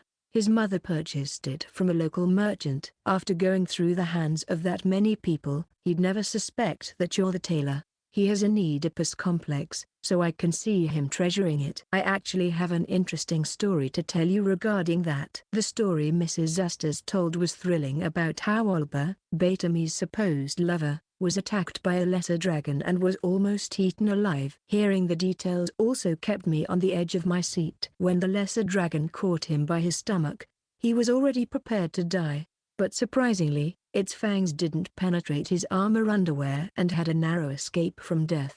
Yipes. Beta-me ended up fainting from the intense thrill. She's usually not even this sensitive. So, it was all because of the clothes Beta-me made? There's no doubt about it. I heard his actual armor had a hole in it. The clothes from Beta-me make use of a unique fabric called adamantine silk that's produced on this farm made from the thread silkworm monster's spew. It's overwhelmingly tough, so we call it as such. I knew it was hard to the touch, but I didn't expect it to repel even a dragon's fangs. The clothes I'm wearing right now are also made of adamantine silk. Perhaps my defensive stats will skyrocket if I equip a complete set of armor. Upon hearing that story, I thought of asking Beta-me to make a set for the Demon King as well. Hence my coming here, but at the same time, I thought up another idea. Oh? I suggested selling Beta-me's clothes because I wanted her clothes to be widely available. However, the material used to make them, adamantine silk, is too expensive to sell at a low retail price. A fabric that boasts strength more remarkable than that of metal would be too bizarre in the eyes of the general public. Having a select few is still fine, but supposing the clothes Beta-me made falls into the hands of the wrong people, it wouldn't bode well for us. I understand what you're trying to say, Mrs. Asta's. In short, we must control the distribution of adamantine silk. There's nothing else we can do about the ones we've already sold. But from now on, It would be beneficial for us if we screen our buyers to keep things to a minimum. Agreed. Batami regained consciousness. I don't want my works to be sold because of the materials I used. As much as possible, I want them to sell because of my ideas and fine tailoring. That's the spirit. Naturally, I still want to continue selling your clothes within the capital. Then, we must change the material from adamantine silk to something else. How about cotton or hemp? Cotton and non-toxic hemp are grown and used to make fabric out of each on our farm. Of course, we can't possibly use silk for all our clothes, and using adamantine silk may be too luxurious for daily wear. I have an idea, says Batami. According to Batami, she still wants to continue using silk for making clothes. It's her fixation as a designer, and she's not willing to compromise. But now that adamantine silk is regarded as a potential threat, what does she plan to do? Mr. Silkworm, I have something to ask of you. Batami addresses the silkworm. The fine quality thread you spew has been of great help to me, but they're too good that it's starting to cause us problems. So, I came here with a small suggestion. Batami continues talking to the adamantine silkworm, the creature behind the adamantine silk thread. All this tailoring has gotten to her head. Poor kid. Mrs. Zusters makes a pained look as she watches Batami talk to the silkworm. No, wait, please don't assume just yet. Adamantine silkworms are, in essence, still monsters. Moreover, they have mutated throughout their life on our farm and now spew a stiff fiber called adamantine silk. Batami probably thinks they can understand human language and respond accordingly now that they've mutated. Yep. In fact, I also think that's possible. So, could you please lower the quality just a teeny tiny bit? I want to use it for something else, you see. Of course, the variety of adamantine silk is still good, so maybe you can do that side by side? She's starting to sound more and more ambiguous with her words. How could you behave like that in front of the silkworm, Batami? But did it understand what she said? TSK, did it just make a tongue-clicking sound? But it's a worm. It's not even supposed to have a tongue. Wait. Was it a sign of affirmation or denial of Batami's request? Yay. Thank you. Thank you very much. Batami gives a deep and sincere bow toward the silkworm. The room is filled with a strange atmosphere. The next day, we returned to the silkworm room only to be dazzled by its appearance. Whoa. There's so much thread. The silkworms immediately spewed silk thread of lower quality than the adamantine silk. There's so much of it. Too much, even. I can't see the floor because it's covered with nothing but thread. Does this mean that by reducing the quality by 100th, we can increase our production rate by 100-fold? Anyway, I better call the Goblin and Elf teams to weave this. Chapter 150, The Elven Artisan Soul. The reduced silk thread quality is about the same quality as regular silk back in my world. However, silk itself has always been a luxury item, so it still has high commercial value. Batami made clothes out of the silk and sold them through Mrs. Zusters, selling out immediately once again even when her buyers were informed of the reduced quality. She is working diligently to meet extra orders. The mechanical sound from the sewing machine could be heard non-stop from her room. Well, she's free to do what she wants as long as it doesn't interfere with the production of the clothes here. And just when I thought this episode was coming to a close, something followed. We would like to sell our work as well. Appeals the elves. It seems they were jealous of Batami's clothes being well received by the public. Well, aren't you guys former bandits? What's the use of seeking social approval and self-esteem to outlaws like you? That is already a thing of the past. We are now full-fledged workers on the farm devoting our lives to crafting items. It's only natural for artisans like us to make our creations more available to the public. Aileron, leader of the pottery group. Malga, leader of the leatherwork group. Muriel, leader of the woodwork group. And Pole, leader of the glasswork group. I find it hard to disregard their plea as it came from all four leaders of the small elven groups divided according to their field of expertise. We're trying to be self-sufficient and prioritize items for ourselves. They say, choosing their words carefully, we have no problems there. Everyone else on the farm already has their own crockery and daily necessities as well. At the pace we're going, we'll start losing work. Seriously? That's why we would like you to sell our work to plug this gap. Please take a look at these artistic masterpieces I spent much labor on.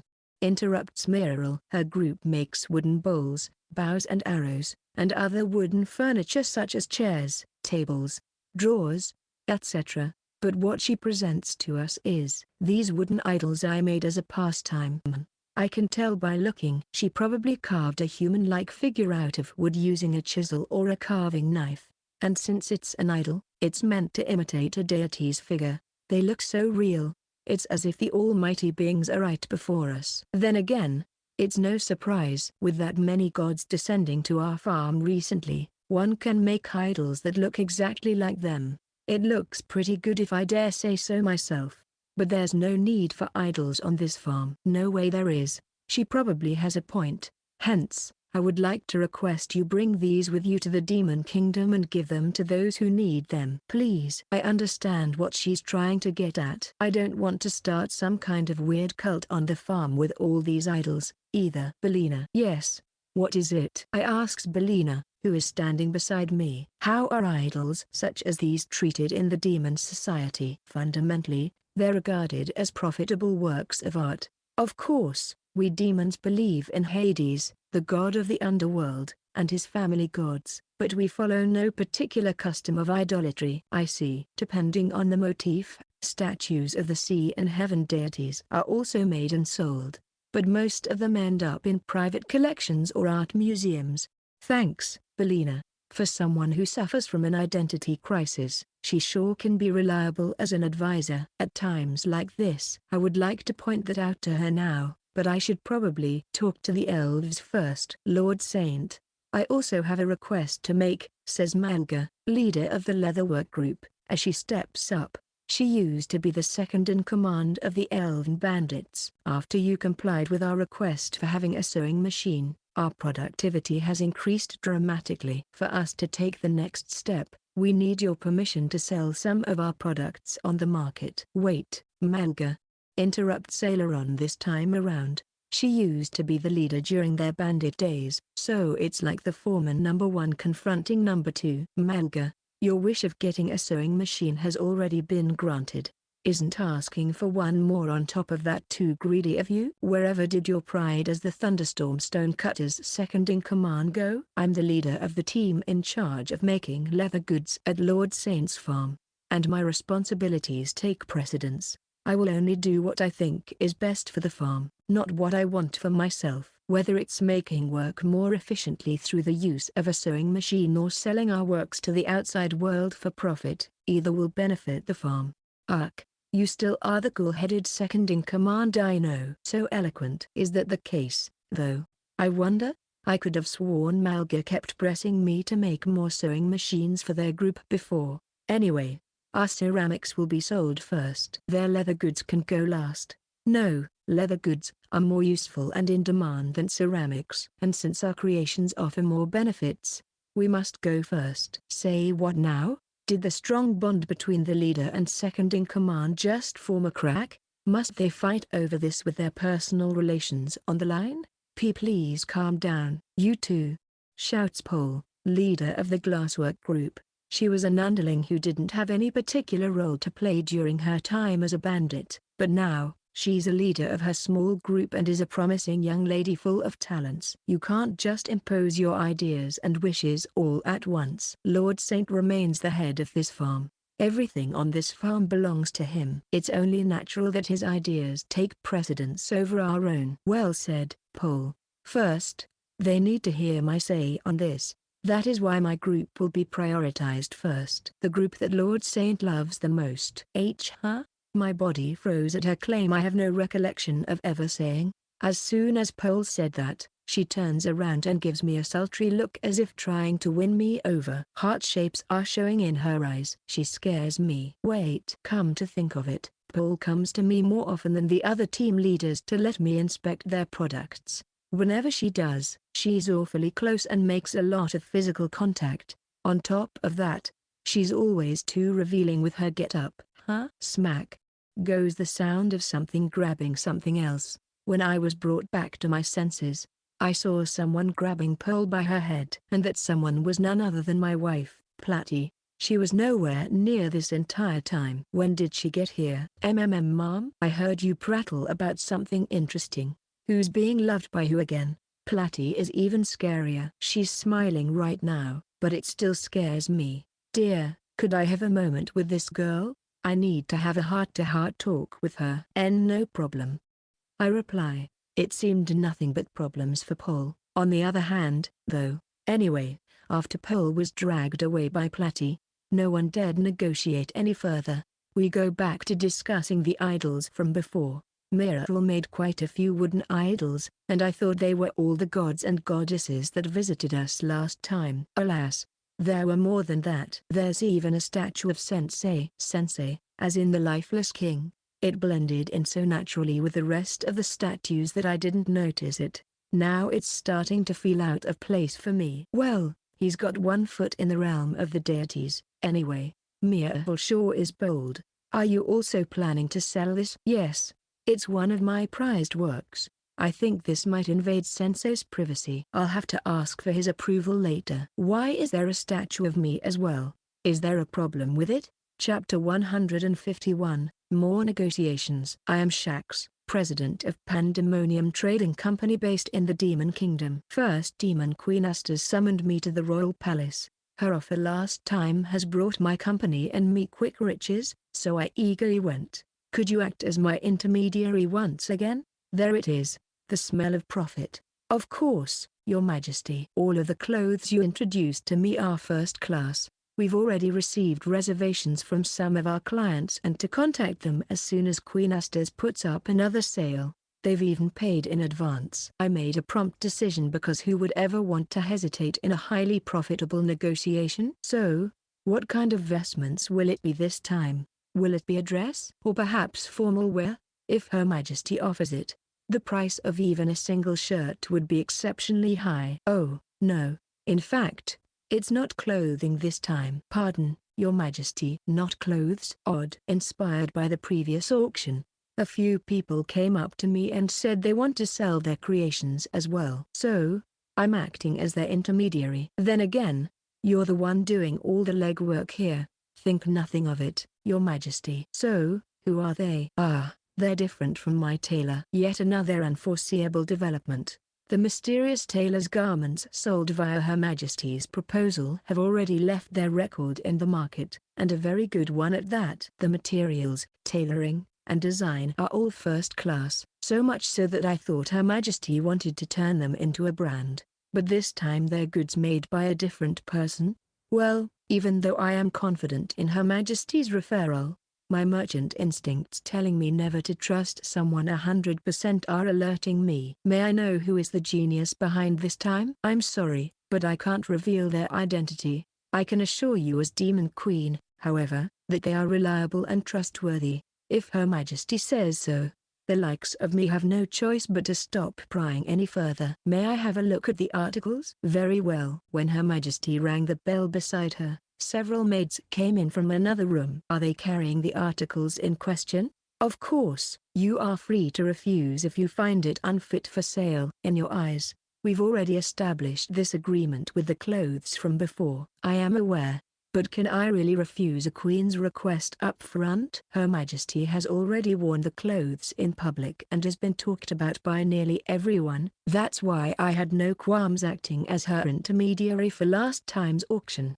I just hope those items are worth selling, at the very least. And so, one of the maids presents me with, oh, a bag, made of leather, too. Though it's used daily, it may not sell well among aristocrats who leave everything up to their servants, including their change of clothes. Hold on, is this leather what I think it is? Why, Your Majesty, where did the creator of this bag get the skin it's made from? Sorry, is that confidential as well? Well, not that I doubt Her Majesty's seal of approval, but isn't this Hydrolex leather, Your Majesty? Hydrolexes are reptile monsters that only appear in cave dungeons rated 3 stars or higher in terms of their danger level. Their skin is the perfect material because of its unique cluster and composition, and because they're aquatic monsters, they're highly durable and resistant to moisture.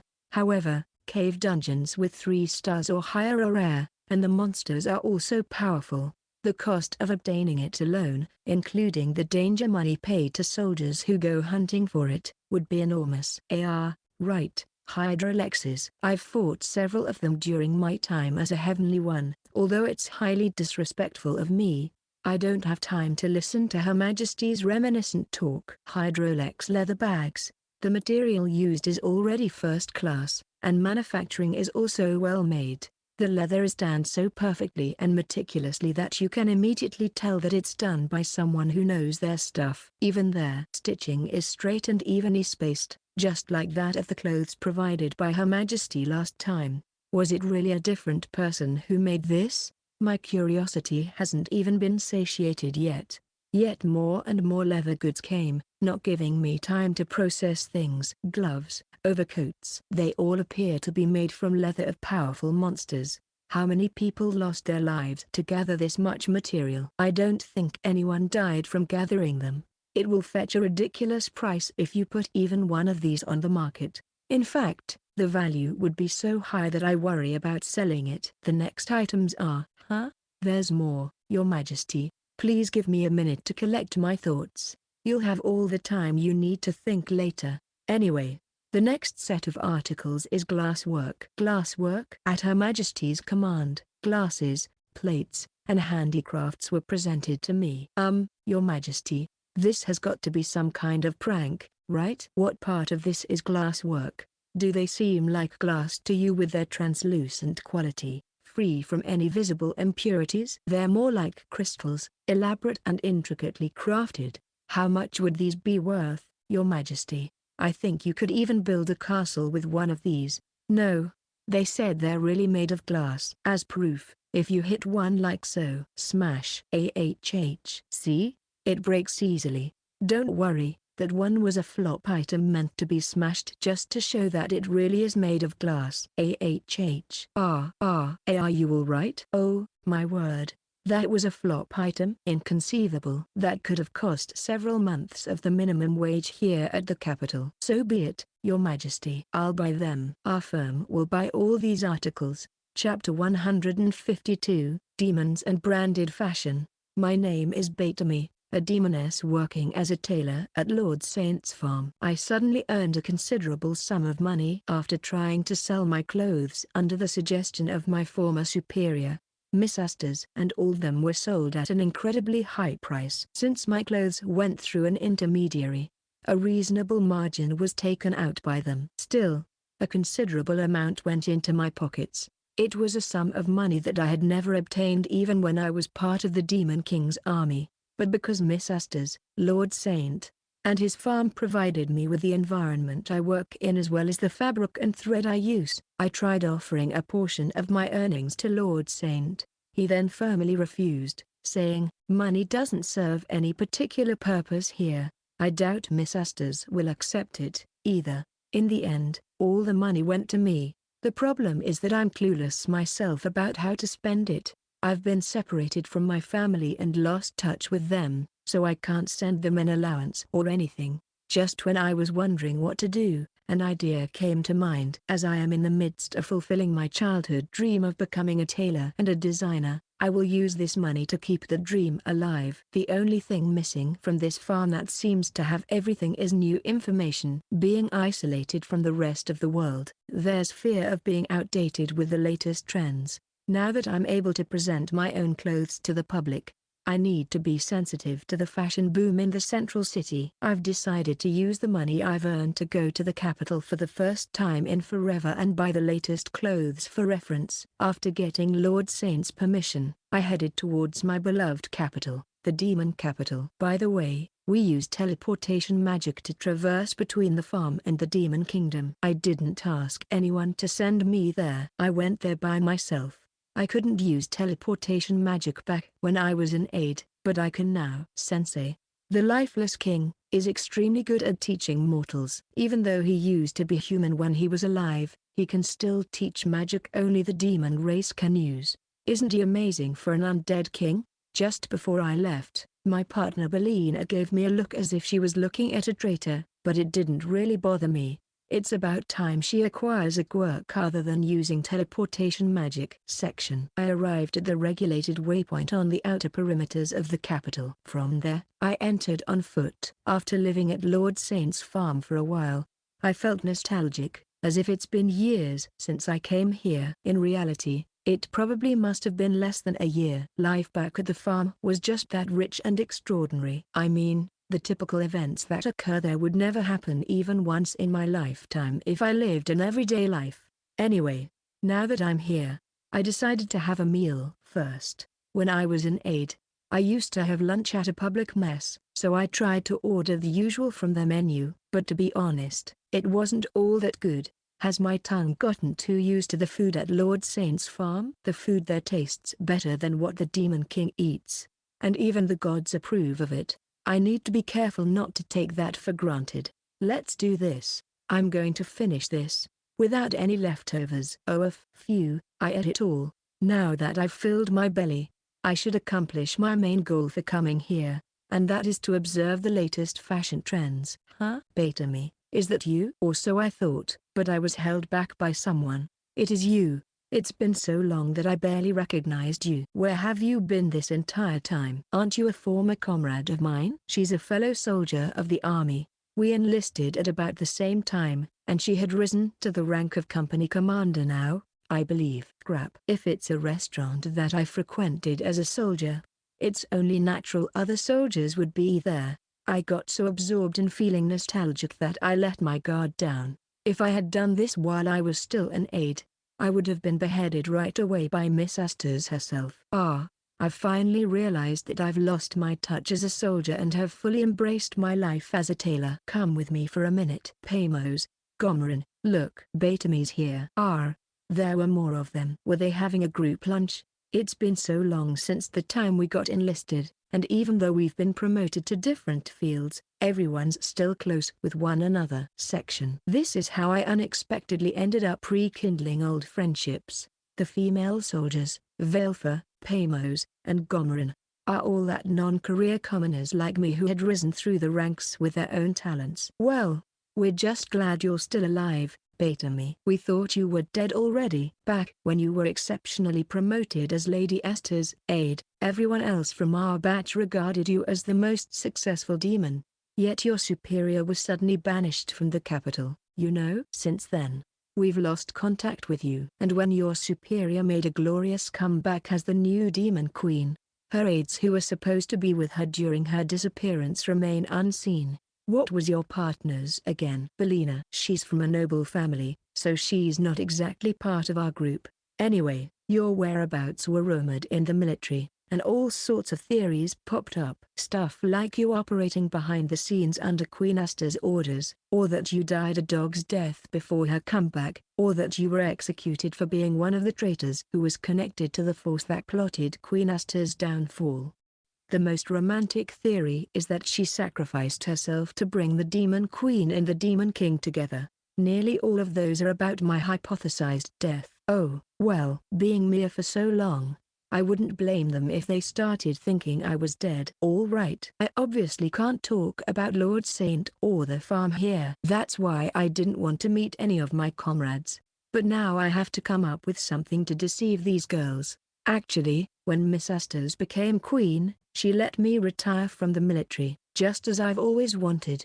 She said she doesn't need aides since she's no longer a heavenly one. I didn't plan on staying in the army forever, so I thought it was the perfect opportunity. I do remember you saying that you wanted to open your own store after retiring or something. Wasn't your family running a clothing store back in your hometown that the humans destroyed? You said you wanted to continue the family business. Have you fulfilled that dream yet? I'm surprised they remember that. Well, I'm still at the starting line of things. Wow. You go, girl. Congratulations. You should have at least told us that. We couldn't even give you a farewell party before your retirement, but we can still help you with your store's sales. Thanks. But even if they wanted to help me with sales, my workplace is situated far, far away from here. Besides, I haven't really opened a proper store just yet. Oh, right. Speaking of clothes, have you heard? Beta-me? Or maybe you already know that's why you came here? Huh? About what? It's the new fashion brand that's all the rage in the capital right now. I've been told by the army that it's also important in Recon. I even have one of those items right here with me. Look. Suddenly, one of my comrades unbuttons her military uniform and pulls it open. I thought she was being shameless by undressing in public, but she was actually wearing a shirt underneath. Even if she completely took off her uniform, it wouldn't count as revealing herself. Except, the shirt she's wearing under her military uniform is the same shirt I made back at Lord Saint's farm. Chapter 153, A Perceptive Man. A former comrade of mine is wearing a shirt that I, Beta-me, made. This is one of the most popular clothes in the capital right now. She proudly boasts, not knowing it was me who made it. Sorry, Beta-me. She's been bragging about it for days. I didn't expect I could afford it. How could I not be happy? It is quite popular nowadays. High-class aristocrats buy even a thin shirt like that, right? How much did it cost again? I spent half of my salary on it. Now, I don't think I can afford this month's rent.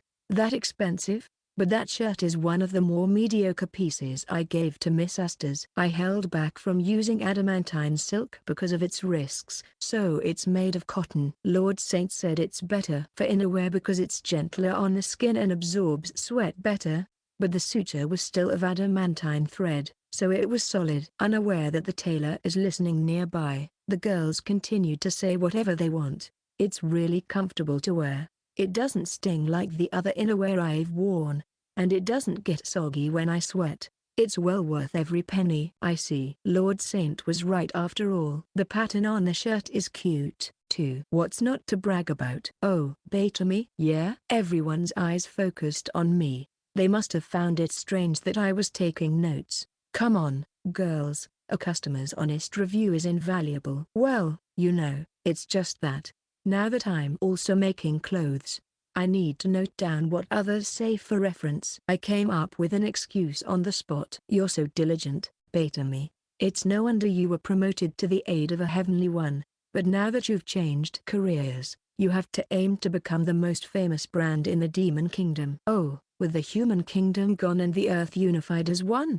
You should aim for the best in the world instead. That means your rival is this mysterious brand. The best I can do is give them a forced laugh. Sorry, girls, the creator of this mysterious brand you speak of is right before you. In fact, the shirt you're wearing right now is relatively sloppy compared to the extravagant dresses and armor underwear. If anything, it pains me that you're still so happy with it. The designer has never revealed themselves to the public.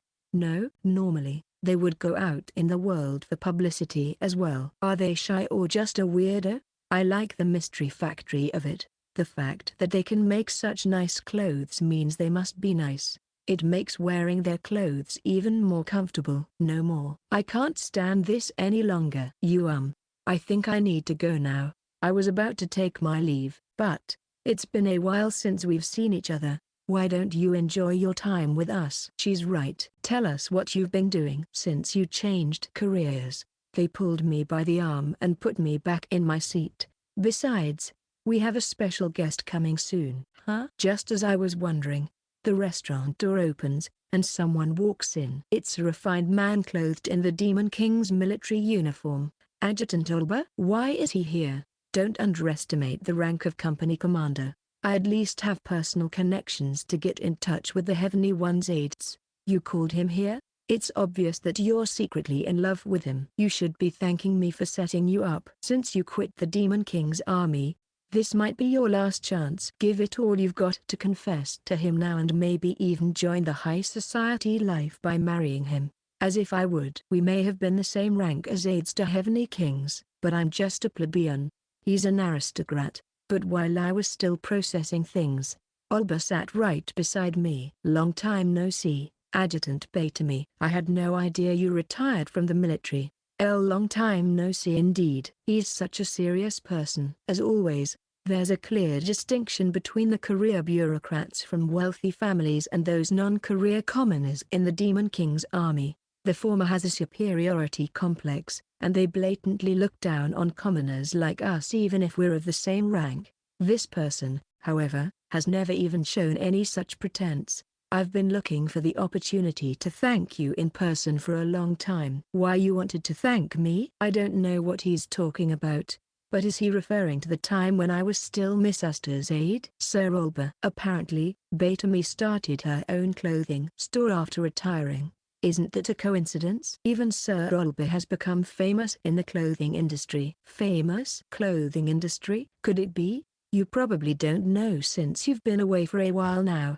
But it's currently the hot topic in the army. They call it the Dragon Fang breaking incident of Adjutant Olber. He was supposed to meet his fate by the dragon's fangs, but lo and behold, they broke, and he managed to return in one piece. Are the rumors as they say, Adjutant? I also heard the reason for that is the same mysterious clothing brand. My ex-comrades flock to Adjutant Olber, entirely on gossip mode. I can't believe they have the gall to address their superior like that. And an aristocrat, too. Indeed, they are true.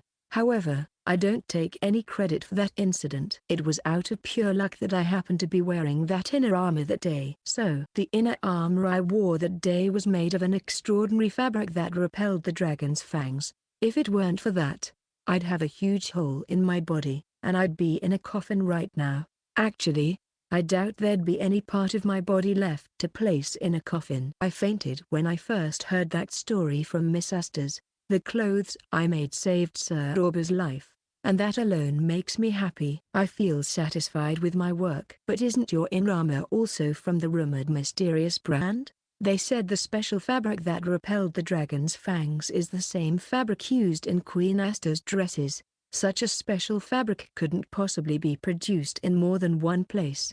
I remained silent. I promised not to tell others the truth. The fact that my clothes had protected him and would continue to do so is enough for me. I'm not quite sure myself, but there is one thing I know for sure, and that's why I rushed here today. Sir Olber takes my hands and says, "You made those clothes, didn't you?" Pardon? The group immediately fell silent. My mind couldn't come up with a more decent response after being confronted with the truth. But I can't possibly say yes here. When you were still Lady Astor's aide, she used to tell me about your dream of making clothes many times during our military briefings. So, I can tell that every inch of that inner armor had your soul in it. And with the material of the dresses Lady Astor's wears now, it makes things all the more conclusive. You are her former aide. After all, your clothes saved my life. That's why I've wanted to show you my gratitude. Thank you. My former comrades look at Sir Olber and me back and forth with dumbfounded expressions. I'm sure they never expected that the tailor behind the clothes causing a massive boom in the capital was someone they knew. But since I made a promise to Lord Saint and Miss Astor's, I must play stupid. I have to feign ignorance as if I don't know what he's talking about. Yet I answered with a yes. Sir Olber is a very perceptive man. Was it his immediate superior, Lord Belfgamillier, who said this? Or was it Miss Astor's? Chapter 154, Brand Name. I sincerely ask for your forgiveness, Lord Saint, were the first words that came out of Mrs. Astor's mouth after arriving on our farm. For some reason, Betamy is right beside her, all tied up in ropes. If I'm not mistaken, she went to the capital in high spirits this morning to scout the latest fashion trends. So, why is she back so early and in such a horrible state? This stupid girl has exposed the secret. What secret? I ask Mrs. Astor's about the situation in further detail. It has been a long time since Betamy went back to the capital. There, she reunited with her friends from her military days. As they were reminiscing, they began to talk about what they've been up to lately, and Betamy told them that she was making clothes here. Mrs. Astor's then beat her up as punishment for it. The mistakes of my subordinates are also my mistakes as their superior. I believe I've given her enough scolding, but I still felt that we needed to apologize to you in person, so I came here with the guilty person in tow. I understand that part. Still, apparently, Betamy also went to the royal palace, barged into Mrs. Astor's room, and dove straight into a dowager pose, apologizing over and over. It was a commendable act, but Mrs. Astor's was in the middle of a business meeting with the intermediary who sells her products at that time. Betamy ended up exposing the secret there by accident as well. That's why you gave her another beating? I really don't know how to make it up to you, Lord Saint. If you'd like, you can beat up Betamy yourself to vent your anger, so she finally learns her lesson. Pass. No, thank you. Maybe Betamy just wanted to brag to someone about her great success in the field she's dreamed of for so long. Huh? That's not it. She couldn't keep appearances in front of her crush after he guessed it right. Hearing that does make me kind of annoyed. We succeeded in making those who knew about the farm to swear silence, but we can't put a lock on a person's mouth. To make it more foolproof, it's better to lock up the people themselves. Please don't. It's okay. You don't have to worry about it. I never asked anyone to keep it an absolute secret in the first place. Anyway, weren't they the ones who decided on their own accord to keep this farm hidden from the world? I think. If memory serves me right, I appreciate your discretion, but there's no need to implement an ometer, code of silence, here. Death from talking is just too morbid. Well, if you say so, Lord Saint. Mrs. Zusters was puzzled but still untied Betamy. I never expected her to be this scary. I thought her marriage and pregnancy soon after had made her mellow out. But she's still the brutal general she was when she was a heavenly one.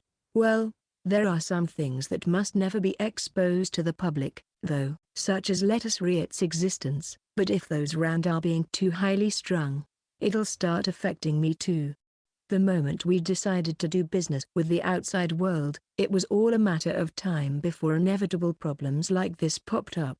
I am ever so obliged for your broad-mindedness, Lord Saint. If you don't mind, there's one more thing we'd like to discuss with you, Lord Saint. Betamy, who's free as a bird once again, is already back on her feet. She sure is full of life as always. Remember when Miss Astor's was talking to the intermediary when I was busy confessing myself? They were talking about deciding on a brand name. A brand name? As in names like Chal, Tiffany, and Co., and Dell. Back in my world, according to the merchant who sells my clothes, he wants to brand high-quality, high-end products so that their value can be recognized at a glance. I see. Brand names do convey the value of an item to the customer with just a few words, making them go, "It's brand 30, so it's got to be good." The ex-comrades I met in the capital appreciated my clothes and even called them a mystery brand. By having a brand, all of my works will have value, and not just one or two pieces.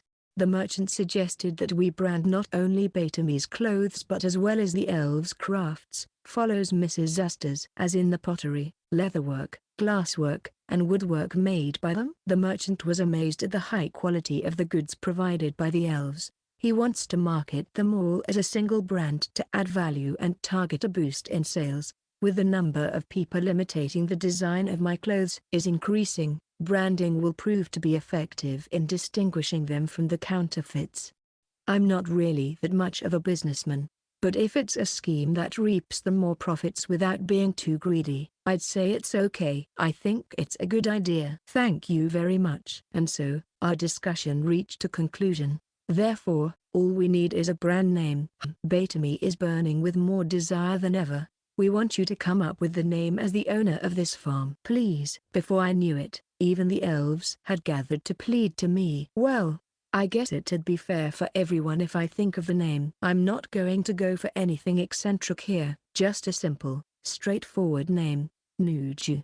You know, from farm. It's only natural to call it that since Betamy's clothes and the elves' crafts are made here. I like the sound of it. It's a good name. From now on, anything that is sold from this farm will be labeled as Nuju made to increase its brand value. Please don't say it out loud.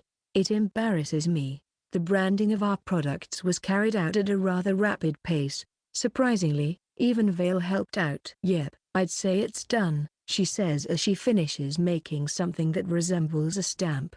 It's a special stamp created with dragon magic. You can stamp it on any surface and it will never fade. That's such a helpful item. Thanks, Vale. This stamp is engraved with the word Nuju in the language of this world and is the unshakable proof that it was produced on our farm. I immediately stamp it on all of the products Betamy and the elves made.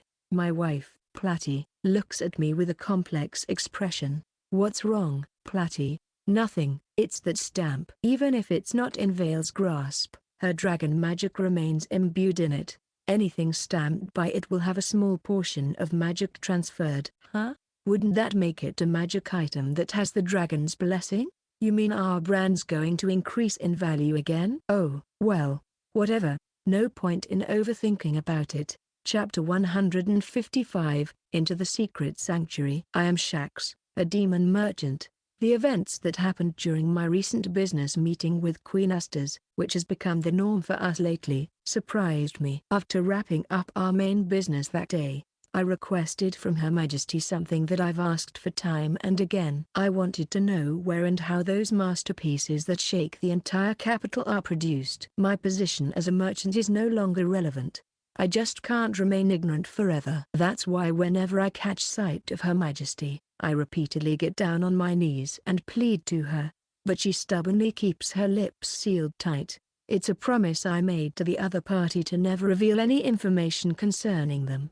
A curt attitude. Nonetheless, I still want to know. If Her Majesty can't tell me the place, she could at least tell me the designer's identity. But then, something happened. Bang! Someone opened the door and came in. It was a young demoness. This lass seems to lack the presence of mind to actually barge into the business meeting between the Queen and me without permission. I was about to give her a scolding on behalf of Her Majesty.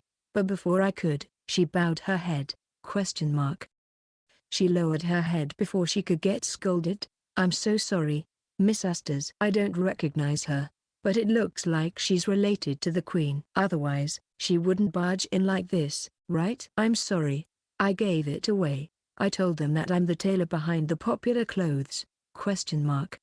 I, who was listening from the side, was surprised by her statement. By popular clothes, does she mean the very same clothes that I sell through Her Majesty's provisions? The answer to the mystery that I've been pining over for a while now came to me. The maker of those clothes is actually this lass. I reunited with my old comrades shortly after I arrived at the capital. While we were merry over each other's company, it just slipped off my tongue.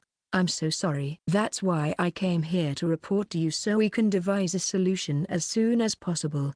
Miss Astas. Her Majesty stands up and walks over to the lass apologizing for dear life. And whack! Her Majesty hit her. But Her Majesty didn't stop there. 2 hits, 3 hits, 4 hits, and 5, 10 hits, 20 hits. Your Majesty, please. You're expecting a baby, so please don't move around too violently. I'm already in my stable phase. It's fine. That's your excuse, Your Majesty. The impact of the beating has kept the lass on the floor for some time now. Please stop, Your Majesty. The poor lass will die.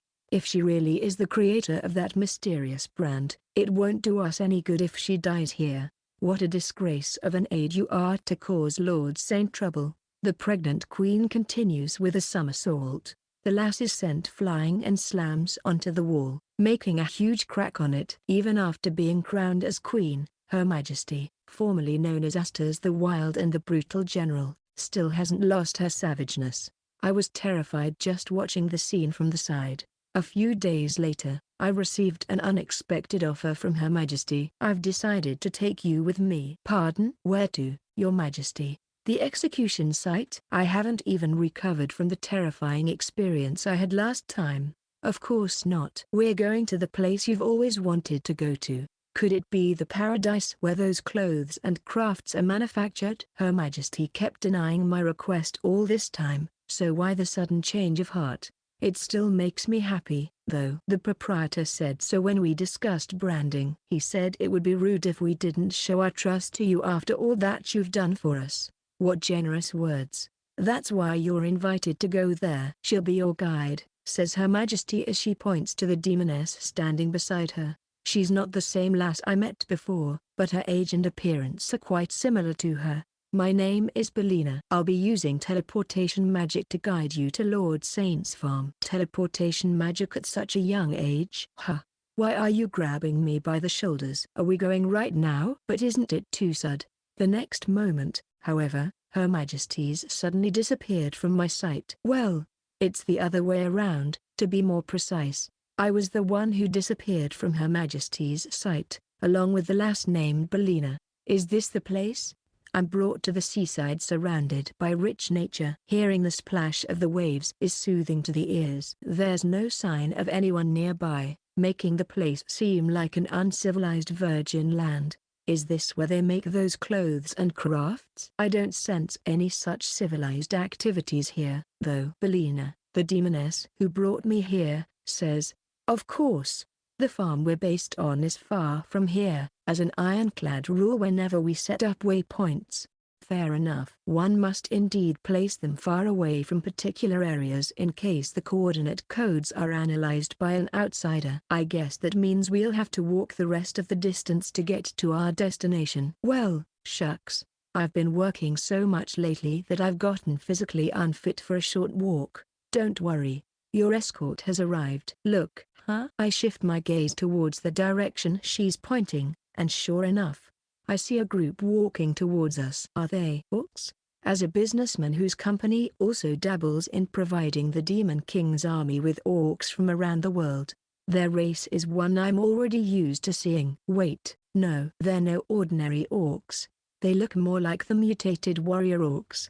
They're a variation of orcs that spawn in dungeons and mutate for very rare reasons. Their abilities are dozens of times greater than the normal ones. If one of them joins an army of 100 orcs, their strategic value will increase tenfold. I've only seen them a few times in my dealings. Hold on. Are the 5 orcs heading this way? All warrior orcs? Inconceivable. 5 of them is more than enough to take down an entire city. There's a limit to how many elites can be in one group. However, my astonishment doesn't end there. An even extraordinary orc is among the 5 warrior orcs. That one orc gave off an overwhelming vibe, making it seem much stronger than the mutated warrior orcs. He's riding a horse, appearing like a knight or general. Even the horse he rides feels imposing, all clad in armor like that. Thank you for picking us up, Mr. Orcubo. You're always right on time. It is a duty given to me by my lord. I cannot neglect it. Miss Belina is having a conversation with the orc. Wait, how can he understand human speech and communicate with her? Mr. Shax. This is Orcubo, the leader of the orcs working at Lord Saint's farm. He's a stage 2 mutated legatus orc, is smart and super strong. My name is Orcubo, and my lord has given me the duty to receive you. We hope you don't mind getting on this shabby, improvised carriage pulled by my horse. Gigant a rock. Stage 2 mutation? Does such a thing even exist? If a mutated warrior orc is a dozen times stronger than the average orc, then a legatus orcs would be 100 times stronger? And then there's this lord they obey. My thoughts came to a stop, and my consciousness ceased to exist. Chapter 156, The Merchant's Visit. The merchant visiting us today was brought to our farm in an unconscious state. I asked Belina and Orcubo, who went to meet him first, "Are you sure you didn't do anything to him?" Both of them react violently to my question, saying in their defense, "We didn't do anything at all. He collapsed on his own." We tried to be as calm and welcoming as possible, but we don't have an inkling of an idea what caused his sudden collapse. Well, I can pretty much guess what caused it. After all, Orcubo's aura is becoming more and more dignified lately. Those who are faint of heart would probably lose consciousness just by approaching them. That's most likely what knocked out our merchant in question, too. NGH. Oh, he's awake. The demon merchant has a lanky and seemingly sensitive appearance, and though his groomed hair is already gray, he's not as old as he looks. Oh, dear. Pardon my rude behavior. Blacking out certainly wasn't on the list of things I intended to do on my first visit. He's shrewd. He managed to grasp the situation right away as soon as he woke up. Please, it's all right. Nice to meet you. I'm the owner of this farm, and I am Shax, president of Pandemonium Trading Company, sir. We shook hands firmly. Then I expressed my thanks for his business mediation and briefly explained how this farm came to be. Our light-hearted talk helped ease the tension in the air. Since you're already here, allow us to show you around. Then, right when I was about to entertain Mr. Shax and give him a friendly reception, say I ain't, a gorgeous girl came running towards us with tremendous energy. It was, let us re it, Princess of the Ruined Human Kingdom. Well, The word gorgeous is now limited to the person herself, as the work clothes she wears are mediocre and simplistic. Hey, Saint, you promised to seed my field today, didn't you? What are you dawdling around for? Come on, hurry up. By the way, Lettuce Riet thinks that Saint is my name. Didn't I also tell you that I can't because we have a visitor today? Why don't you go help Gobukachi's group for now? No way. If the seeds are planted late, the harvest will also be late. It's most disrespectful to make the princess of the human kingdom. Lettuce Riet, where I am MBH. Once again, Platy appears out of nowhere, punches Lettuce Riet in the gut, and takes her unconscious body away. Our farm has no other means of seeding than by the hand of supremacy, and I alone am responsible for it at present. Whether that's a good thing or not is a question for another time. I'm sorry you had to witness that soon after you regained consciousness. It's nothing, sir. However, didn't that gracious lass wearing odd clothing look like the princess of the former human kingdom? Could be just an accidental resemblance, ha ha. Lettuce Riet's existence is being kept a state secret for the meantime, so I'm going to pretend I know nothing about it. Anyway, I began taking Mr. Shax for a field trip around our farm. We first went to Betami's tailoring room, where she makes the clothes that got him involved with us. Hello, we meet again. So, you're really the designer behind those magnificent garments. Betami and Mr. Shax seemed to know each other beforehand and exchanged a short greeting. Soon, however, his eyes were fixated on something else. It was Betami's sewing machine that kept making mechanical sounds as she continued to press on the pedal. What's that? Is that tool used to sew the stitches that make them come out so neat and evenly spaced? He's perceptive. What a magnificent tool. Would you be willing to let us market that in our company? Suggests Mr. Shax. Belina then negotiates on my behalf. This is the rough estimate of its price if the sewing machine is sold in the Demon Kingdom. What? You could buy an entire country with this price. It's a handmade product made by Lord Saint. Plus, the utility, scarcity, and cost of materials are taken into account, after all. Oh, and, because it's made entirely of mana metal. Why is it made entirely of mana metal? Their negotiation broke down. Next, we went to the elves' workshop. Since they started selling their work after Betami's clothes, it would be a good to show him the workshop where they make their crafts. Oh? Elves? Mr. Shax is even more shocked at the sight of the elves at work. So, the elves made all those wonderful crafts. No wonder they were all of high quality. Is it really that rare for elves to make crafts? Mr. Shax's excitement is so bizarre that I can't help but ask him. I've heard that elves as a race excel at making tools small enough to fit in their hands. If that's the case, building a workshop for them isn't all that rare, right? Elves are prideful as people of the forest and feel that it is insulting to work under a roof. Apparently, Mr. Shax once tried to recruit craftsmen to start an elf workshop funded by their company, but to his surprise, no one joined. The elves said that they'd rather be bandits than be hired by the demons. In fact, there was no end to the number of them who became bandits, and yet, here they are, working meekly. Is it because of your character as the owner of this farm? Oh, I'm sure it's nothing like that. Ha ha ha ha. In reality, we caught them red-handed in their banditry and forced them to work for us as compensation. I was about to explain that to Mr. Shax, but then someone grabbed me by the shoulders. It was one of the elves in the workshop. I'd like to have a moment with you, Lord Saint, says Aileron, the former head of the bandits. I wondered what was going on, but after saying a few words to Mr. Shax, the two of us went outside the workshop. Don't tell me that pompous-looking demon is the president of Pandemonium Trading Company. Is he really the one acting as the intermediary for our products? He came to tour around the farm today, so why don't you show him in person how passionate you are about your crafts? You do remember that we were bandits before we came here, right? Yeah, we were wanted by both the demon and human kingdoms for stealing left and right. That's why we sought refuge in the hinterlands of this remote place. It can't be. I'm beginning to understand what Aileron is trying to say. I didn't want to, but my brain still did. Don't tell me you guys used to steal from his company. It's a big business. After all, granted that we only targeted corrupt merchants, we still caused them indirect damage in some way, you know? Hey now, hold your horses right there.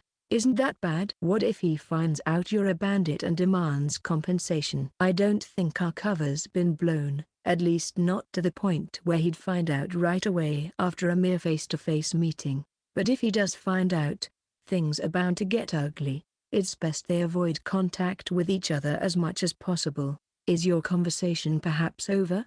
Mr. Shax, seemingly tired of waiting, came after us, shocking both me and Daleron.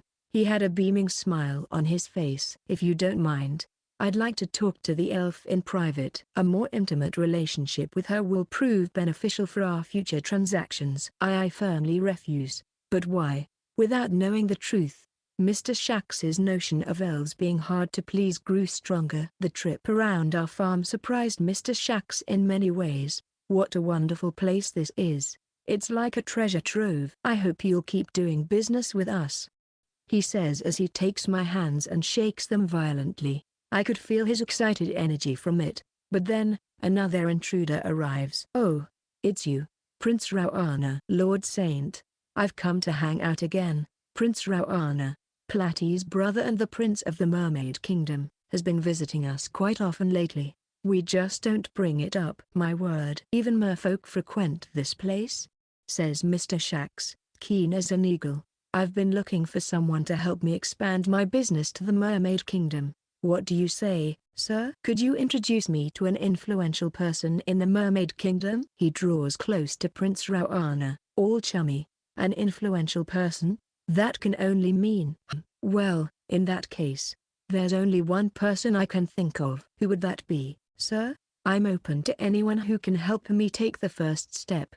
It's my father, the Mermaid King. When Mr. Shax realized that the person in front of him was the first prince of the Mermaid Kingdom, he immediately got down on his knees and asked forgiveness. Chapter 157, Elixir. Mr. Shax, the demon merchant, persistently tried to negotiate the marketing of sewing machines, an exclusive contract with the elves, and a commercial expansion into the Mermaid Kingdom. Alas, all of them broke down. To end things on a good note, we treated him to dinner and served him our farm's cuisine, which he also praised highly. Please allow us to sell your dishes as well as the meat and vegetables you use as ingredients. But Prince Rauana, sitting next to me, says, what will happen to my share of crops then? Immediately ending negotiations there. And it's not only Prince Rauana. Even the Demon King brings home a surplus of crops with him every time he drops by. As expected, Mr. Shax dared not interfere in areas occupied by royalty, so he backed down with regret on his face. After all that had happened and establishing that he would continue to be our business agent, he returned to the Demon Kingdom. Now that we've got that out of the way, we're going back to do some pure cultivation, and today's theme is to develop a new food menu. The more varieties of food we have, the richer our lives will be. The dish I'm going to attempt making today is something that I've wanted to make all this time. With the progression of our cultivation, I now have all the ingredients I need and am ready to take on the challenge. The dish I'm aiming for is natto. If you're Japanese, natto must be an indispensable part of your morning meals. Any objections are acknowledged. Anyway, I'll try to introduce natto to this world. I'm going to ask the mermaid Gararifa, the only person in this world who understands bacteria, to be my assistant. I'm counting on you. All right. But before we proceed with making natto, we first need to build a special hut. It will be under the supervision of the mermaid team, just like the two brewery houses. At first, I tried to make it at the brewery since it's also a type of fermented food, but when Puffer, who is now the supervisor there, saw the sample, she retorted, "Don't. If you put this under the same roof, it will affect all the other fermented foods." That's why we decided to provide a separate building for it. It's comparatively smaller than the other two breweries, but it still excited the orcs since they haven't done any construction in a while. The result was one fine natto hut with stucco-reinforced walls, providing an airtight room with heat insulation. So, this is where we'll be making natto. Wow. Time to prepare the necessary ingredients and materials, soybeans and straw. That's it.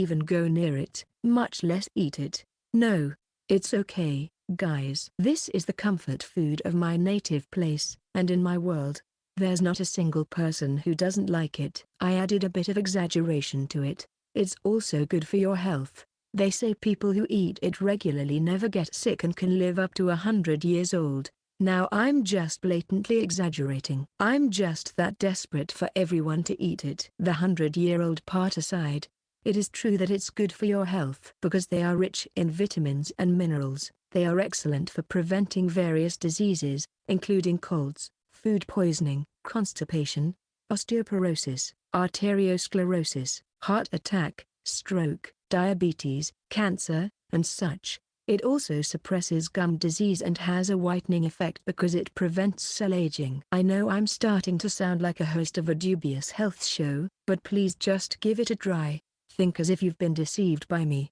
I'll do it.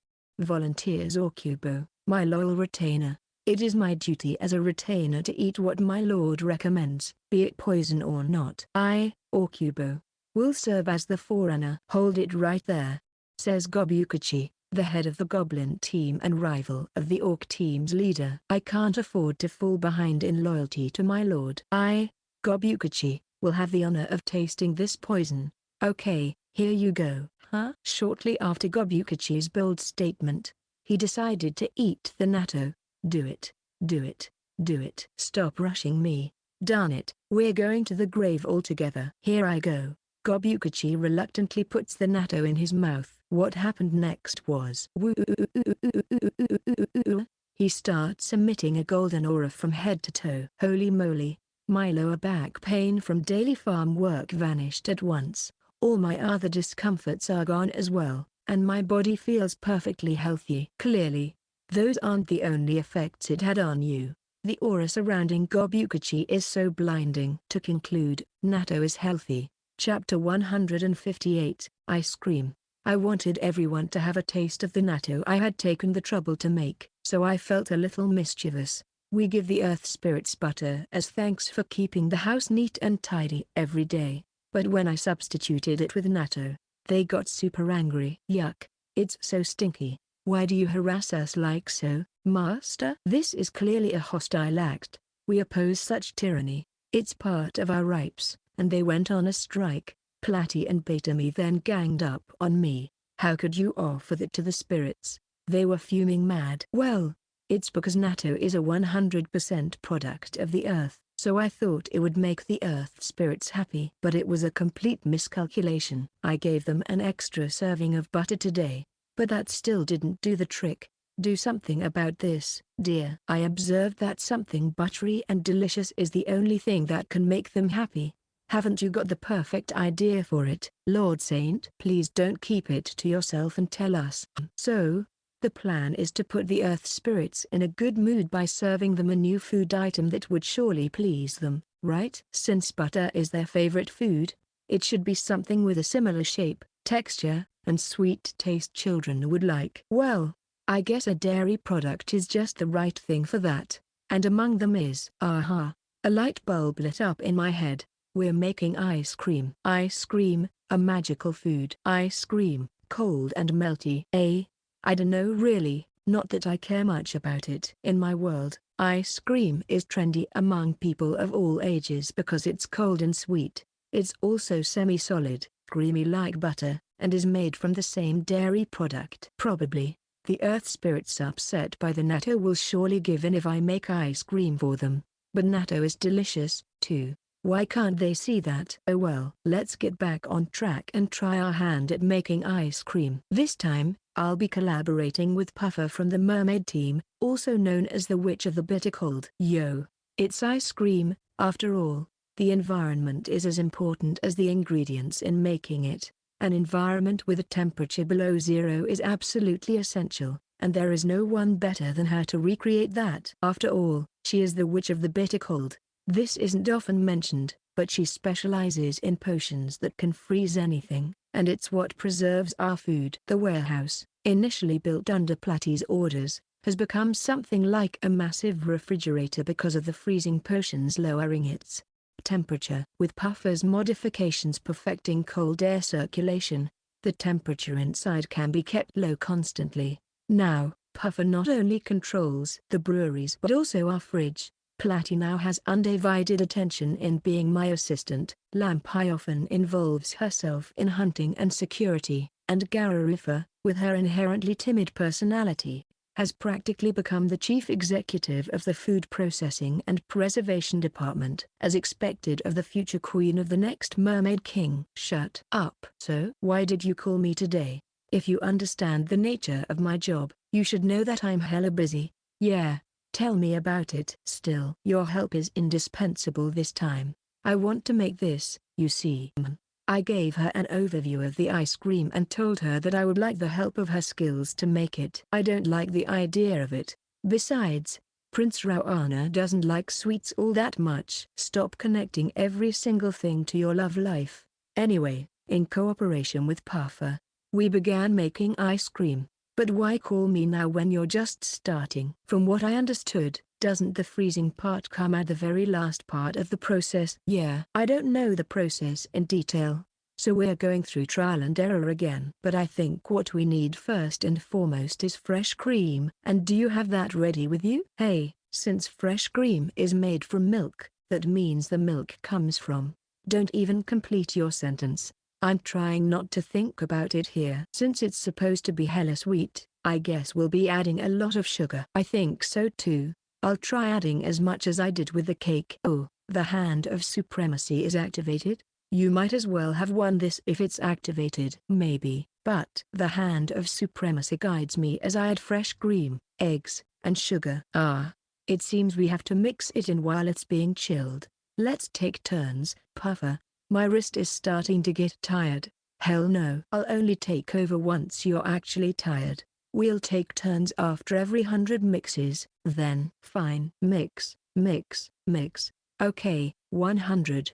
No, that was only 98. What? 1, 2. There you go, 100. That was only 96. The number decreased? If that's how you're going to play, fine. 1, 2, 3, 4, 5, 6, 7, 8, 9, 10. It's definitely more than 100 this time. Haven't you pretty much finished it all by yourself from all that mixing? And so, we finished making ice cream. Even though it's my first time making it, the result is impeccable. Long live the Hand of Supremacy. I immediately served it to the earth spirits to see if it would appease their anger. At first, they puffed up their cheeks. Nevertheless, they looked keenly interested in the ice cream. What's this? Is it butter? But it's a little different. It's cold. Is this another fake? Is Master trying to trick us again? But it tastes delicious. No, this isn't butter, but it tastes great in its own way. Thank you, Master. This has been nominated for our Delicious Food Award and a strong candidate. At that, thank goodness, it brightened up their mood. The ice cream made up for the natto prank, but natto is delicious, too. It is what it is. A child's palate will definitely appreciate the sweetness of ice cream more, says Puffer while she keeps licking her ice cream. But it's still delicious, even from my point of view. Should we make an exclusive room in the fridge for it? Are you going to keep making them? Just as we were about to wrap things up in a friendly atmosphere after solving the problem, Platy showed up, having overheard the joyful cries of the spirits. And as soon as she caught onto the situation, she took a deep breath and said, "Guys, dear made something tasty again." "Why are you shouting that to everyone?" Still, the dam burst. In response to Platy's voice, most of the farm residents came rushing towards us and helped themselves to some ice cream. So good. So cold. It's sweet and cold. It's the perfect treat for people like us who spend all day long in front of the hot kiln. Lord Saint, you made this with our milk, didn't you? This is unfair, you didn't even tell us. Of course, it was a big hit. And so, ice cream became a standard treat on our farm. Naturally, Vale is also among those who gathered. Looks like she thought of yet another baloney idea. I know. Since it's cold, it's better to eat it somewhere hot. I'm going to eat this in my dungeon summer area. Wahahahaha. All of you should be envious of me for eating good food in a better place. Ha. Catch you later, lowlifes. After blurting that out, Vale reverts to her dragon form and flies away with the ice cream cup in her claws. But you see, Vale, it's a reasonable distance from here to your mountain dungeon. It will still take a fair amount of travel time, even with your dragon wings. If that much time passes, the ice cream will. Master, my ice cream melted away. See? I told you. I had to make ice cream again for Vale, who came home bawling. End of Volume 4.